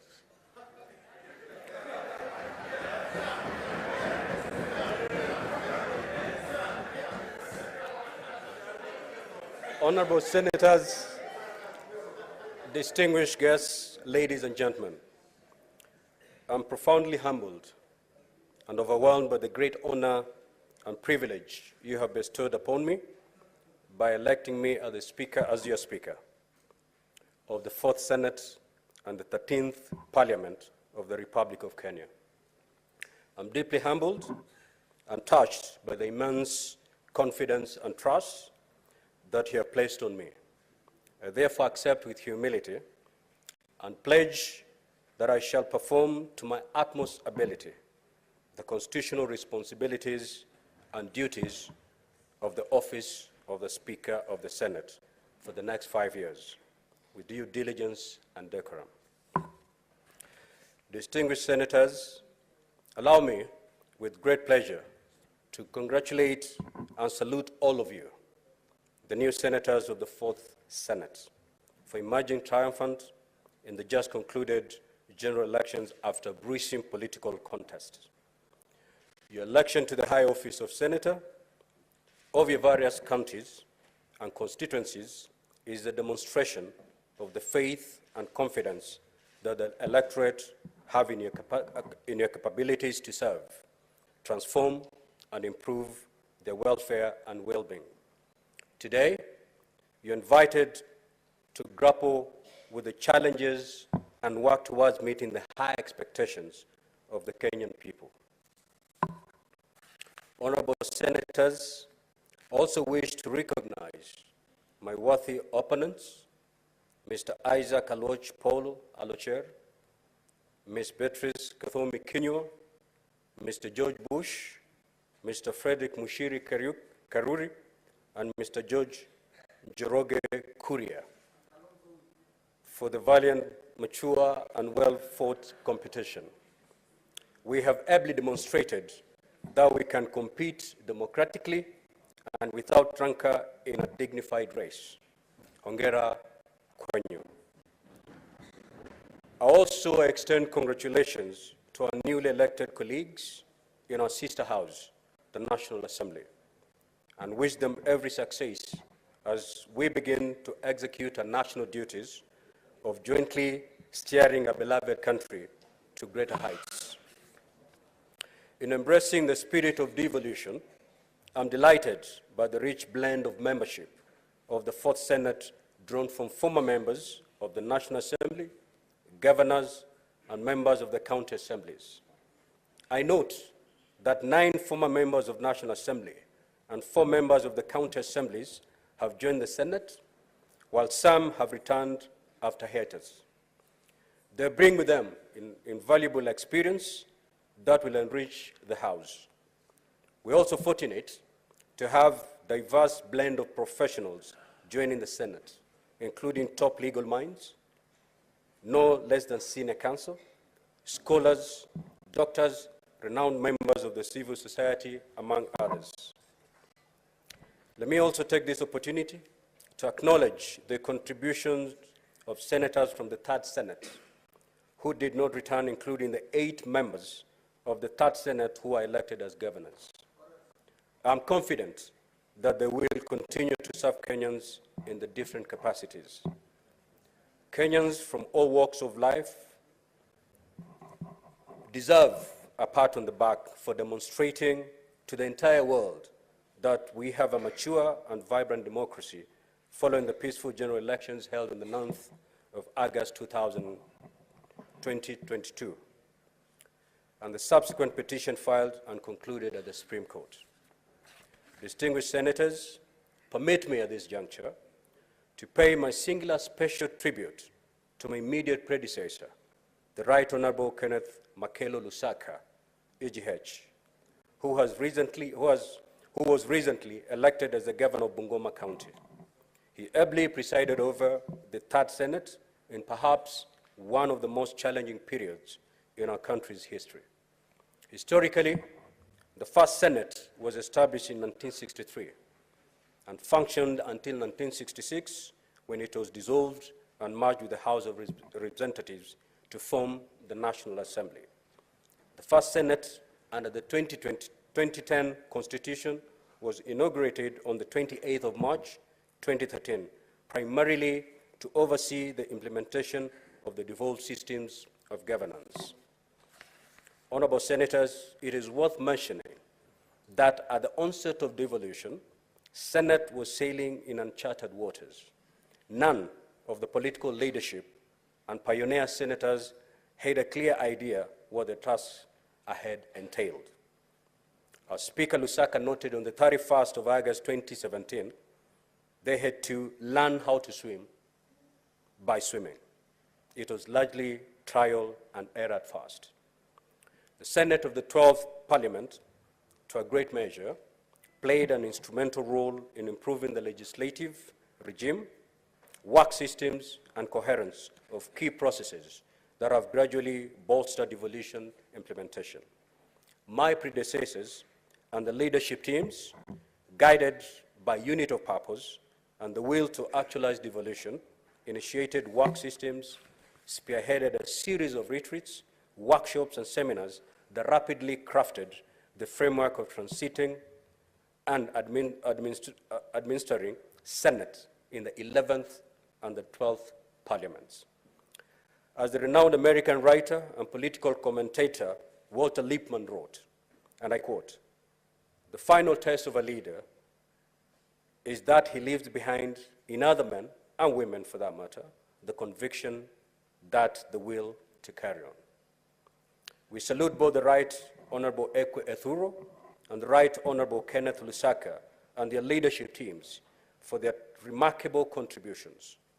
The Fourth Senate must now build on the decade of institutional maturity.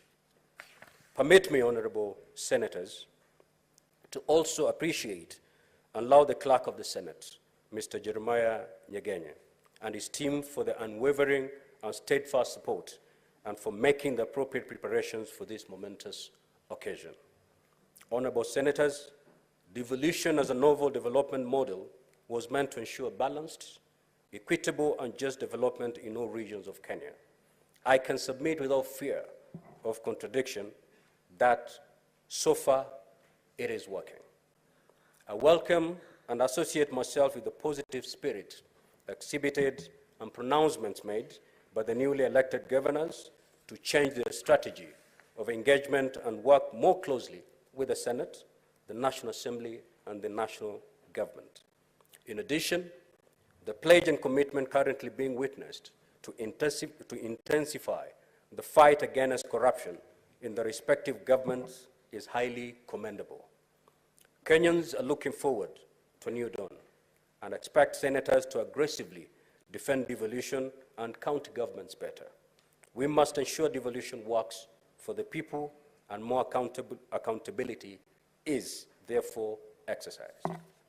Distinguished senators, the critical question is, what next? What is next for the Fourth Senate? How do we build on the achievements of the First, Second, and Third Senates? Fundamentally, the Senate must continue to play its constitutional mandate and role more vigorously. Just to reiterate and remind ourselves, senators, the primary mandate of the Senate is to represent the counties and their governments and protect the interests of the counties and hence successfully implement devolution. The Senate is involved in lawmaking by considering, debating, and approving bills concerning counties, determines the allocation of revenue among counties, exercises oversight over the national revenue allocated to the counties, and participates in the oversight of state officers by considering and determining any resolution to remove the president or deputy president. Distinguished senators, the Senate is the bastion of devolution. Devolution has been a game changer and has significantly transformed our country. The county governments are currently receiving billions of shillings, courtesy of the Senate's intervention, to finance various development programs and provide essential services that are aimed at improving the well-being and welfare of the Kenyan people. Massive infrastructural projects have been built throughout the country, including roads, educational and healthy facilities, as well as housing projects. In addition, local entrepreneurs, youth and women have greatly benefited in terms of securing businesses and employment opportunities. Distinguished senators, since 2013, without doubt, devolution has dramatically altered the political and socio-economic fabric of our country. Kenyans are currently reeling and undergoing tough economic times. The Senate is duty-bound to be more sensitive to the dictates and aspirations of ordinary mwananchi. Going forward, honorable senators, with the rich blend of its membership, it is incumbent upon the Fourth Senate to play its due constitutional role and ensure that national and county governments deliver on their mandate to improve or lighten the burden of our people. We hence cannot rest on our rollers. We must build on the foundation already created, achievement made, and strive to make devolution work more effectively and better. We must initiate and enact more devolution-compliant legislation and bills, since our predecessors have already identified a number of gray areas in our devolved systems of governance. We will adopt a proactive approach in our pursuit to make the Senate an effective governance institution to Kenyans, and let Senate be the sanctuary in times of distress. I urge and encourage Kenyans to make the Senate their beacon of sobriety and hope. The first Senate will strive to reach out and harmoniously work with the National Assembly. Hitherto, supremacy wars witnessed in the past between the two houses have tended to foment unnecessary acrimony and grandstanding, which adversely impacted on the legislative outputs. I call upon and encourage honorable senators here to address emerging contentious legislative challenges and resolve them within stipulated mediation frameworks while adopting collegiate approaches, noting that these processes are intended to serve the best interests of the people. That is how tangible and progressive milestones will be realized by bicameral parliament. Distinguished senators, I also wish to urge honorable senators to adopt and nurture bipartisan and collegiate leadership approaches that will transform and invigorate the Senate to embrace the various political shades and interests represented in the 13th Parliament and ensure they find their rightful place. Under the new Senate leadership, we will endeavor and ensure to do the following. 1, the Senate work strategy will be reviewed as appropriate to enable senators perform their constitutional and leadership responsibilities through systems that are predictable and adequately facilitated to enable them to deliver effectively and quality services. 2, dynamic and innovative programs and activities of the Senate, guided by the need to respond to key priorities of the counties, shall be initiated to respond to identified challenges. The Senate will continually bolster and strengthen internal collaborative linkages, deepen existing partnerships and engagement between the Senate, national and county government departments and agencies, regional and international development partners, as well as non-state actors, to work closely and harmoniously with the devolution family. Learning and leadership are indispensable to each other. We will ensure continuous capacity development and empowerment of senators and their secretariats so that they can constantly update their skills and expertise and ensure they acquire requisite parliamentary exposure to enable them handle complex and new frontiers of legislative and public affairs. The Senate will endeavor to be responsive to emergent situations and reignite the manner in which traditional legislative services and relations with our various stakeholders and counties are offered. Honorable senators, elections come and go. We have concluded the electoral phase and must now proceed to the critical transitional and development phases. After the delicate ballet dance of politics, we have to overcome and begin to heal from our challenges born out of these divisive political alignments. I urge and call upon our people to refocus, embrace unity, and move forward. No Kenyan should feel left out. It is now time to put behind us political rivalries, roll out our sleeves, and together focus on building the new Kenya that we all desire. Distinguished senators, Kenyans expect from us nothing short of servant, responsive, and effective leadership. Let us aspire to be forthright in the performance of our legislative functions, especially in undertaking oversight roles, so that the citizenry can build trust, find refuge, and solace in the Senate of the Republic of Kenya. We should neither entertain nor accept any discourse that will divide or polarize Kenyans. Honorable Senators, as I conclude, I wish to undertake that under my stewardship, my commitment to you, Honorable Senators, and the people we represent, is to be a faithful and impartial servant, ready to discharge my diverse roles and responsibilities with due diligence and in accordance with the Constitution of Kenya and Senate standing orders. Finally, to quote the former United States President, John F. Kennedy, ask not what your country can do for you. Ask what you can do for your country. We have a collective, solemn, and patriotic duty and responsibility to rally fellow leaders and Kenyans to put the interests of our country first and move it to the next level of development and prosperity. On my part, I shall respect and uphold the rule of law, legality, and nurture the culture of constitutionalism. And I shall protect, defend the Constitution of the Republic of Kenya, and always safeguard the mandate and role of the Senate. Honorable Senators, I welcome you all to join me as we embark on this journey together. I thank you. May God bless this Senate, and may God bless our country. Thank you so much. Next order, please. Point of order, Mr. Speaker. Point of order.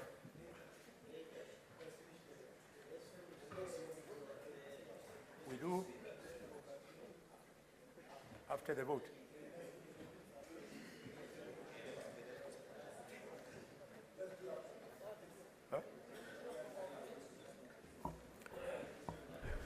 Yes, the Senator of Kakamega. What's your point of order?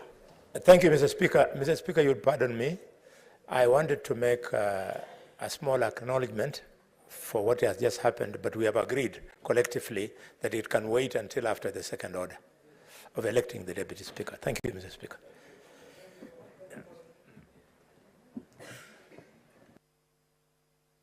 Very well, the Senator for Kakamega. Next order, please.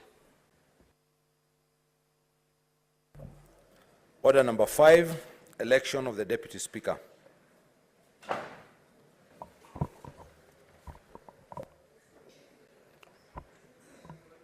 Honorable Senators, Standing Order number 13 provides that as soon as practicable, after the election of a Speaker following a general election, a Deputy Speaker shall be elected. Standing Order number 13.4 further provides that the procedure for the election of the Deputy Speaker shall, with necessary modification, be the same as that prescribed for the election of the Speaker. A number of activities were required for the election of the Deputy Speaker before this sitting. I will proceed to detail each of such activity and the manner in which we have complied with the standing orders.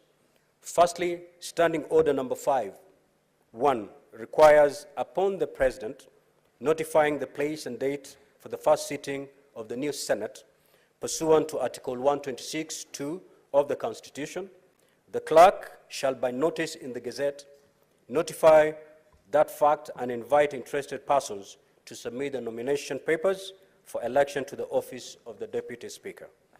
Vide Gazette Notice number 10532, dated 5th of September 2022, and an advertisement in the Daily Nation and the Standard newspapers of 6th September 2022, the Clerk of the Senate invited persons to submit their nomination papers for election to the office of Deputy Speaker of the Senate. Secondly, Standing Order number 5.4 requires that the clerk shall maintain a register in which shall be shown the date and time when each candidate's nomination papers were received, and shall ascertain that every such candidate for election to the office of Deputy Speaker is qualified to be elected as such under Article 106 of the Constitution. Honorable Senators, for the position of Deputy of the Senate, the following candidates were validly nominated as at the close of the nomination period. 1. Mazayo Stewart Shadrach Mochiru, identification number 1059777. 2. Murungi Kathuri, identification number 11544617. Standing Order number 61, as read together with Standing Order 13.4, provides that the election of the Deputy Speaker shall be by secret ballot. I now direct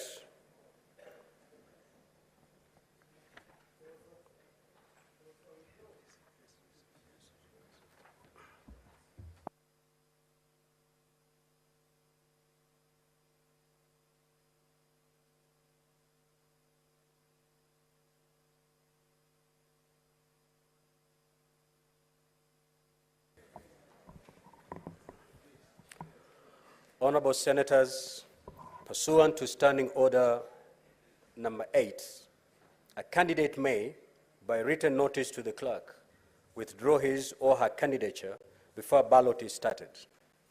In this regard, I wish to draw the attention of the Honorable Senators that this morning, by a letter dated 8th September 2022 and addressed to the Clerk of the Senate, Senator Mazayo Stewart Shadrach Mochiru withdrew his candidature for the position of Deputy Speaker of the Senate.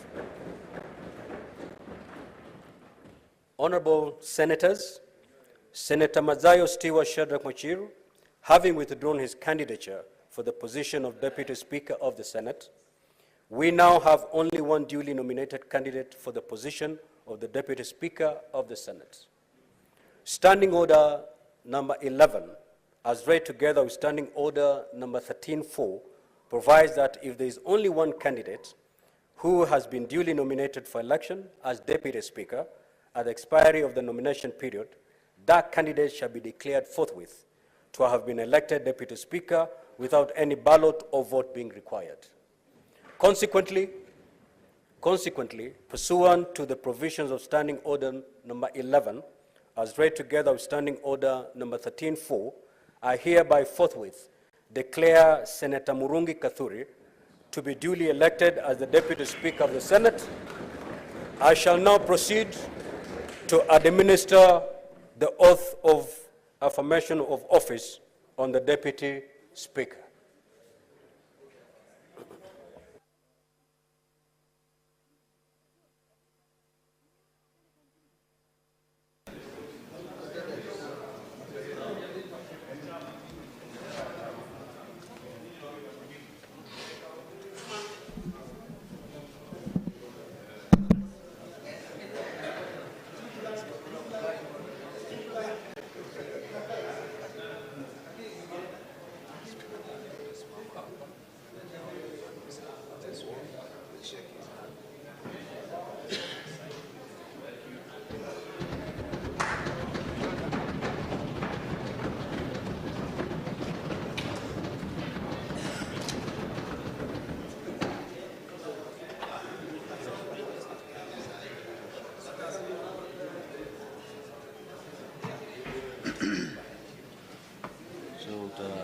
Tuombe Kiswahili. Tuongee Kiswahili leo.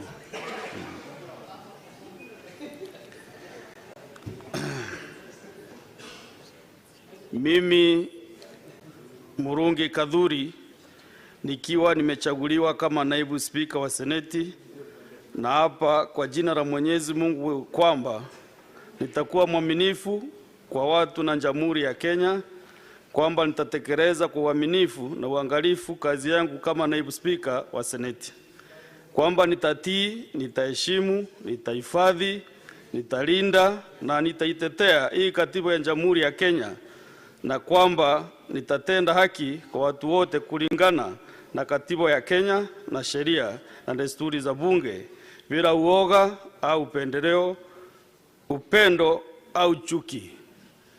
Ewe Mwenyezi Mungu nisaidie. Thank you very much. Thank you. Okay, thank you.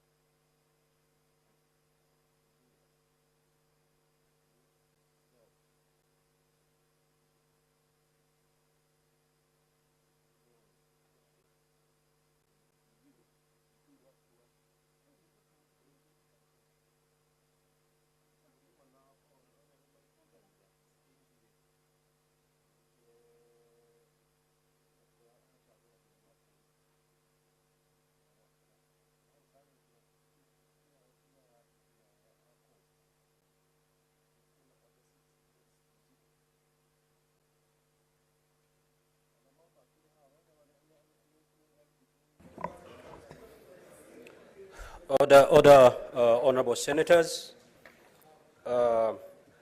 We have prepared for you a reception at the courtyard.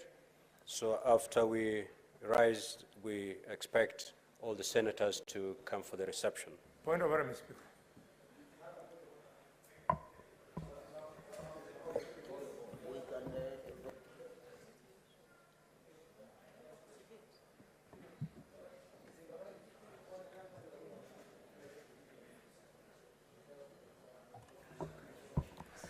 Yes, the senator for Kakamega, please.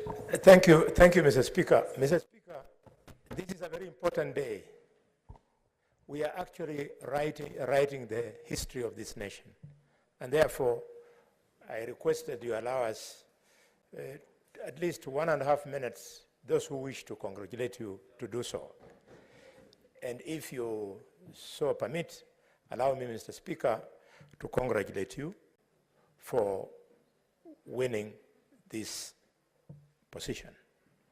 Mr. Speaker, my colleagues here have voted for you, maybe because of the good campaign you did. You recall what we went through. But myself, I voted you for that and 2 more reasons. The first one, Mr. Speaker, is that I know that you believe in Parliament. You believe in the power of legislation. And how do I know, Mr. Speaker? Mr. Speaker, when you were the governor of Kilifi, and I was the chairman of the Senate Public Accounts and Investment Committee, Mr. Speaker, I visited your county and visited many other counties. And you are the first governor to build a debating chamber, modern chamber for MCS. I saw that as a commitment to a leader who believes in the role of lawmaking.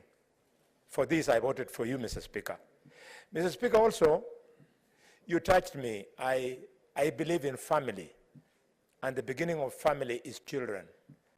Again, when I visited your county, I saw the kind of infrastructure that you had put in place for early childhood development in education, and I thought you are truly a leader. I congratulate you, and at the same time, I also want to remember the clerk. The clerk has led us very well this morning. There were futile attempts to scuttle this process, but we have succeeded. And because I said history was being made, there was another form of history that was made this morning, Mr. Speaker, that some of your opponents who are actually going to challenge you had one of them, he collected papers, both to run for Senate and run for the National Assembly, which was very well. Then he announced that he was going to run, Mr. Speaker, to be the Speaker of the National Assembly. Then he changed his mind and said he was going to run for the position of Speaker of the Senate. Mr. Speaker, Honorable but I'm on a point of order. Senator for Kakamega, please confine yourself to the congratulatory message you want to deliver. Mr. Speaker, I was building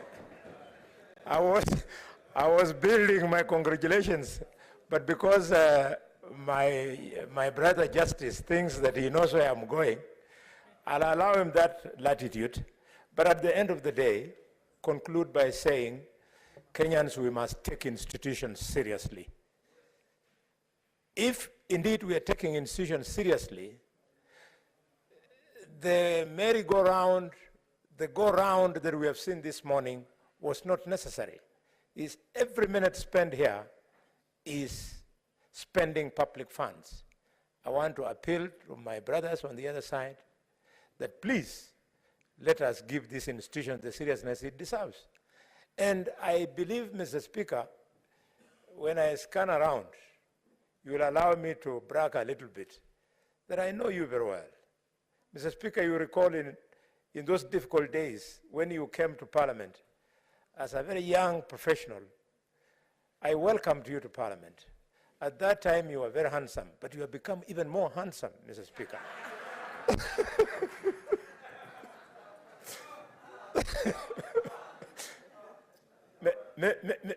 Mr. Speaker, I am confident that because you have become older, you're wiser, let us lead this Republic of Kenya so that devolution works. We don't want to demand that we are the senior house. We want to prove that we are the senior house by teaching the lower house how jobs are done in Parliament. Thank you, Mr. Speaker. Thank you. Honorable Senators, let us take at least a minute so that we give time to others who would wish, or 2 minutes, at least 2 minutes, so that we can have as many as possible to also deliver their message. On this other side, the Senator for Kilifi County.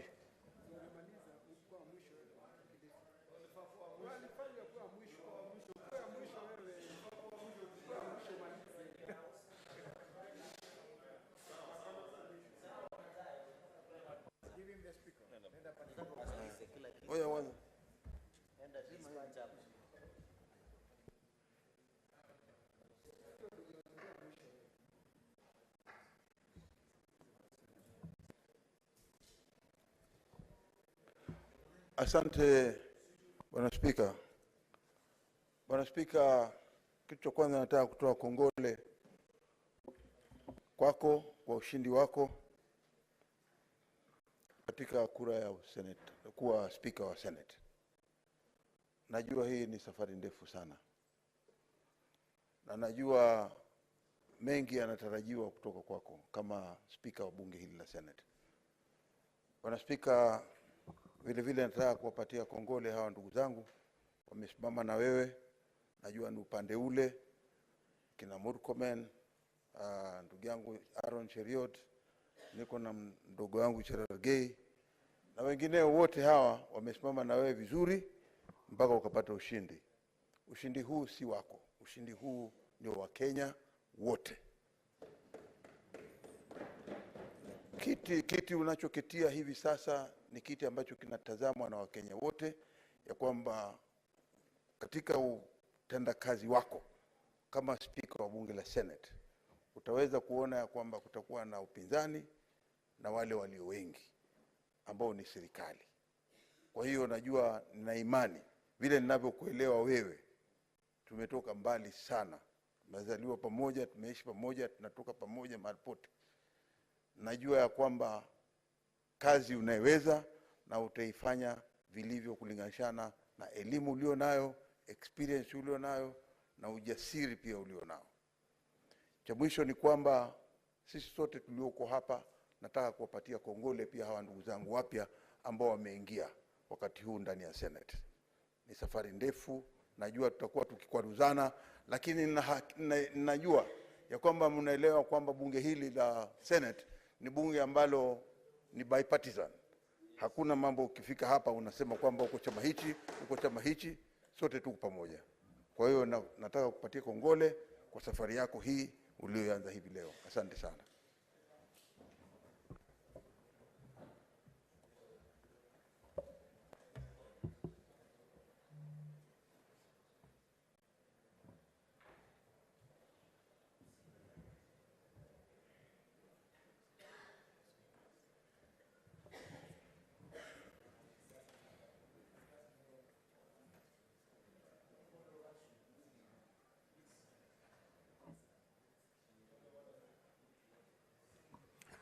Senator Murkomen.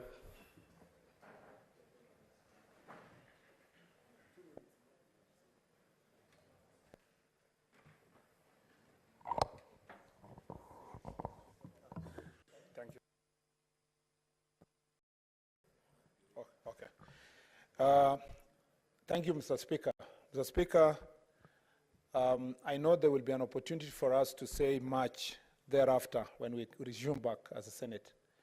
But I want to take this opportunity to congratulate you and the Deputy Speaker, Honorable Kaduri, for being elected as the Speaker and the Deputy Speaker respectively.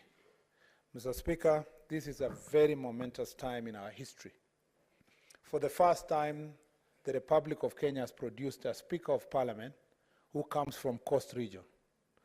And Mr. Speaker, for the first time, we have an opportunity to demonstrate that the entire country, through the leadership of Kenya Kwanza team, has a face of Kenya, and a proper face of Kenya.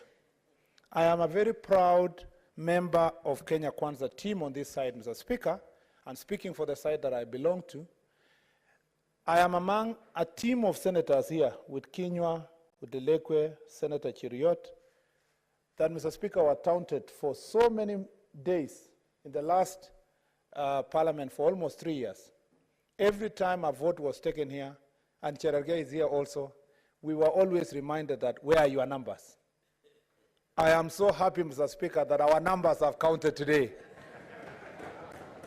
I am also very happy, Mr. Speaker, that we have a new dawn in this republic with a new president, President William Samoei Ruto.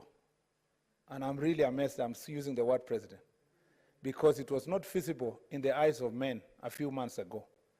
President William Samoei Ruto is a deep believer on matters devolution.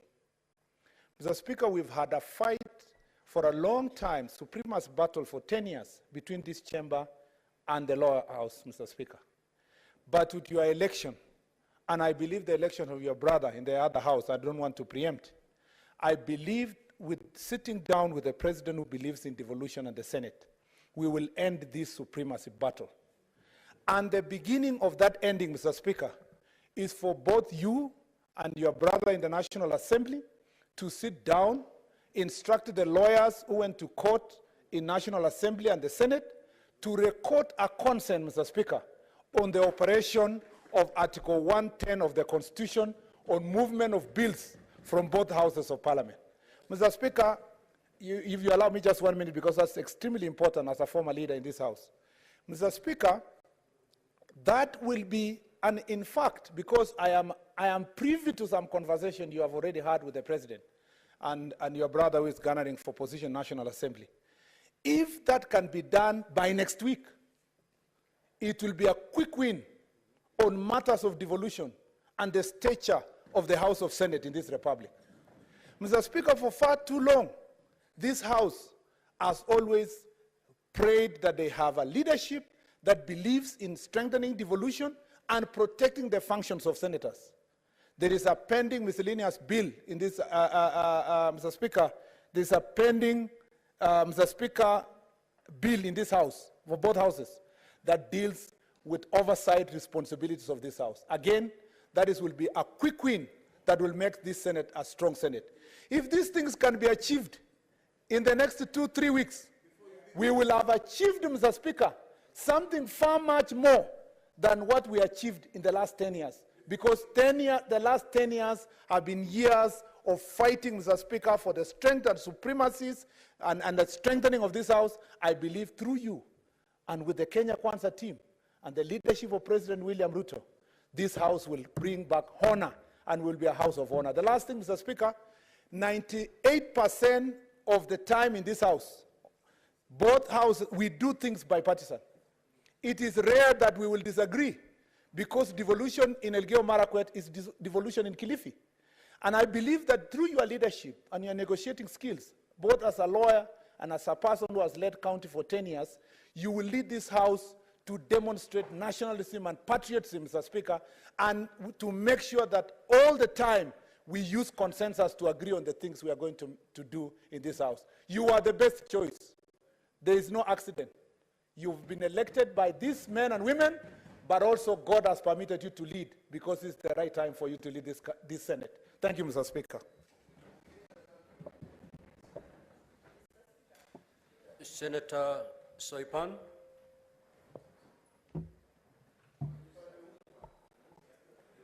Thank you, Mr. Speaker.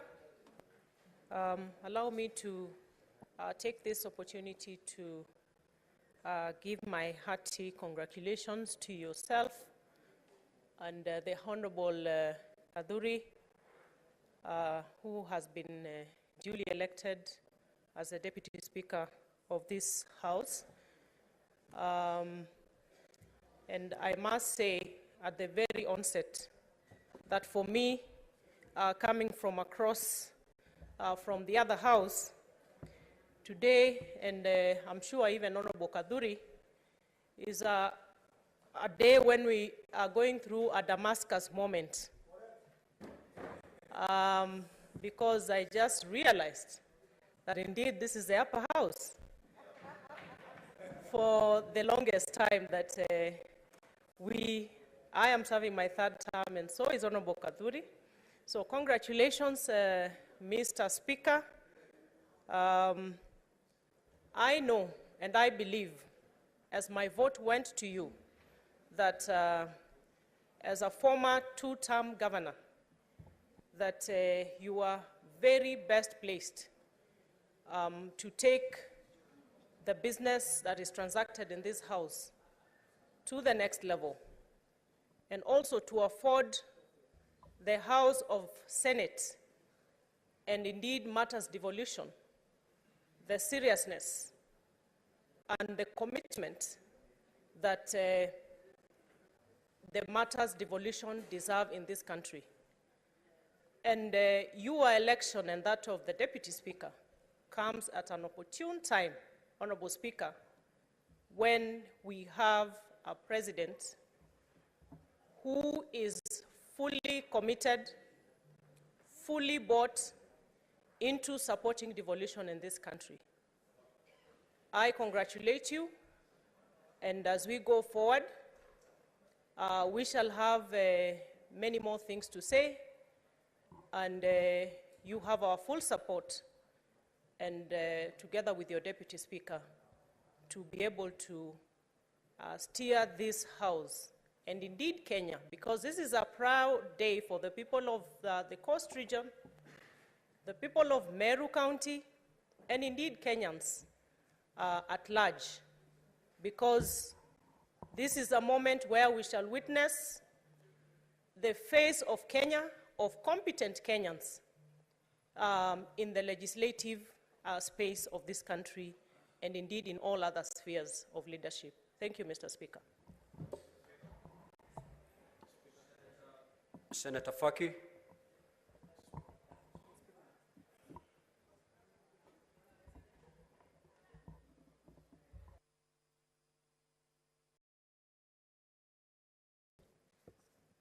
Asante Mheshimiwa Spika kwa kunipa fursa hii. Kwanza nachukua fursa hii kukupa kongole kwa kuchaguliwa kama Spika wa Bunge la Senate. Vile vile pia nachukua fursa hii kumpa kongole Mheshimiwa Naibu Spika, Mheshimiwa Kidhuri, ambaye pia bunge lililokwisha tulikuwa tunamuita Kadhuri kama shinani, because alikuwa anacheza mpira winga na ni mtanashati sana. Vile vile nichukue fursa hii kuwapa kongole maseneta wenzangu wote ambao wamechaguliwa katika bunge hili la 13. Tuna kazi kubwa ya kufanya, kwa hivyo tungeomba kwamba tushirikiane na tuweze kufanya kazi pamoja ili kupeleka mbele maslahi ya Wakenya na wapiga kura wetu kwa jumla. Mheshimiwa Spika, umechaguliwa wakati bunge la Senate kama ulivyozungumza lina vita vya ubabe na bunge la kitaifa. Bunge la kitaifa linachukua fursa ya ukaribu nafikiri walikuwa wako nayo na serikali inayoondoka kuhakikisha kwamba zile miswada yote ambayo inapitishwa na bunge la Senate inaendelea kukaliwa kule, na kuna sheria nyingi ambazo tulipitisha na hatukuweza kuziona zikitumika kwa sababu zilikuwa zinakufa katika lile bunge la kitaifa. Kwa hivyo nafikiri kwa uzoefu wako na kazi zako nzuri, tuna uhakika kwamba swala hilo halitaweza kutokea katika bunge hili la 13. Vile vile Mheshimiwa Spika, nimekusikia ukigusia katika hotuba yako kwamba utahakikisha kwamba maseneta wamewezeshwa ili kuweza kufanya kazi zao za usimamizi. Mheshimiwa Spika, hiyo ni shida kubwa ambayo tumekuwa nayo, na vile vile pia tutaomba iweze kurekebishwa ili tuone kwamba kazi zetu zinafanyika na tunaona kwamba matunda ya devolution au matunda ya ugatuzi yanafikia wananchi katika nchi yetu ya Kenya. Mheshimiwa Spika, pia bila ya kusahau, ningependa pia kumpa kongole Mheshimiwa Miraji, ambaye Miraji ni mtoto wa dadangu, na nimefurahi kwamba Mutembei pia ameweza kuingia katika bunge la Senate, na namhakikishia kwamba tutaweza kumshika mkono katika bunge hili pamoja na wale wabunge wote wengine wageni, ili tuhakikishe kwamba wanaweza kutekeleza majukumu yao bila ya matatizo na wanakuwa ni wenye kusaidia bunge hili kuweza kufikia malengo yake. Asante Mheshimiwa Spika kwa kunipa fursa hii. Senator of Laikipia.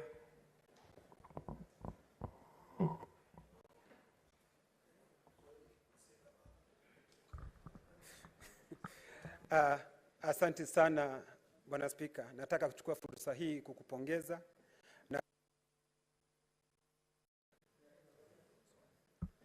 na tena nataka kuchukua fursa hii kumpa heko naibu wako Mheshimiwa Gathuri.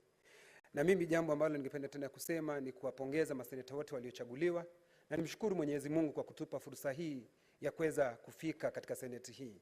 Na hasa niwapongeze watu wa Laikipia hata vile walivyonipigia mimi kura na akampigia Rais Mheshimiwa William Samoei Arap Ruto.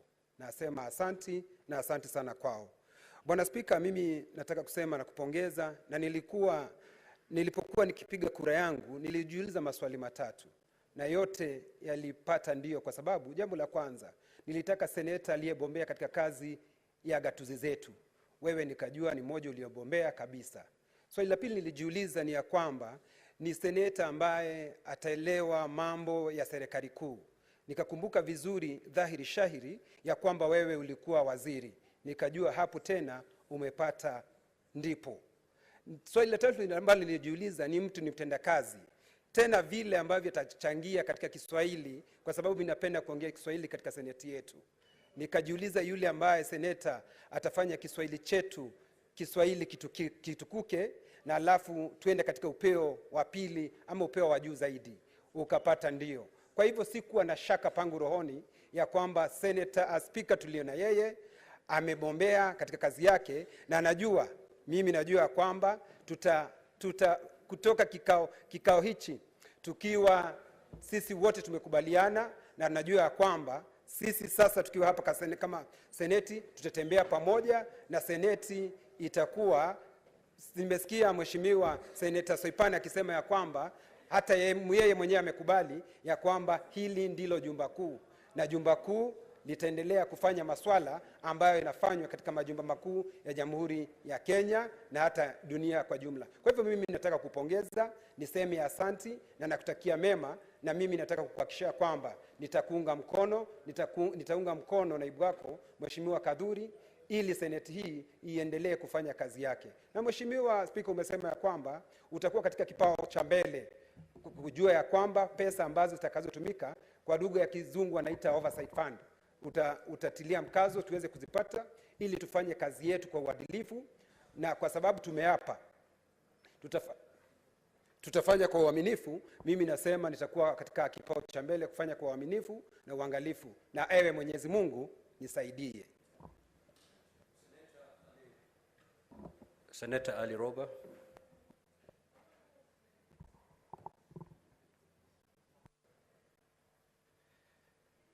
Thank you very much, Mr. Speaker.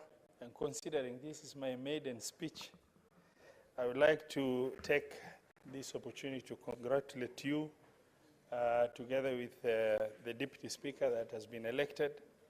I also want to congratulate the senators who have been sworn in just before the elections, as well as appreciate our colleagues who are on the other side who supported to vote you in together with the Deputy Speaker. Mr. Speaker, having worked with you for the last 10 years in devolution as pioneer governors, there has never been a better time to expect renewed devolution support from the Senate. The senators have done very well, but with my colleague, former Governor Emeritus of Uasin Gishu, Mandago, myself, and you as a governor who has served 2 terms, and with clear understanding of first-hand experience on devolution, and Senate with its important role of supporting devolution. Mr. Speaker, sir, we have new hope that devolution is going to really achieve even better than what has happened before. I said sometimes back before in an informal meeting somewhere that the era of legislating for posterity will get a boost with you being elected as the Speaker of this Senate. I want to take this opportunity to say congratulations. Look forward to strengthening devolution. Asante sana. I will allow maybe 4 before we rise. Of course, there's going to be an opportunity for all of us to give your congratulatory messages, but for purposes of this session, allow me to give 4 senators, 3 from this side and 1 from this side. So, the senator for Kilifi, I thought you've already made your, yeah, because I can see you're complaining a lot. We'll give 2 ladies, lady senators, and I'll start with Senator Gloria.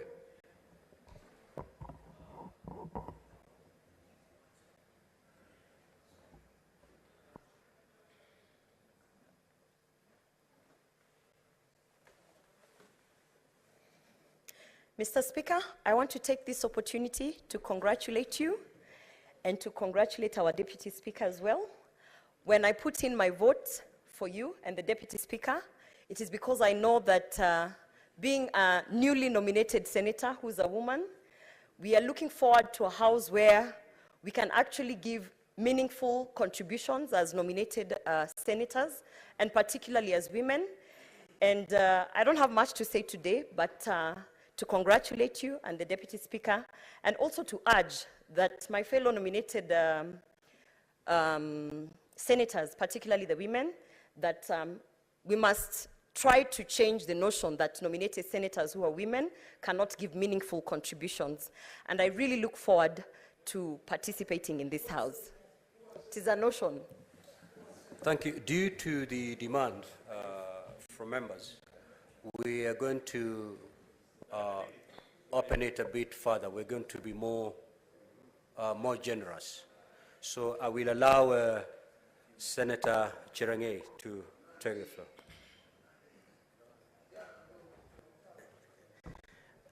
Thank you, Mr. Speaker, sir. From the onset, on behalf of myself and the great people of Nandi, I want to congratulate you, plus your deputy. We wish you well.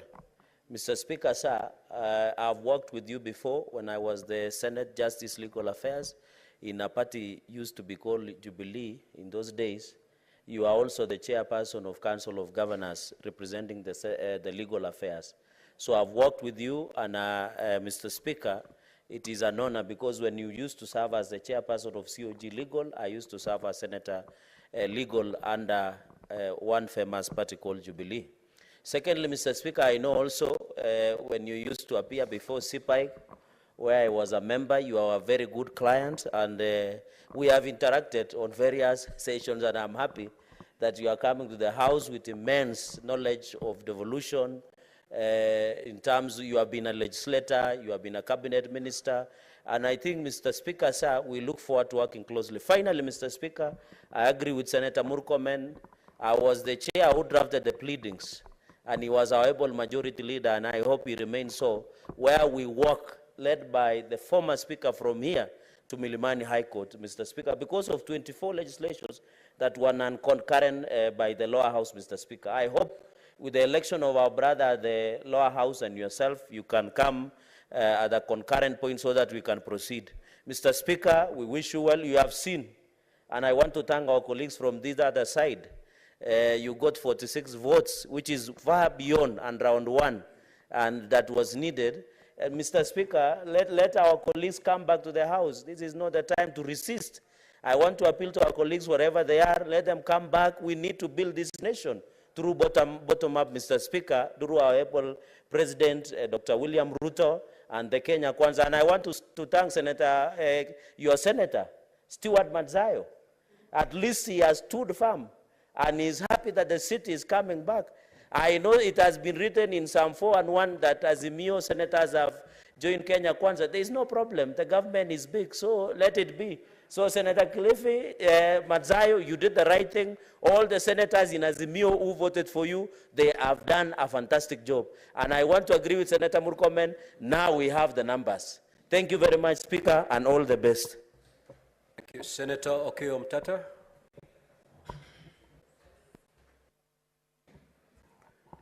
Mr. Speaker, I rise to thank you and congratulate you for your election and the election of your able deputy, who we had a chat yesterday, and also to congratulate all senators who have been elected to this house or nominated to this house. Mine is to wish you well and to pray that the Almighty God grants you the grace to steer this house, knowing that you are the Speaker of the Senate of the Republic of Kenya, not a Speaker of any faction.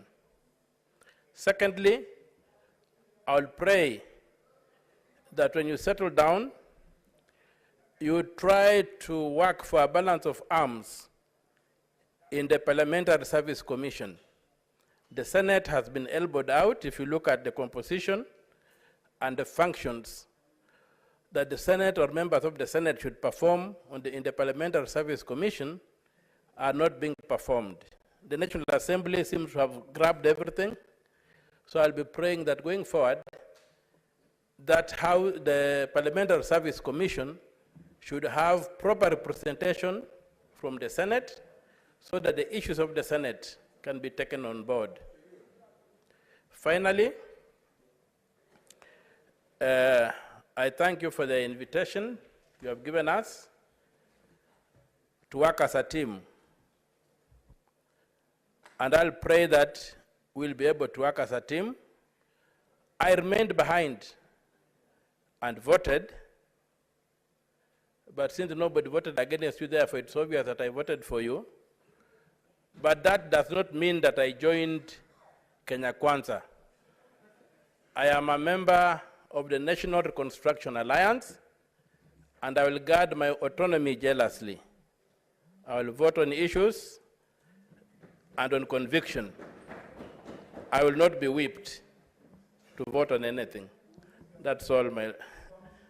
That's all. Thank you. Thank you, Senator Cheptumo.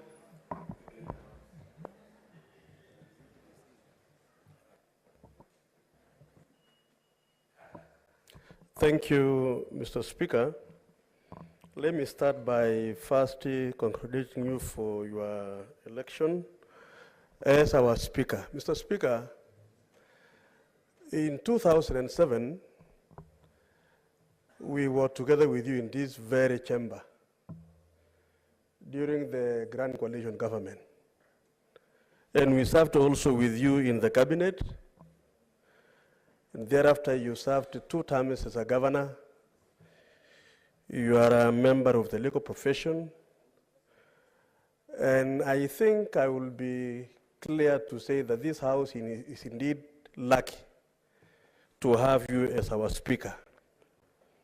Not because of any reason, Mr. Speaker, but because I know, and having had sessions to work with you, I am confident that this House will benefit from your experience and your leadership, together with my colleague, the Deputy Speaker, whom also I was with him in the National Assembly for 2 terms.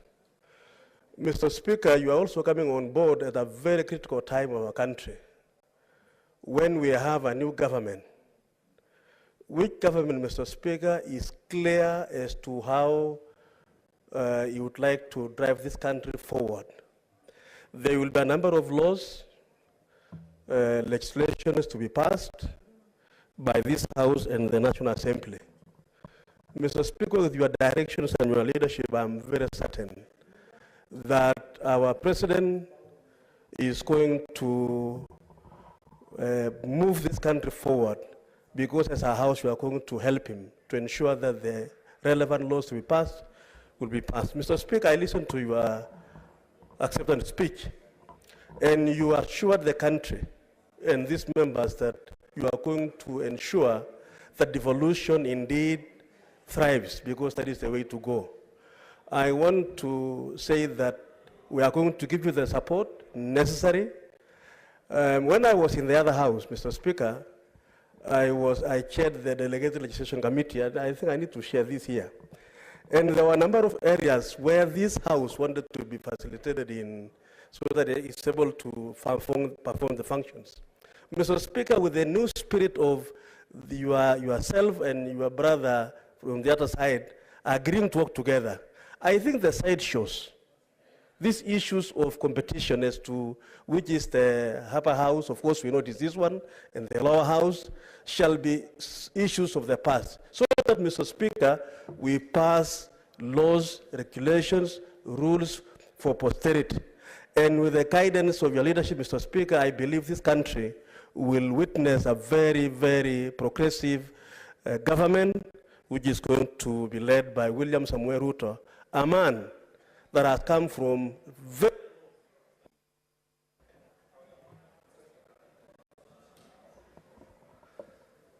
Senator Mohammed Chute.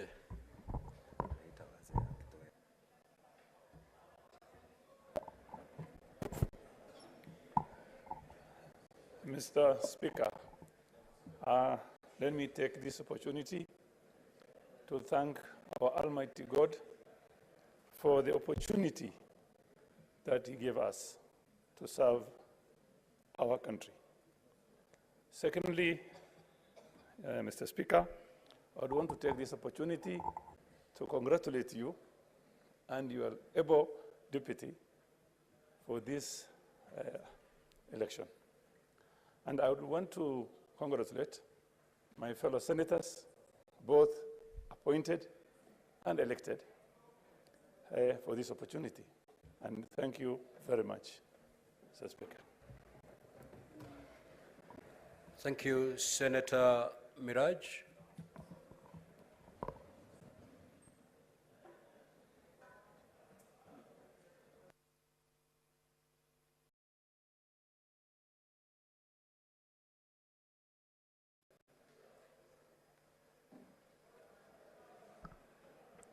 Shukran Bwana Spika, na ningependa kukushukuru kwa kunipa fursa hii dhabia ili niweze kukupongeza kwenye nafasi hii uliyoipata. Na nimesimamisha mkono sana kwa sababu nilitaka Wakenya wasikie ya kwamba sisi wa Pwani ni watu wa aina gani. Sisi wa Pwani ni watu wa karimu.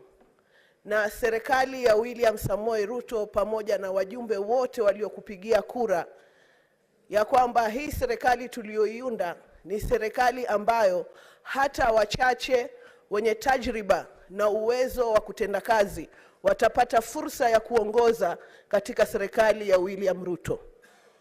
Mimi kama mtoto wa mama mboga, ambapo ahadi zetu nyingi tulipokuwa katika kampeni zetu, tuliweza kusema kwamba kura ya safari hii itakuwa kura ya malengo na maono na sio ukabila. Na wapongeza ndugu zangu kina Murkomen ambao walikuwa na idadi ya kupigia mtu ambaye angetoka upande wa bara, lakini wakatupa sisi wa Pwani nafasi kwa sababu ndugu yetu Kingi una uwezo na tajriba ya kulipeleka bunge hili. Kongole na kukumbusha kwamba sisi wa Pwani ni wastaarabu na watu wenye kuweka watu pamoja. Kwa hivyo Mwenyezi Mungu akuongoze na akuwezeshe uweze kuienua tena sura ya Mpwani katika taifa la Kenya. Asanteni.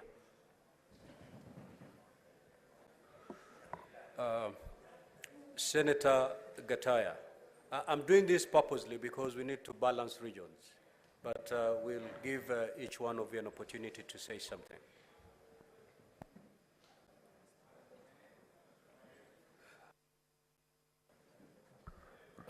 Thank you very much, Honorable Speaker. Today is a big day for Kenyans because, Honorable Speaker, you and your brother Kaduri Muronge, who happens to be my neighbor at home, you have been voted overwhelmingly by almost every member who was in the House, simply because people know you. I have been an MC for 10 years, that is 2 terms. I've been following what we've been doing in Kilifi as a governor. I have seen you as a minister for East African community at one time. And I think this house has made the very right decision to make you the Speaker of this house. I would also want to extend my congratulations to my brother Kaduri Moronge. Kaduri Moronge, we commonly call him Kaduri Kamashinani, because Kaduri is my neighbor who anybody would describe as very sober, very humble, and I want to assure you that you get the maximum cooperation and assistance from Kaduri Moronge as your deputy.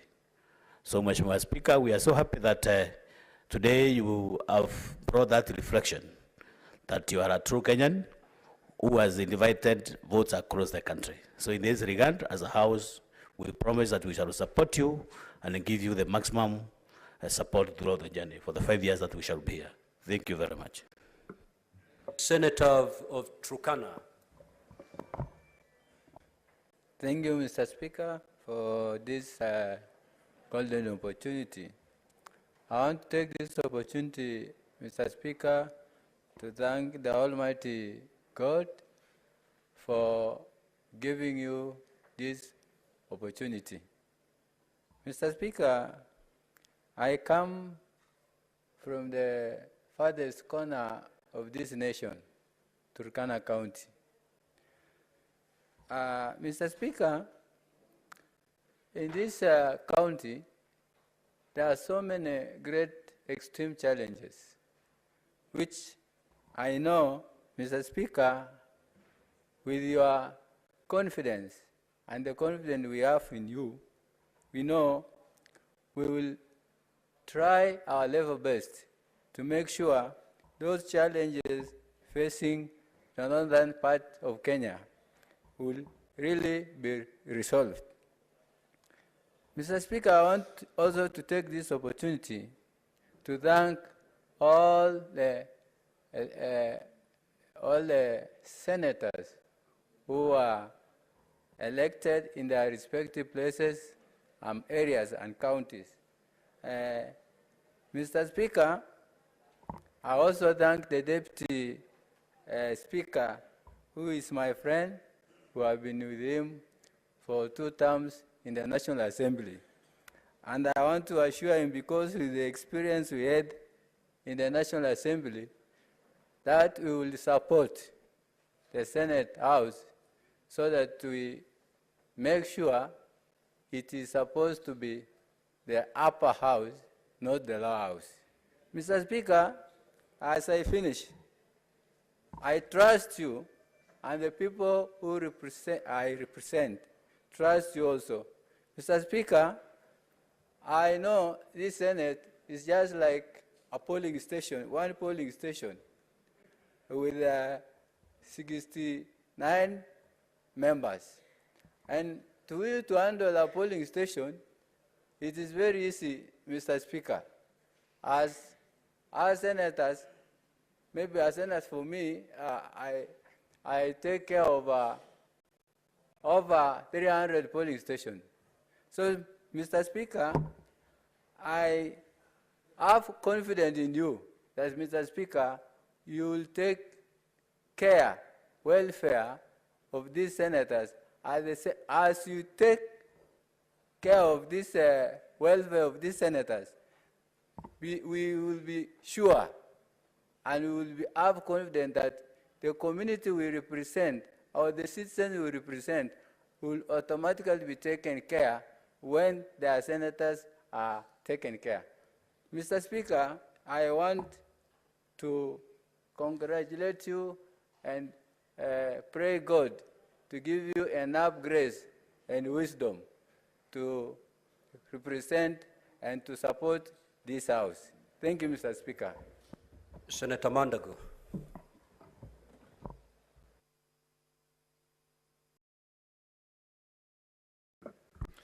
Mr. Speaker, let me first take this opportunity to congratulate you and your able deputy for your election as the Speaker of this Honorable House. and two, to congratulate my fellow senators who have been elected to serve in this House. And Mr. Speaker, having served with you in the Council of Governors for 2 terms, I want to say I'm one of the honorable senators who is happy that we have members in this House, Mr. Speaker, who are in the other House and now acknowledge that this is a upper House and that indeed they erred in passing legislations that undermine devolution. I'm happy the wheel of devolution has rotated 360. We now have honorable members who have been members of the National Assembly. We have people who have been in the cabinet. We have people who have become governors. We have people who are MCAs. And we have a speaker who has he himself done 360 in terms of administration from parliament, cabinet, governor, and now the Speaker of the Senate. Mr. Speaker, we have a golden opportunity as the senators of this country to truly make devolution work by utilizing the capital we have in the goodwill of President William Ruto to support devolution. Thank you very much and congratulations, Mr. Speaker. Senator Mutinda.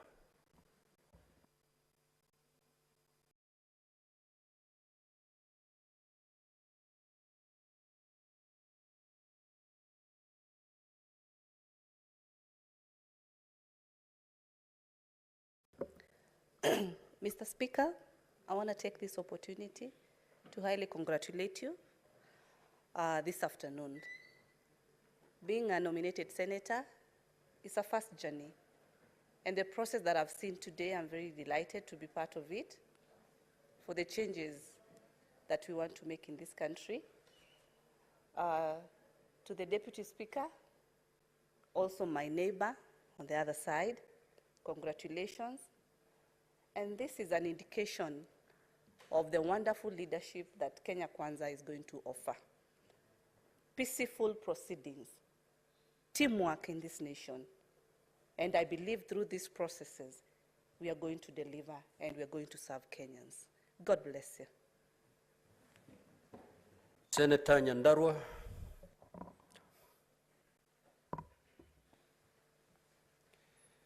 Thank you very much, Mr. Speaker. And first and foremost, allow me to congratulate you for your well-deserved win. I am not sure whether they told you from where you are that I was your agent in that election. So most likely I'll see you after the sitting. And I also want to thank the clerk for conducting the morning session very well. Honorable Speaker, today is a big day, as my colleagues have mentioned. And I've just been told by Senator Murkomen that you've also made history as the first speaker to be elected on the first round. Congratulations. And it tells you the direction the people of Kenya have taken because they are speaking through their own representatives. They want a united Kenya. They want us to move forward. Our senior, the Senator for Kakamega, mentioned that we had very many reasons to vote for you. And I also had very many reasons to vote for you. One is because you campaigned very well. Number two is because I believe you are the best candidate. Number three is because my senior Senator Murkomen has always reminded me of loyalty, faithfulness, and fidelity. Those are the three things that he has always reminded me about, and I have not forgotten. And number four, I have also had an opportunity to know you in the past. I joined the university. By the way, we have a history that is almost close to each other. That is why I also voted for you. You became a member of parliament for Magarini at 32 years. I am coming in as a senator for Nyandarua at 31 years.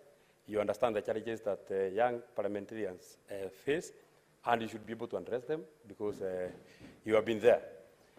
I joined Pony University in 2013, and then you are a governor for Kilifi, and I was running to be a member of the Pony University Student Council.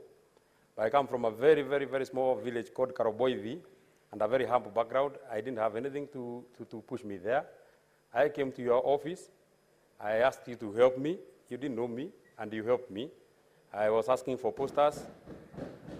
You gave me posters and even more than the posters. My mother is there, Janet Wanjiru, and she knows that you paid for our fees for the remaining part of the term. Thank you very much. I was reminding you the other day that when you came to ask for my vote, I was telling you that it is my time to now pay back. You didn't know me then. So I need not to know you now. I only needed to vote for you. And finally, Honorable Speaker, I would also wish to talk to my colleagues who just left this morning.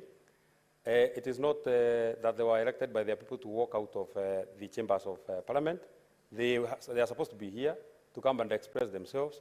Walking out is disdain to the people that elected them to come here. You are elected to come to the Senate, and then you leave the Senate. A big purpose of why you ran for office. You would have rather asked the others to come and represent their counties. Finally, Honorable Speaker, allow me to also, I am coming also from my lower house. I have been a big and a small man at the County Assembly of Nyandarua. I was working as the personal secretary to the Speaker of the County Assembly of Nyandarua, who is in the Speaker's gallery, James Ndegwa Home. He gave me an opportunity to serve in his office. So you not even have deficiency in your office. I have all the experience that you need from a personal secretary. I'll be able to help. Thank you very much, and congratulations from my own self and from the people of Nyandarua. Thank you, Senator Veronica Maina.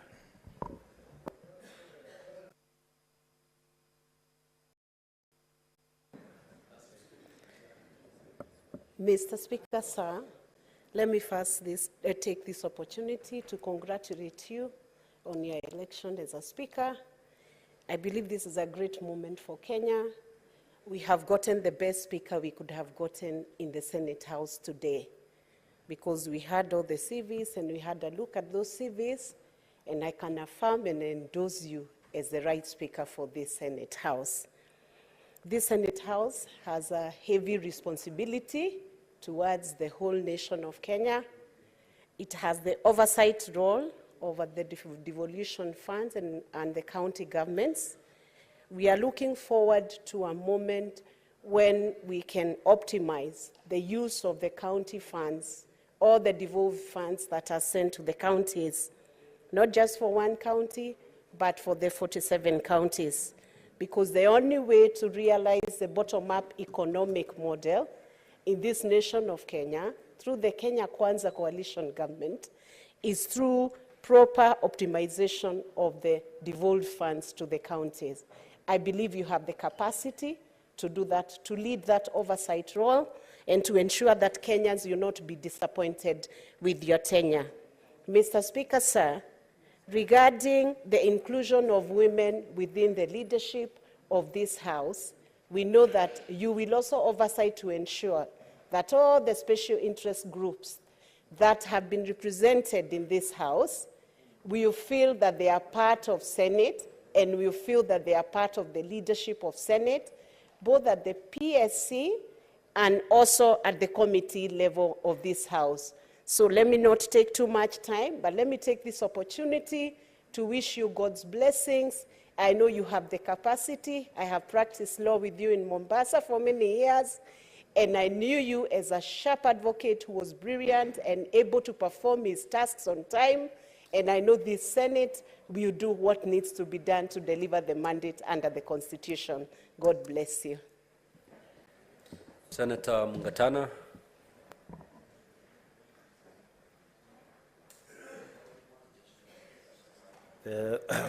Mr. Speaker, I want to join my other colleagues who have expressed their congratulations to you.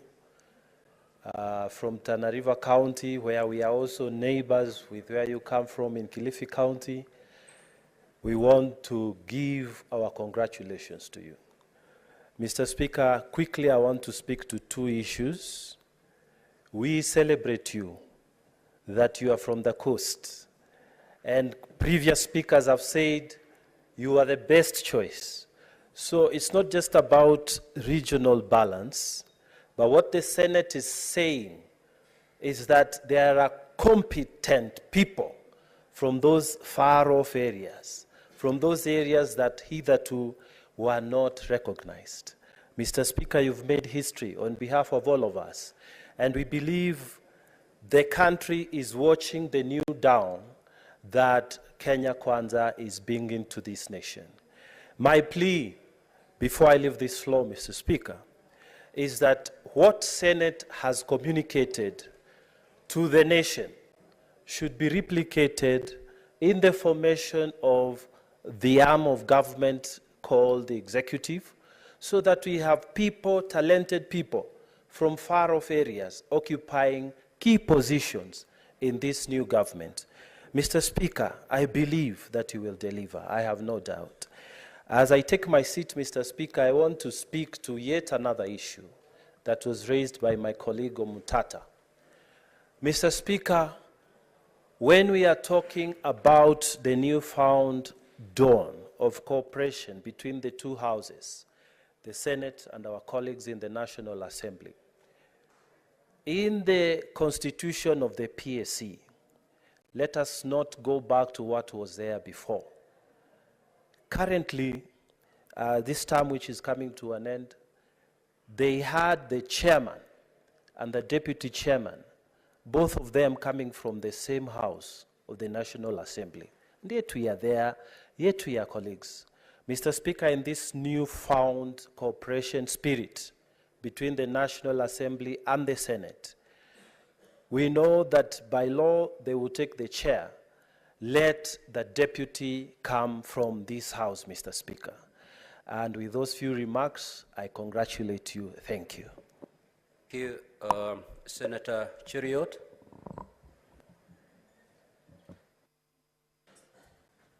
Thank you, Mr. Speaker. Mr. Speaker, congratulations on your election, together with your deputy, my good friend, Senator Kaduri. Mr. Speaker, people have spoken of very good reasons, very serious reasons why they voted for you. I also did for very serious reasons, but also for unserious ones as well. One of the unserious reasons why I voted for you is that while we are told there were 7 candidates, you are the only one actually who was gracious enough to ask me for my vote, and that's how you got it. I congratulate you. I know you're a man of great honor and distinction. I celebrate your achievement today because I know you have traveled a long journey, both in your personal life and professionally as an advocate. I had time to go through your curriculum vitae that you shared with us, and I realized that Senate indeed has got a man worthy of honor and deserving of the prize that you have secured for yourself and the people that support you. Mr. Speaker, I know that quickly we will dust off from the campaign mood, know that elections and the honeymoon is now over. We have a lot of work that is ahead of us. As a Senate, we must remember our primary call and our duty as a House.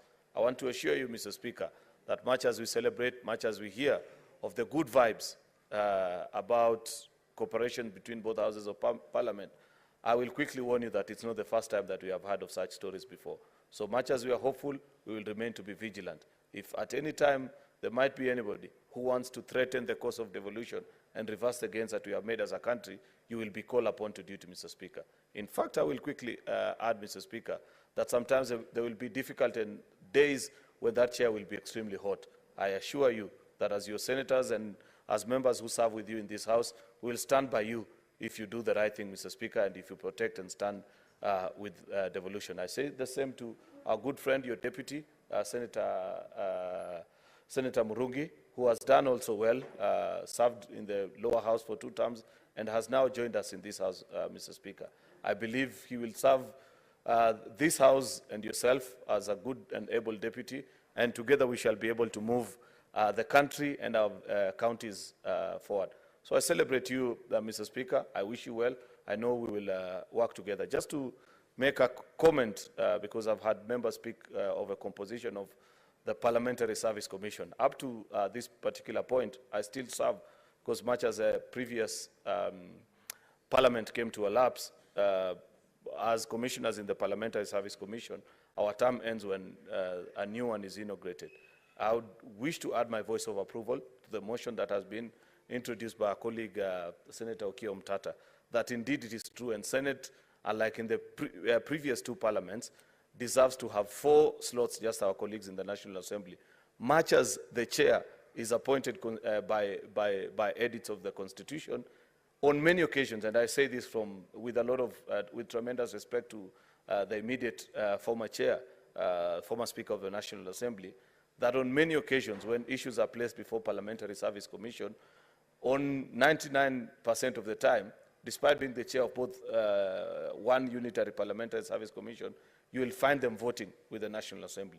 Therefore, I agree with my colleagues who continue to demand that that being the case, then you better be even in terms of the numbers of representation in that commission, so that you have 4 members from the Senate and 4 from the National Assembly, so that when you get that particular opportunity, I believe we shall take that chance, Mr. Speaker. Finally, Mr. Speaker, I must make a comment also about democracy.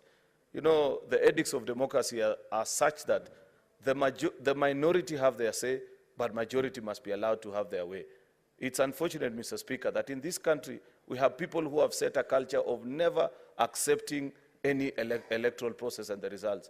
When they see that their numbers are not adding up, then they must find a way to murky and muddy the process. If it's not demanding for servers to be open, it's in walkouts in Parliament. That is a culture that we need to banish and be honorable people. Speak, make your vote. If you're defeated, accept with grace. We want to see for once that people shall compete, and after the competition, you will shake the hands of the winner and say, you did better than me this time, I wish you well. It's a culture that is badly wanting in our politics, Mr. Speaker, and I hope we can have it soon. Thank you very much, Mr. Speaker. Senator Mrango of Kirinyaga.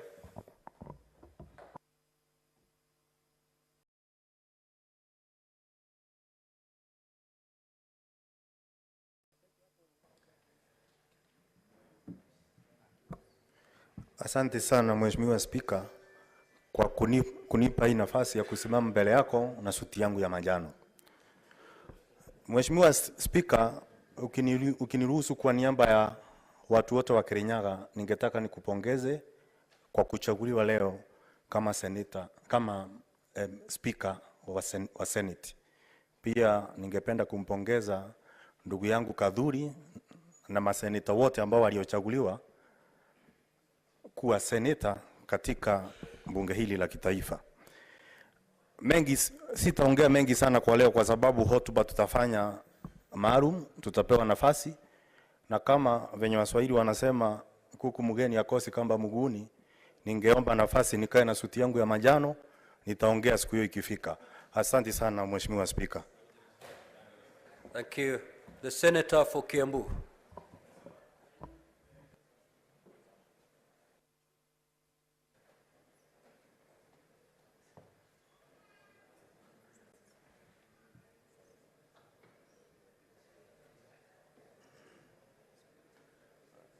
Senators, after the Senator of Kiambu, will take the very last senator before.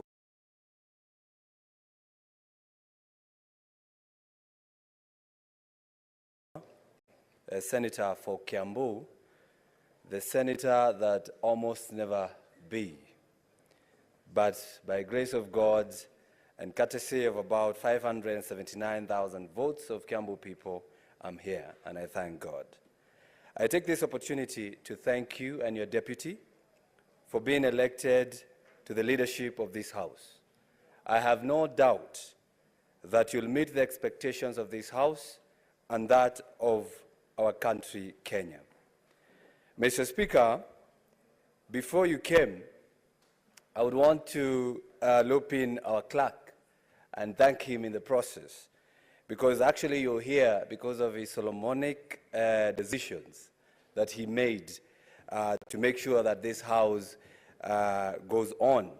I don't know whether I call it Solomonic or Chebukatic, because he followed the law the way the law is supposed to be followed. So I thank you, Clerk of the Senate. Mr. Speaker, this House will go down in history as a House that has so many firstborns of devolution. And by saying that, I mean the MCAs, former MCAs, because I believe we are not less than 5 former MCAs, because I'm a former MCA between the year 2013 and 2017 in Kiambu County. Again, you sitting there as our Speaker, having come from the seat of a governor, that means this House has all its corners from the side of executive and from the side of legislation at the local level were represented in this House. And if this House never performs, I don't think any other will ever perform better than what we are going to do within this period.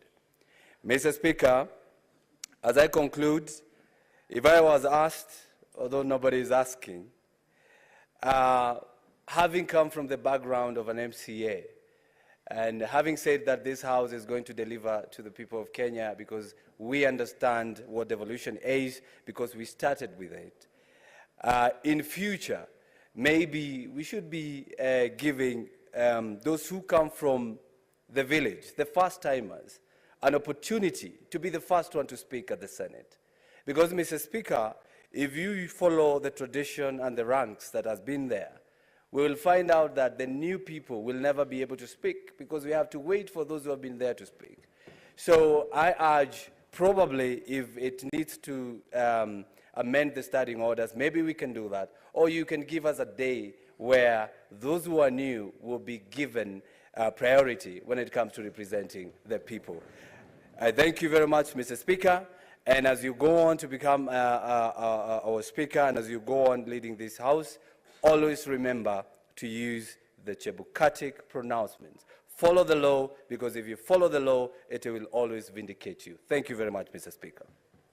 Senator Murgo.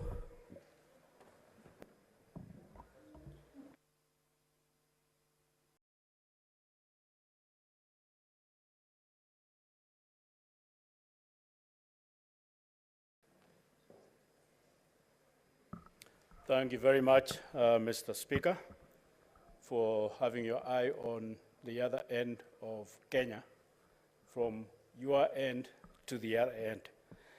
So I congratulate you for being elected Speaker of this House and a Deputy.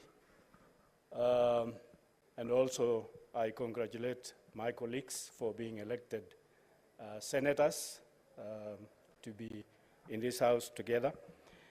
I also thank God for the opportunity to have you as my Speaker because you wrapped me nicely in two ways. One is the fact that you have served as a governor in a county that is same as mine, maybe marginalized and kind of not developed as compared to the others.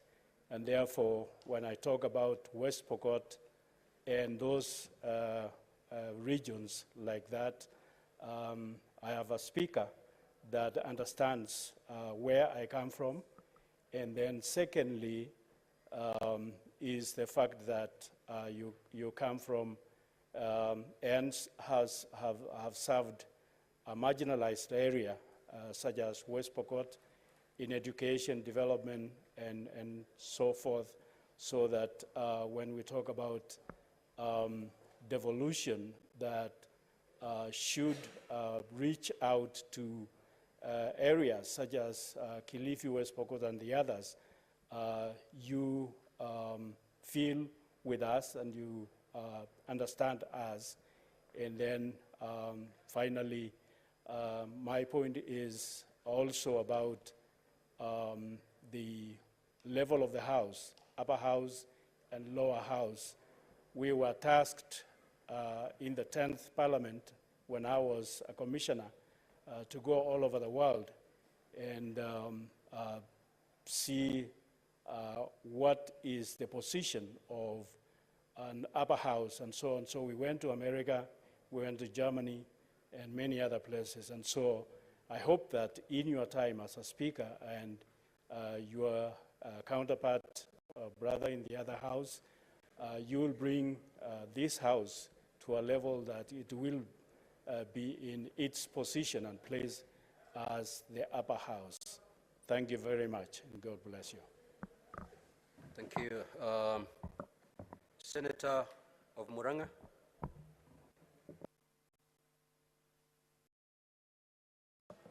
Thank you, Mr. Speaker. I also want to take this opportunity to congratulate you and your deputy on being elected today. In fact, you got 100% because the votes cast were 46, and you got all of them. So congratulations. Like my other colleagues have said, I also had my reasons for voting for you, And perhaps the most compelling was that you served as a cabinet minister, not just as a cabinet minister, but appointed by one very strict president, the late Mwai Kibaki. He could not have gone wrong. And that for me convinced me that this was the best speaker that we could have. Number two, because Senate is, the major business of the Senate is maybe to oversee and look at devolution. Having practiced devolution as a governor for 10 years, I knew that we could not have gone wrong in electing you. And so, congratulations once again. And I knew that the supremacy battles that have been there between this House and the National Assembly under your watch and guidance are because you have also promised that you are going to work with your other colleague on the other side. We know that devolution will be a winner in the whole of it. So congratulations, and like my colleague from Kiambu has said, please be considering us a new entrant so that we can also try and maybe hone our skills in debates. Otherwise, thank you very much. Congratulations with your deputy. We look for better days ahead. Thank you very much. Thank you. Senator Wamatinga of Nyeri.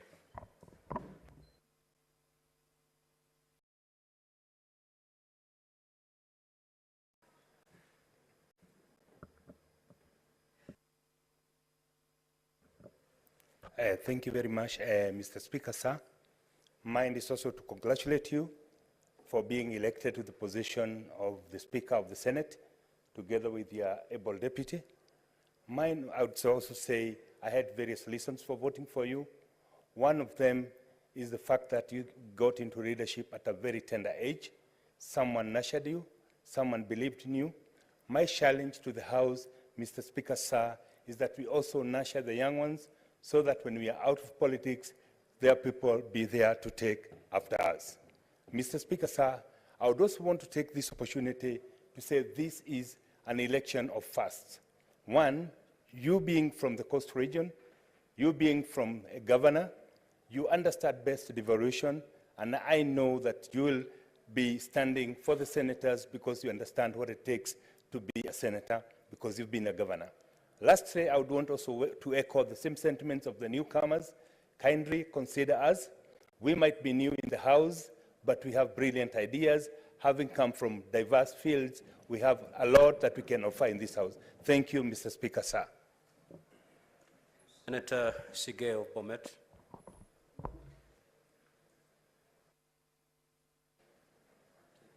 Thank you very much, Mr. Speaker. I rise to first congratulate you on your election. It is a confirmation of the confidence that the members of this House had in you.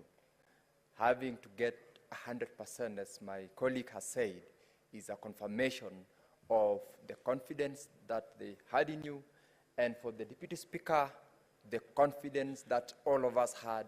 We were not required to go to the ballot. I congratulate you, and from your background, I am very sure that devolution and this House will be properly managed. We will legislate. This is a House of legislation. We will do under your guidance that which is right, that which is proper, and devolution will thrive. I congratulate you, and I congratulate the rest of my colleagues also who are in this House today. Going forward, I would want to echo the sentiments of the newcomers in the House. We will strive to do the best in order to also support you in the cause of building and protecting devolution and doing the best for the people of Kenya through the government of the Kenya Kwanza coalition. I thank you, Speaker, and congratulations once more. Thank you. Senator Seki of Kajiado.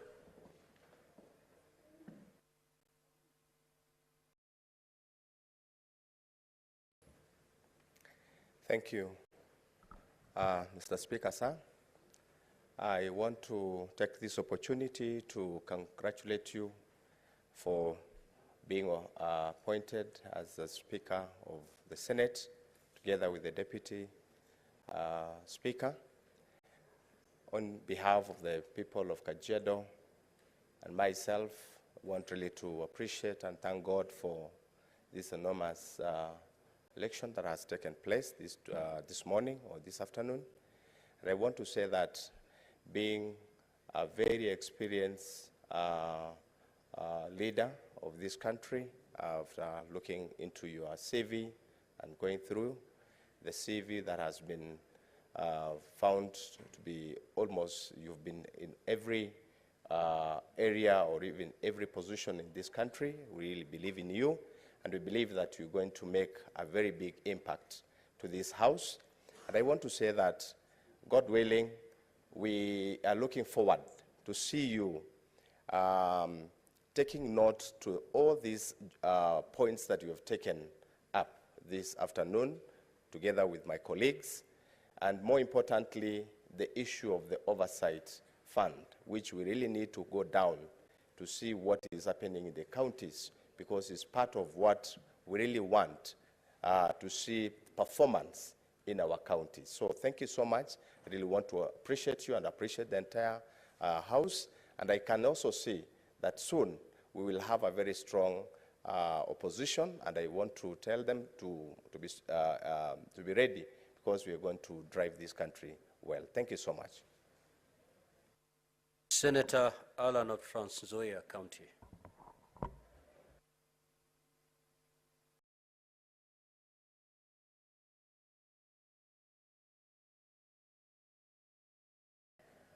Yeah, thank you, Mr. Speaker.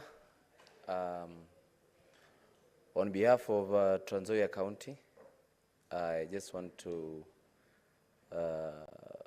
say congratulations to you and your deputy, and also on behalf of the youth of this country. I also want to thank the Trans Nzoia people for electing me, because where I come from, it is believed that the Senate is for old people. So it is just my humble opportunity to thank them for giving me this opportunity to represent them. And me being a young leader, and actually it is one of the youngest in the House, I want to believe in your wisdom of leading the House to representing us, and I want to assure you that you will have our support. And I just want to say we have pledged the allegiance, and we thank you very much. Thank you. Senator Raphael.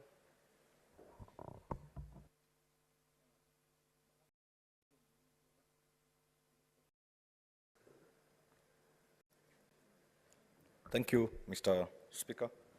To whom much is given, much is expected. I believe we are in that seat today courtesy of what my colleagues have said. More specifically to echo Senator Danson Mungatana, that sisi wa pwani tunafurahi kwamba leo mpwani mwenzetu amekaa katika kiti cha enzi pale.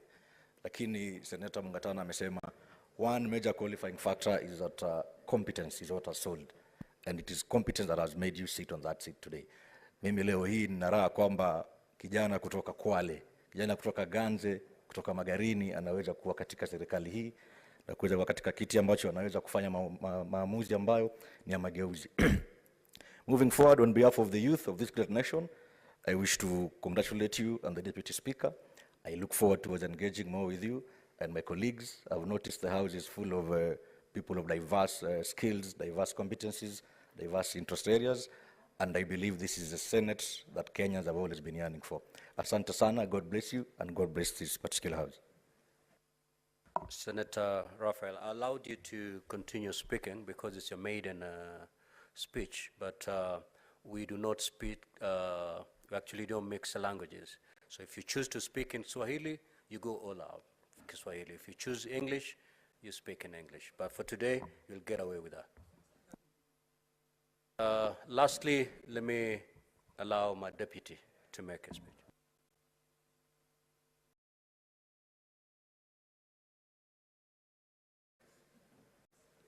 Thank you, Honorable Speaker, for giving me this opportunity to give my maiden speech as a Deputy Speaker of this House, and also to give my acceptance speech. Mr. Speaker, I want first to really congratulate you on your election as our Speaker of this noble House. And Mr. Speaker, your election and my election, actually we have won in first round. Actually, it's like we won an Indian because of the 46 ballots that were cast, all the 46 came to your side. And therefore, both of us, it seems, we were elected and opposed. And Mr. Speaker, this is a challenge to us because when you are elected overwhelmingly, people have a lot of expectations in you. That trust they have in us, we must really work for them. And I know your competence, Mr. Speaker. Personally, I will really support you to run the affairs of this House. My loyalty to you will be undivided so that we can deliver to these honorable senators. I want to thank the senators, all these senators in the House for really voting for me. I knew even if we went to the votes, they were elected to elect me as the Deputy Speaker. So even though they did not cast their vote, I really want to thank them for really having that trust in me as the Deputy Speaker. Honorable Speaker, there is one person who I feel indebted to, the party leader of our coalition, the President of this Republic. You know, the trust that the party leader has on me, at least to give me an opportunity to serve this House, Mr. Speaker. I come from a region which actually maybe I'm the first speaker, deputy speaker, since creation. And I really want to thank the President for giving us that opportunity as Meru community. So on behalf of the Meru community, I want to really thank him for giving us that opportunity to serve in this House. Of course, this is the third arm of government, to serve in his government. Mr. Speaker, I have a family which has really been with me for the last 3 days, playing for me, many supporters, many friends. Some are also in this town, just coming to see whether we'll be able to get this opportunity. So I really want to thank them also for that opportunity, including my wife, who is actually on the left side of this House, the public gallery. I really want to thank her, Janet Kaduri, for that support that you have given me since I started my journey, political journey in 2013. Mr. Speaker, I want to confirm and to really tell this House that I will be committed to the oath that I took this afternoon. And through you and the office of the clerk, we will be able to serve this House diligently. As Honorable Senator Mwenda Gataya mentioned, I'm one person who is, people say I'm humble maybe, because I cannot praise myself. And I can see my character traits and yours are almost similar. So members should be very confident that we'll be able to serve them with a lot of humility, because they are our bosses actually. We are your servants. We'll be able to serve you without actually taking sides. And also I want to really sympathize with our brothers and to tell them from today, let us work together to deliver to Kenyans. Maybe the voting could not go their way, but maybe from the next time you call us back to this House, let us work together on both sides. Let us work seamlessly so that we can be able to support our people. Mr. Speaker, I don't want to talk much today because we'll get other opportunities, but let me assure you that I will be loyal to you so that we can be able to deliver these, to these honorable senators. Thank you very much, Honorable Speaker, and may God bless you as you serve this House for the next 5 years. Thank you very much. Honorable Senators, we have come to the conclusion of business. Appearing on today's order paper, Standing Order number 24-1 provides that the President shall address the opening of each newly elected Parliament. Consequently, The date of the opening of Parliament shall be determined after consultations between the two Speakers of Parliament and the Presidency. There being no other business, the Senate now stands adjourned until such date as shall be notified as the date set for the opening of Parliament. Thank you. We may now proceed for the reception, accompanied by your guests and relatives.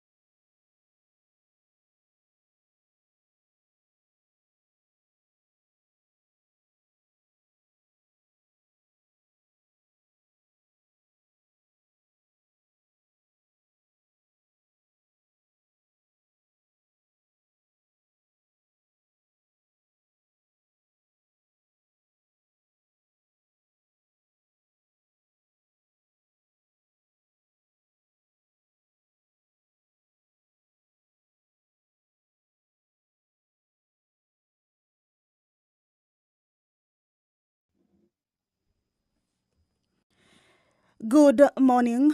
Welcome to this live broadcast of the National Assembly on this day of the 8th of September, the year 2022.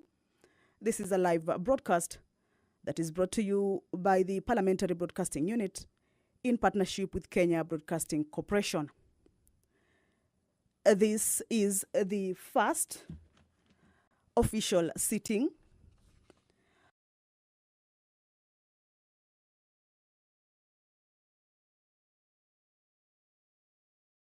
been convened via the Kenya Gazette Notice number 10527 of the 5th of September, the year 2022.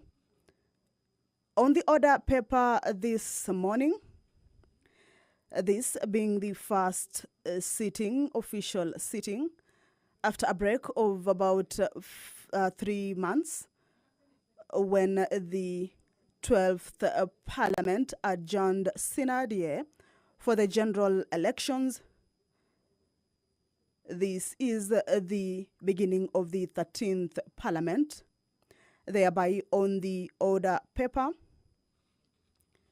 according to the law, is that there will be a communication from the chair, in this case, the clerk of the National Assembly, and in this case, it will be the acting clerk, Sarah Kioko, of the National Assembly. So there will be a communication from the clerk.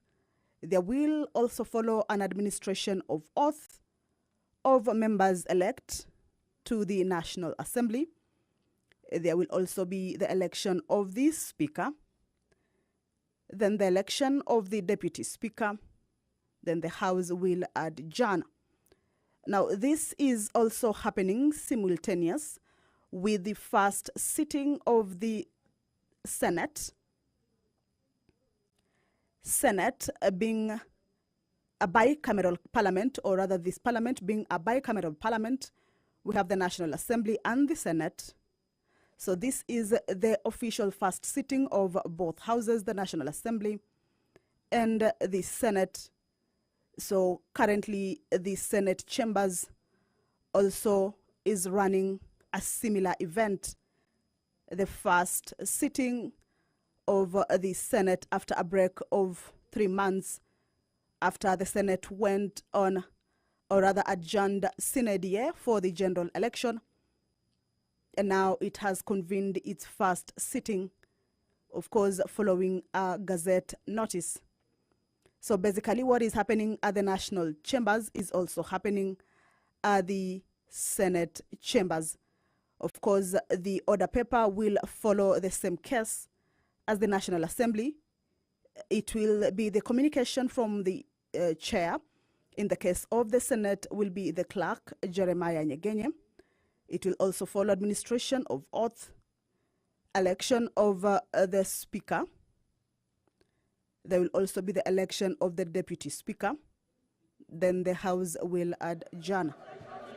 So that is basically what is expected in the order of today at the first sitting of the National Assembly, as well as the first sitting of the Senate.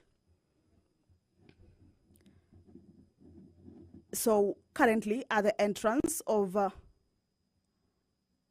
National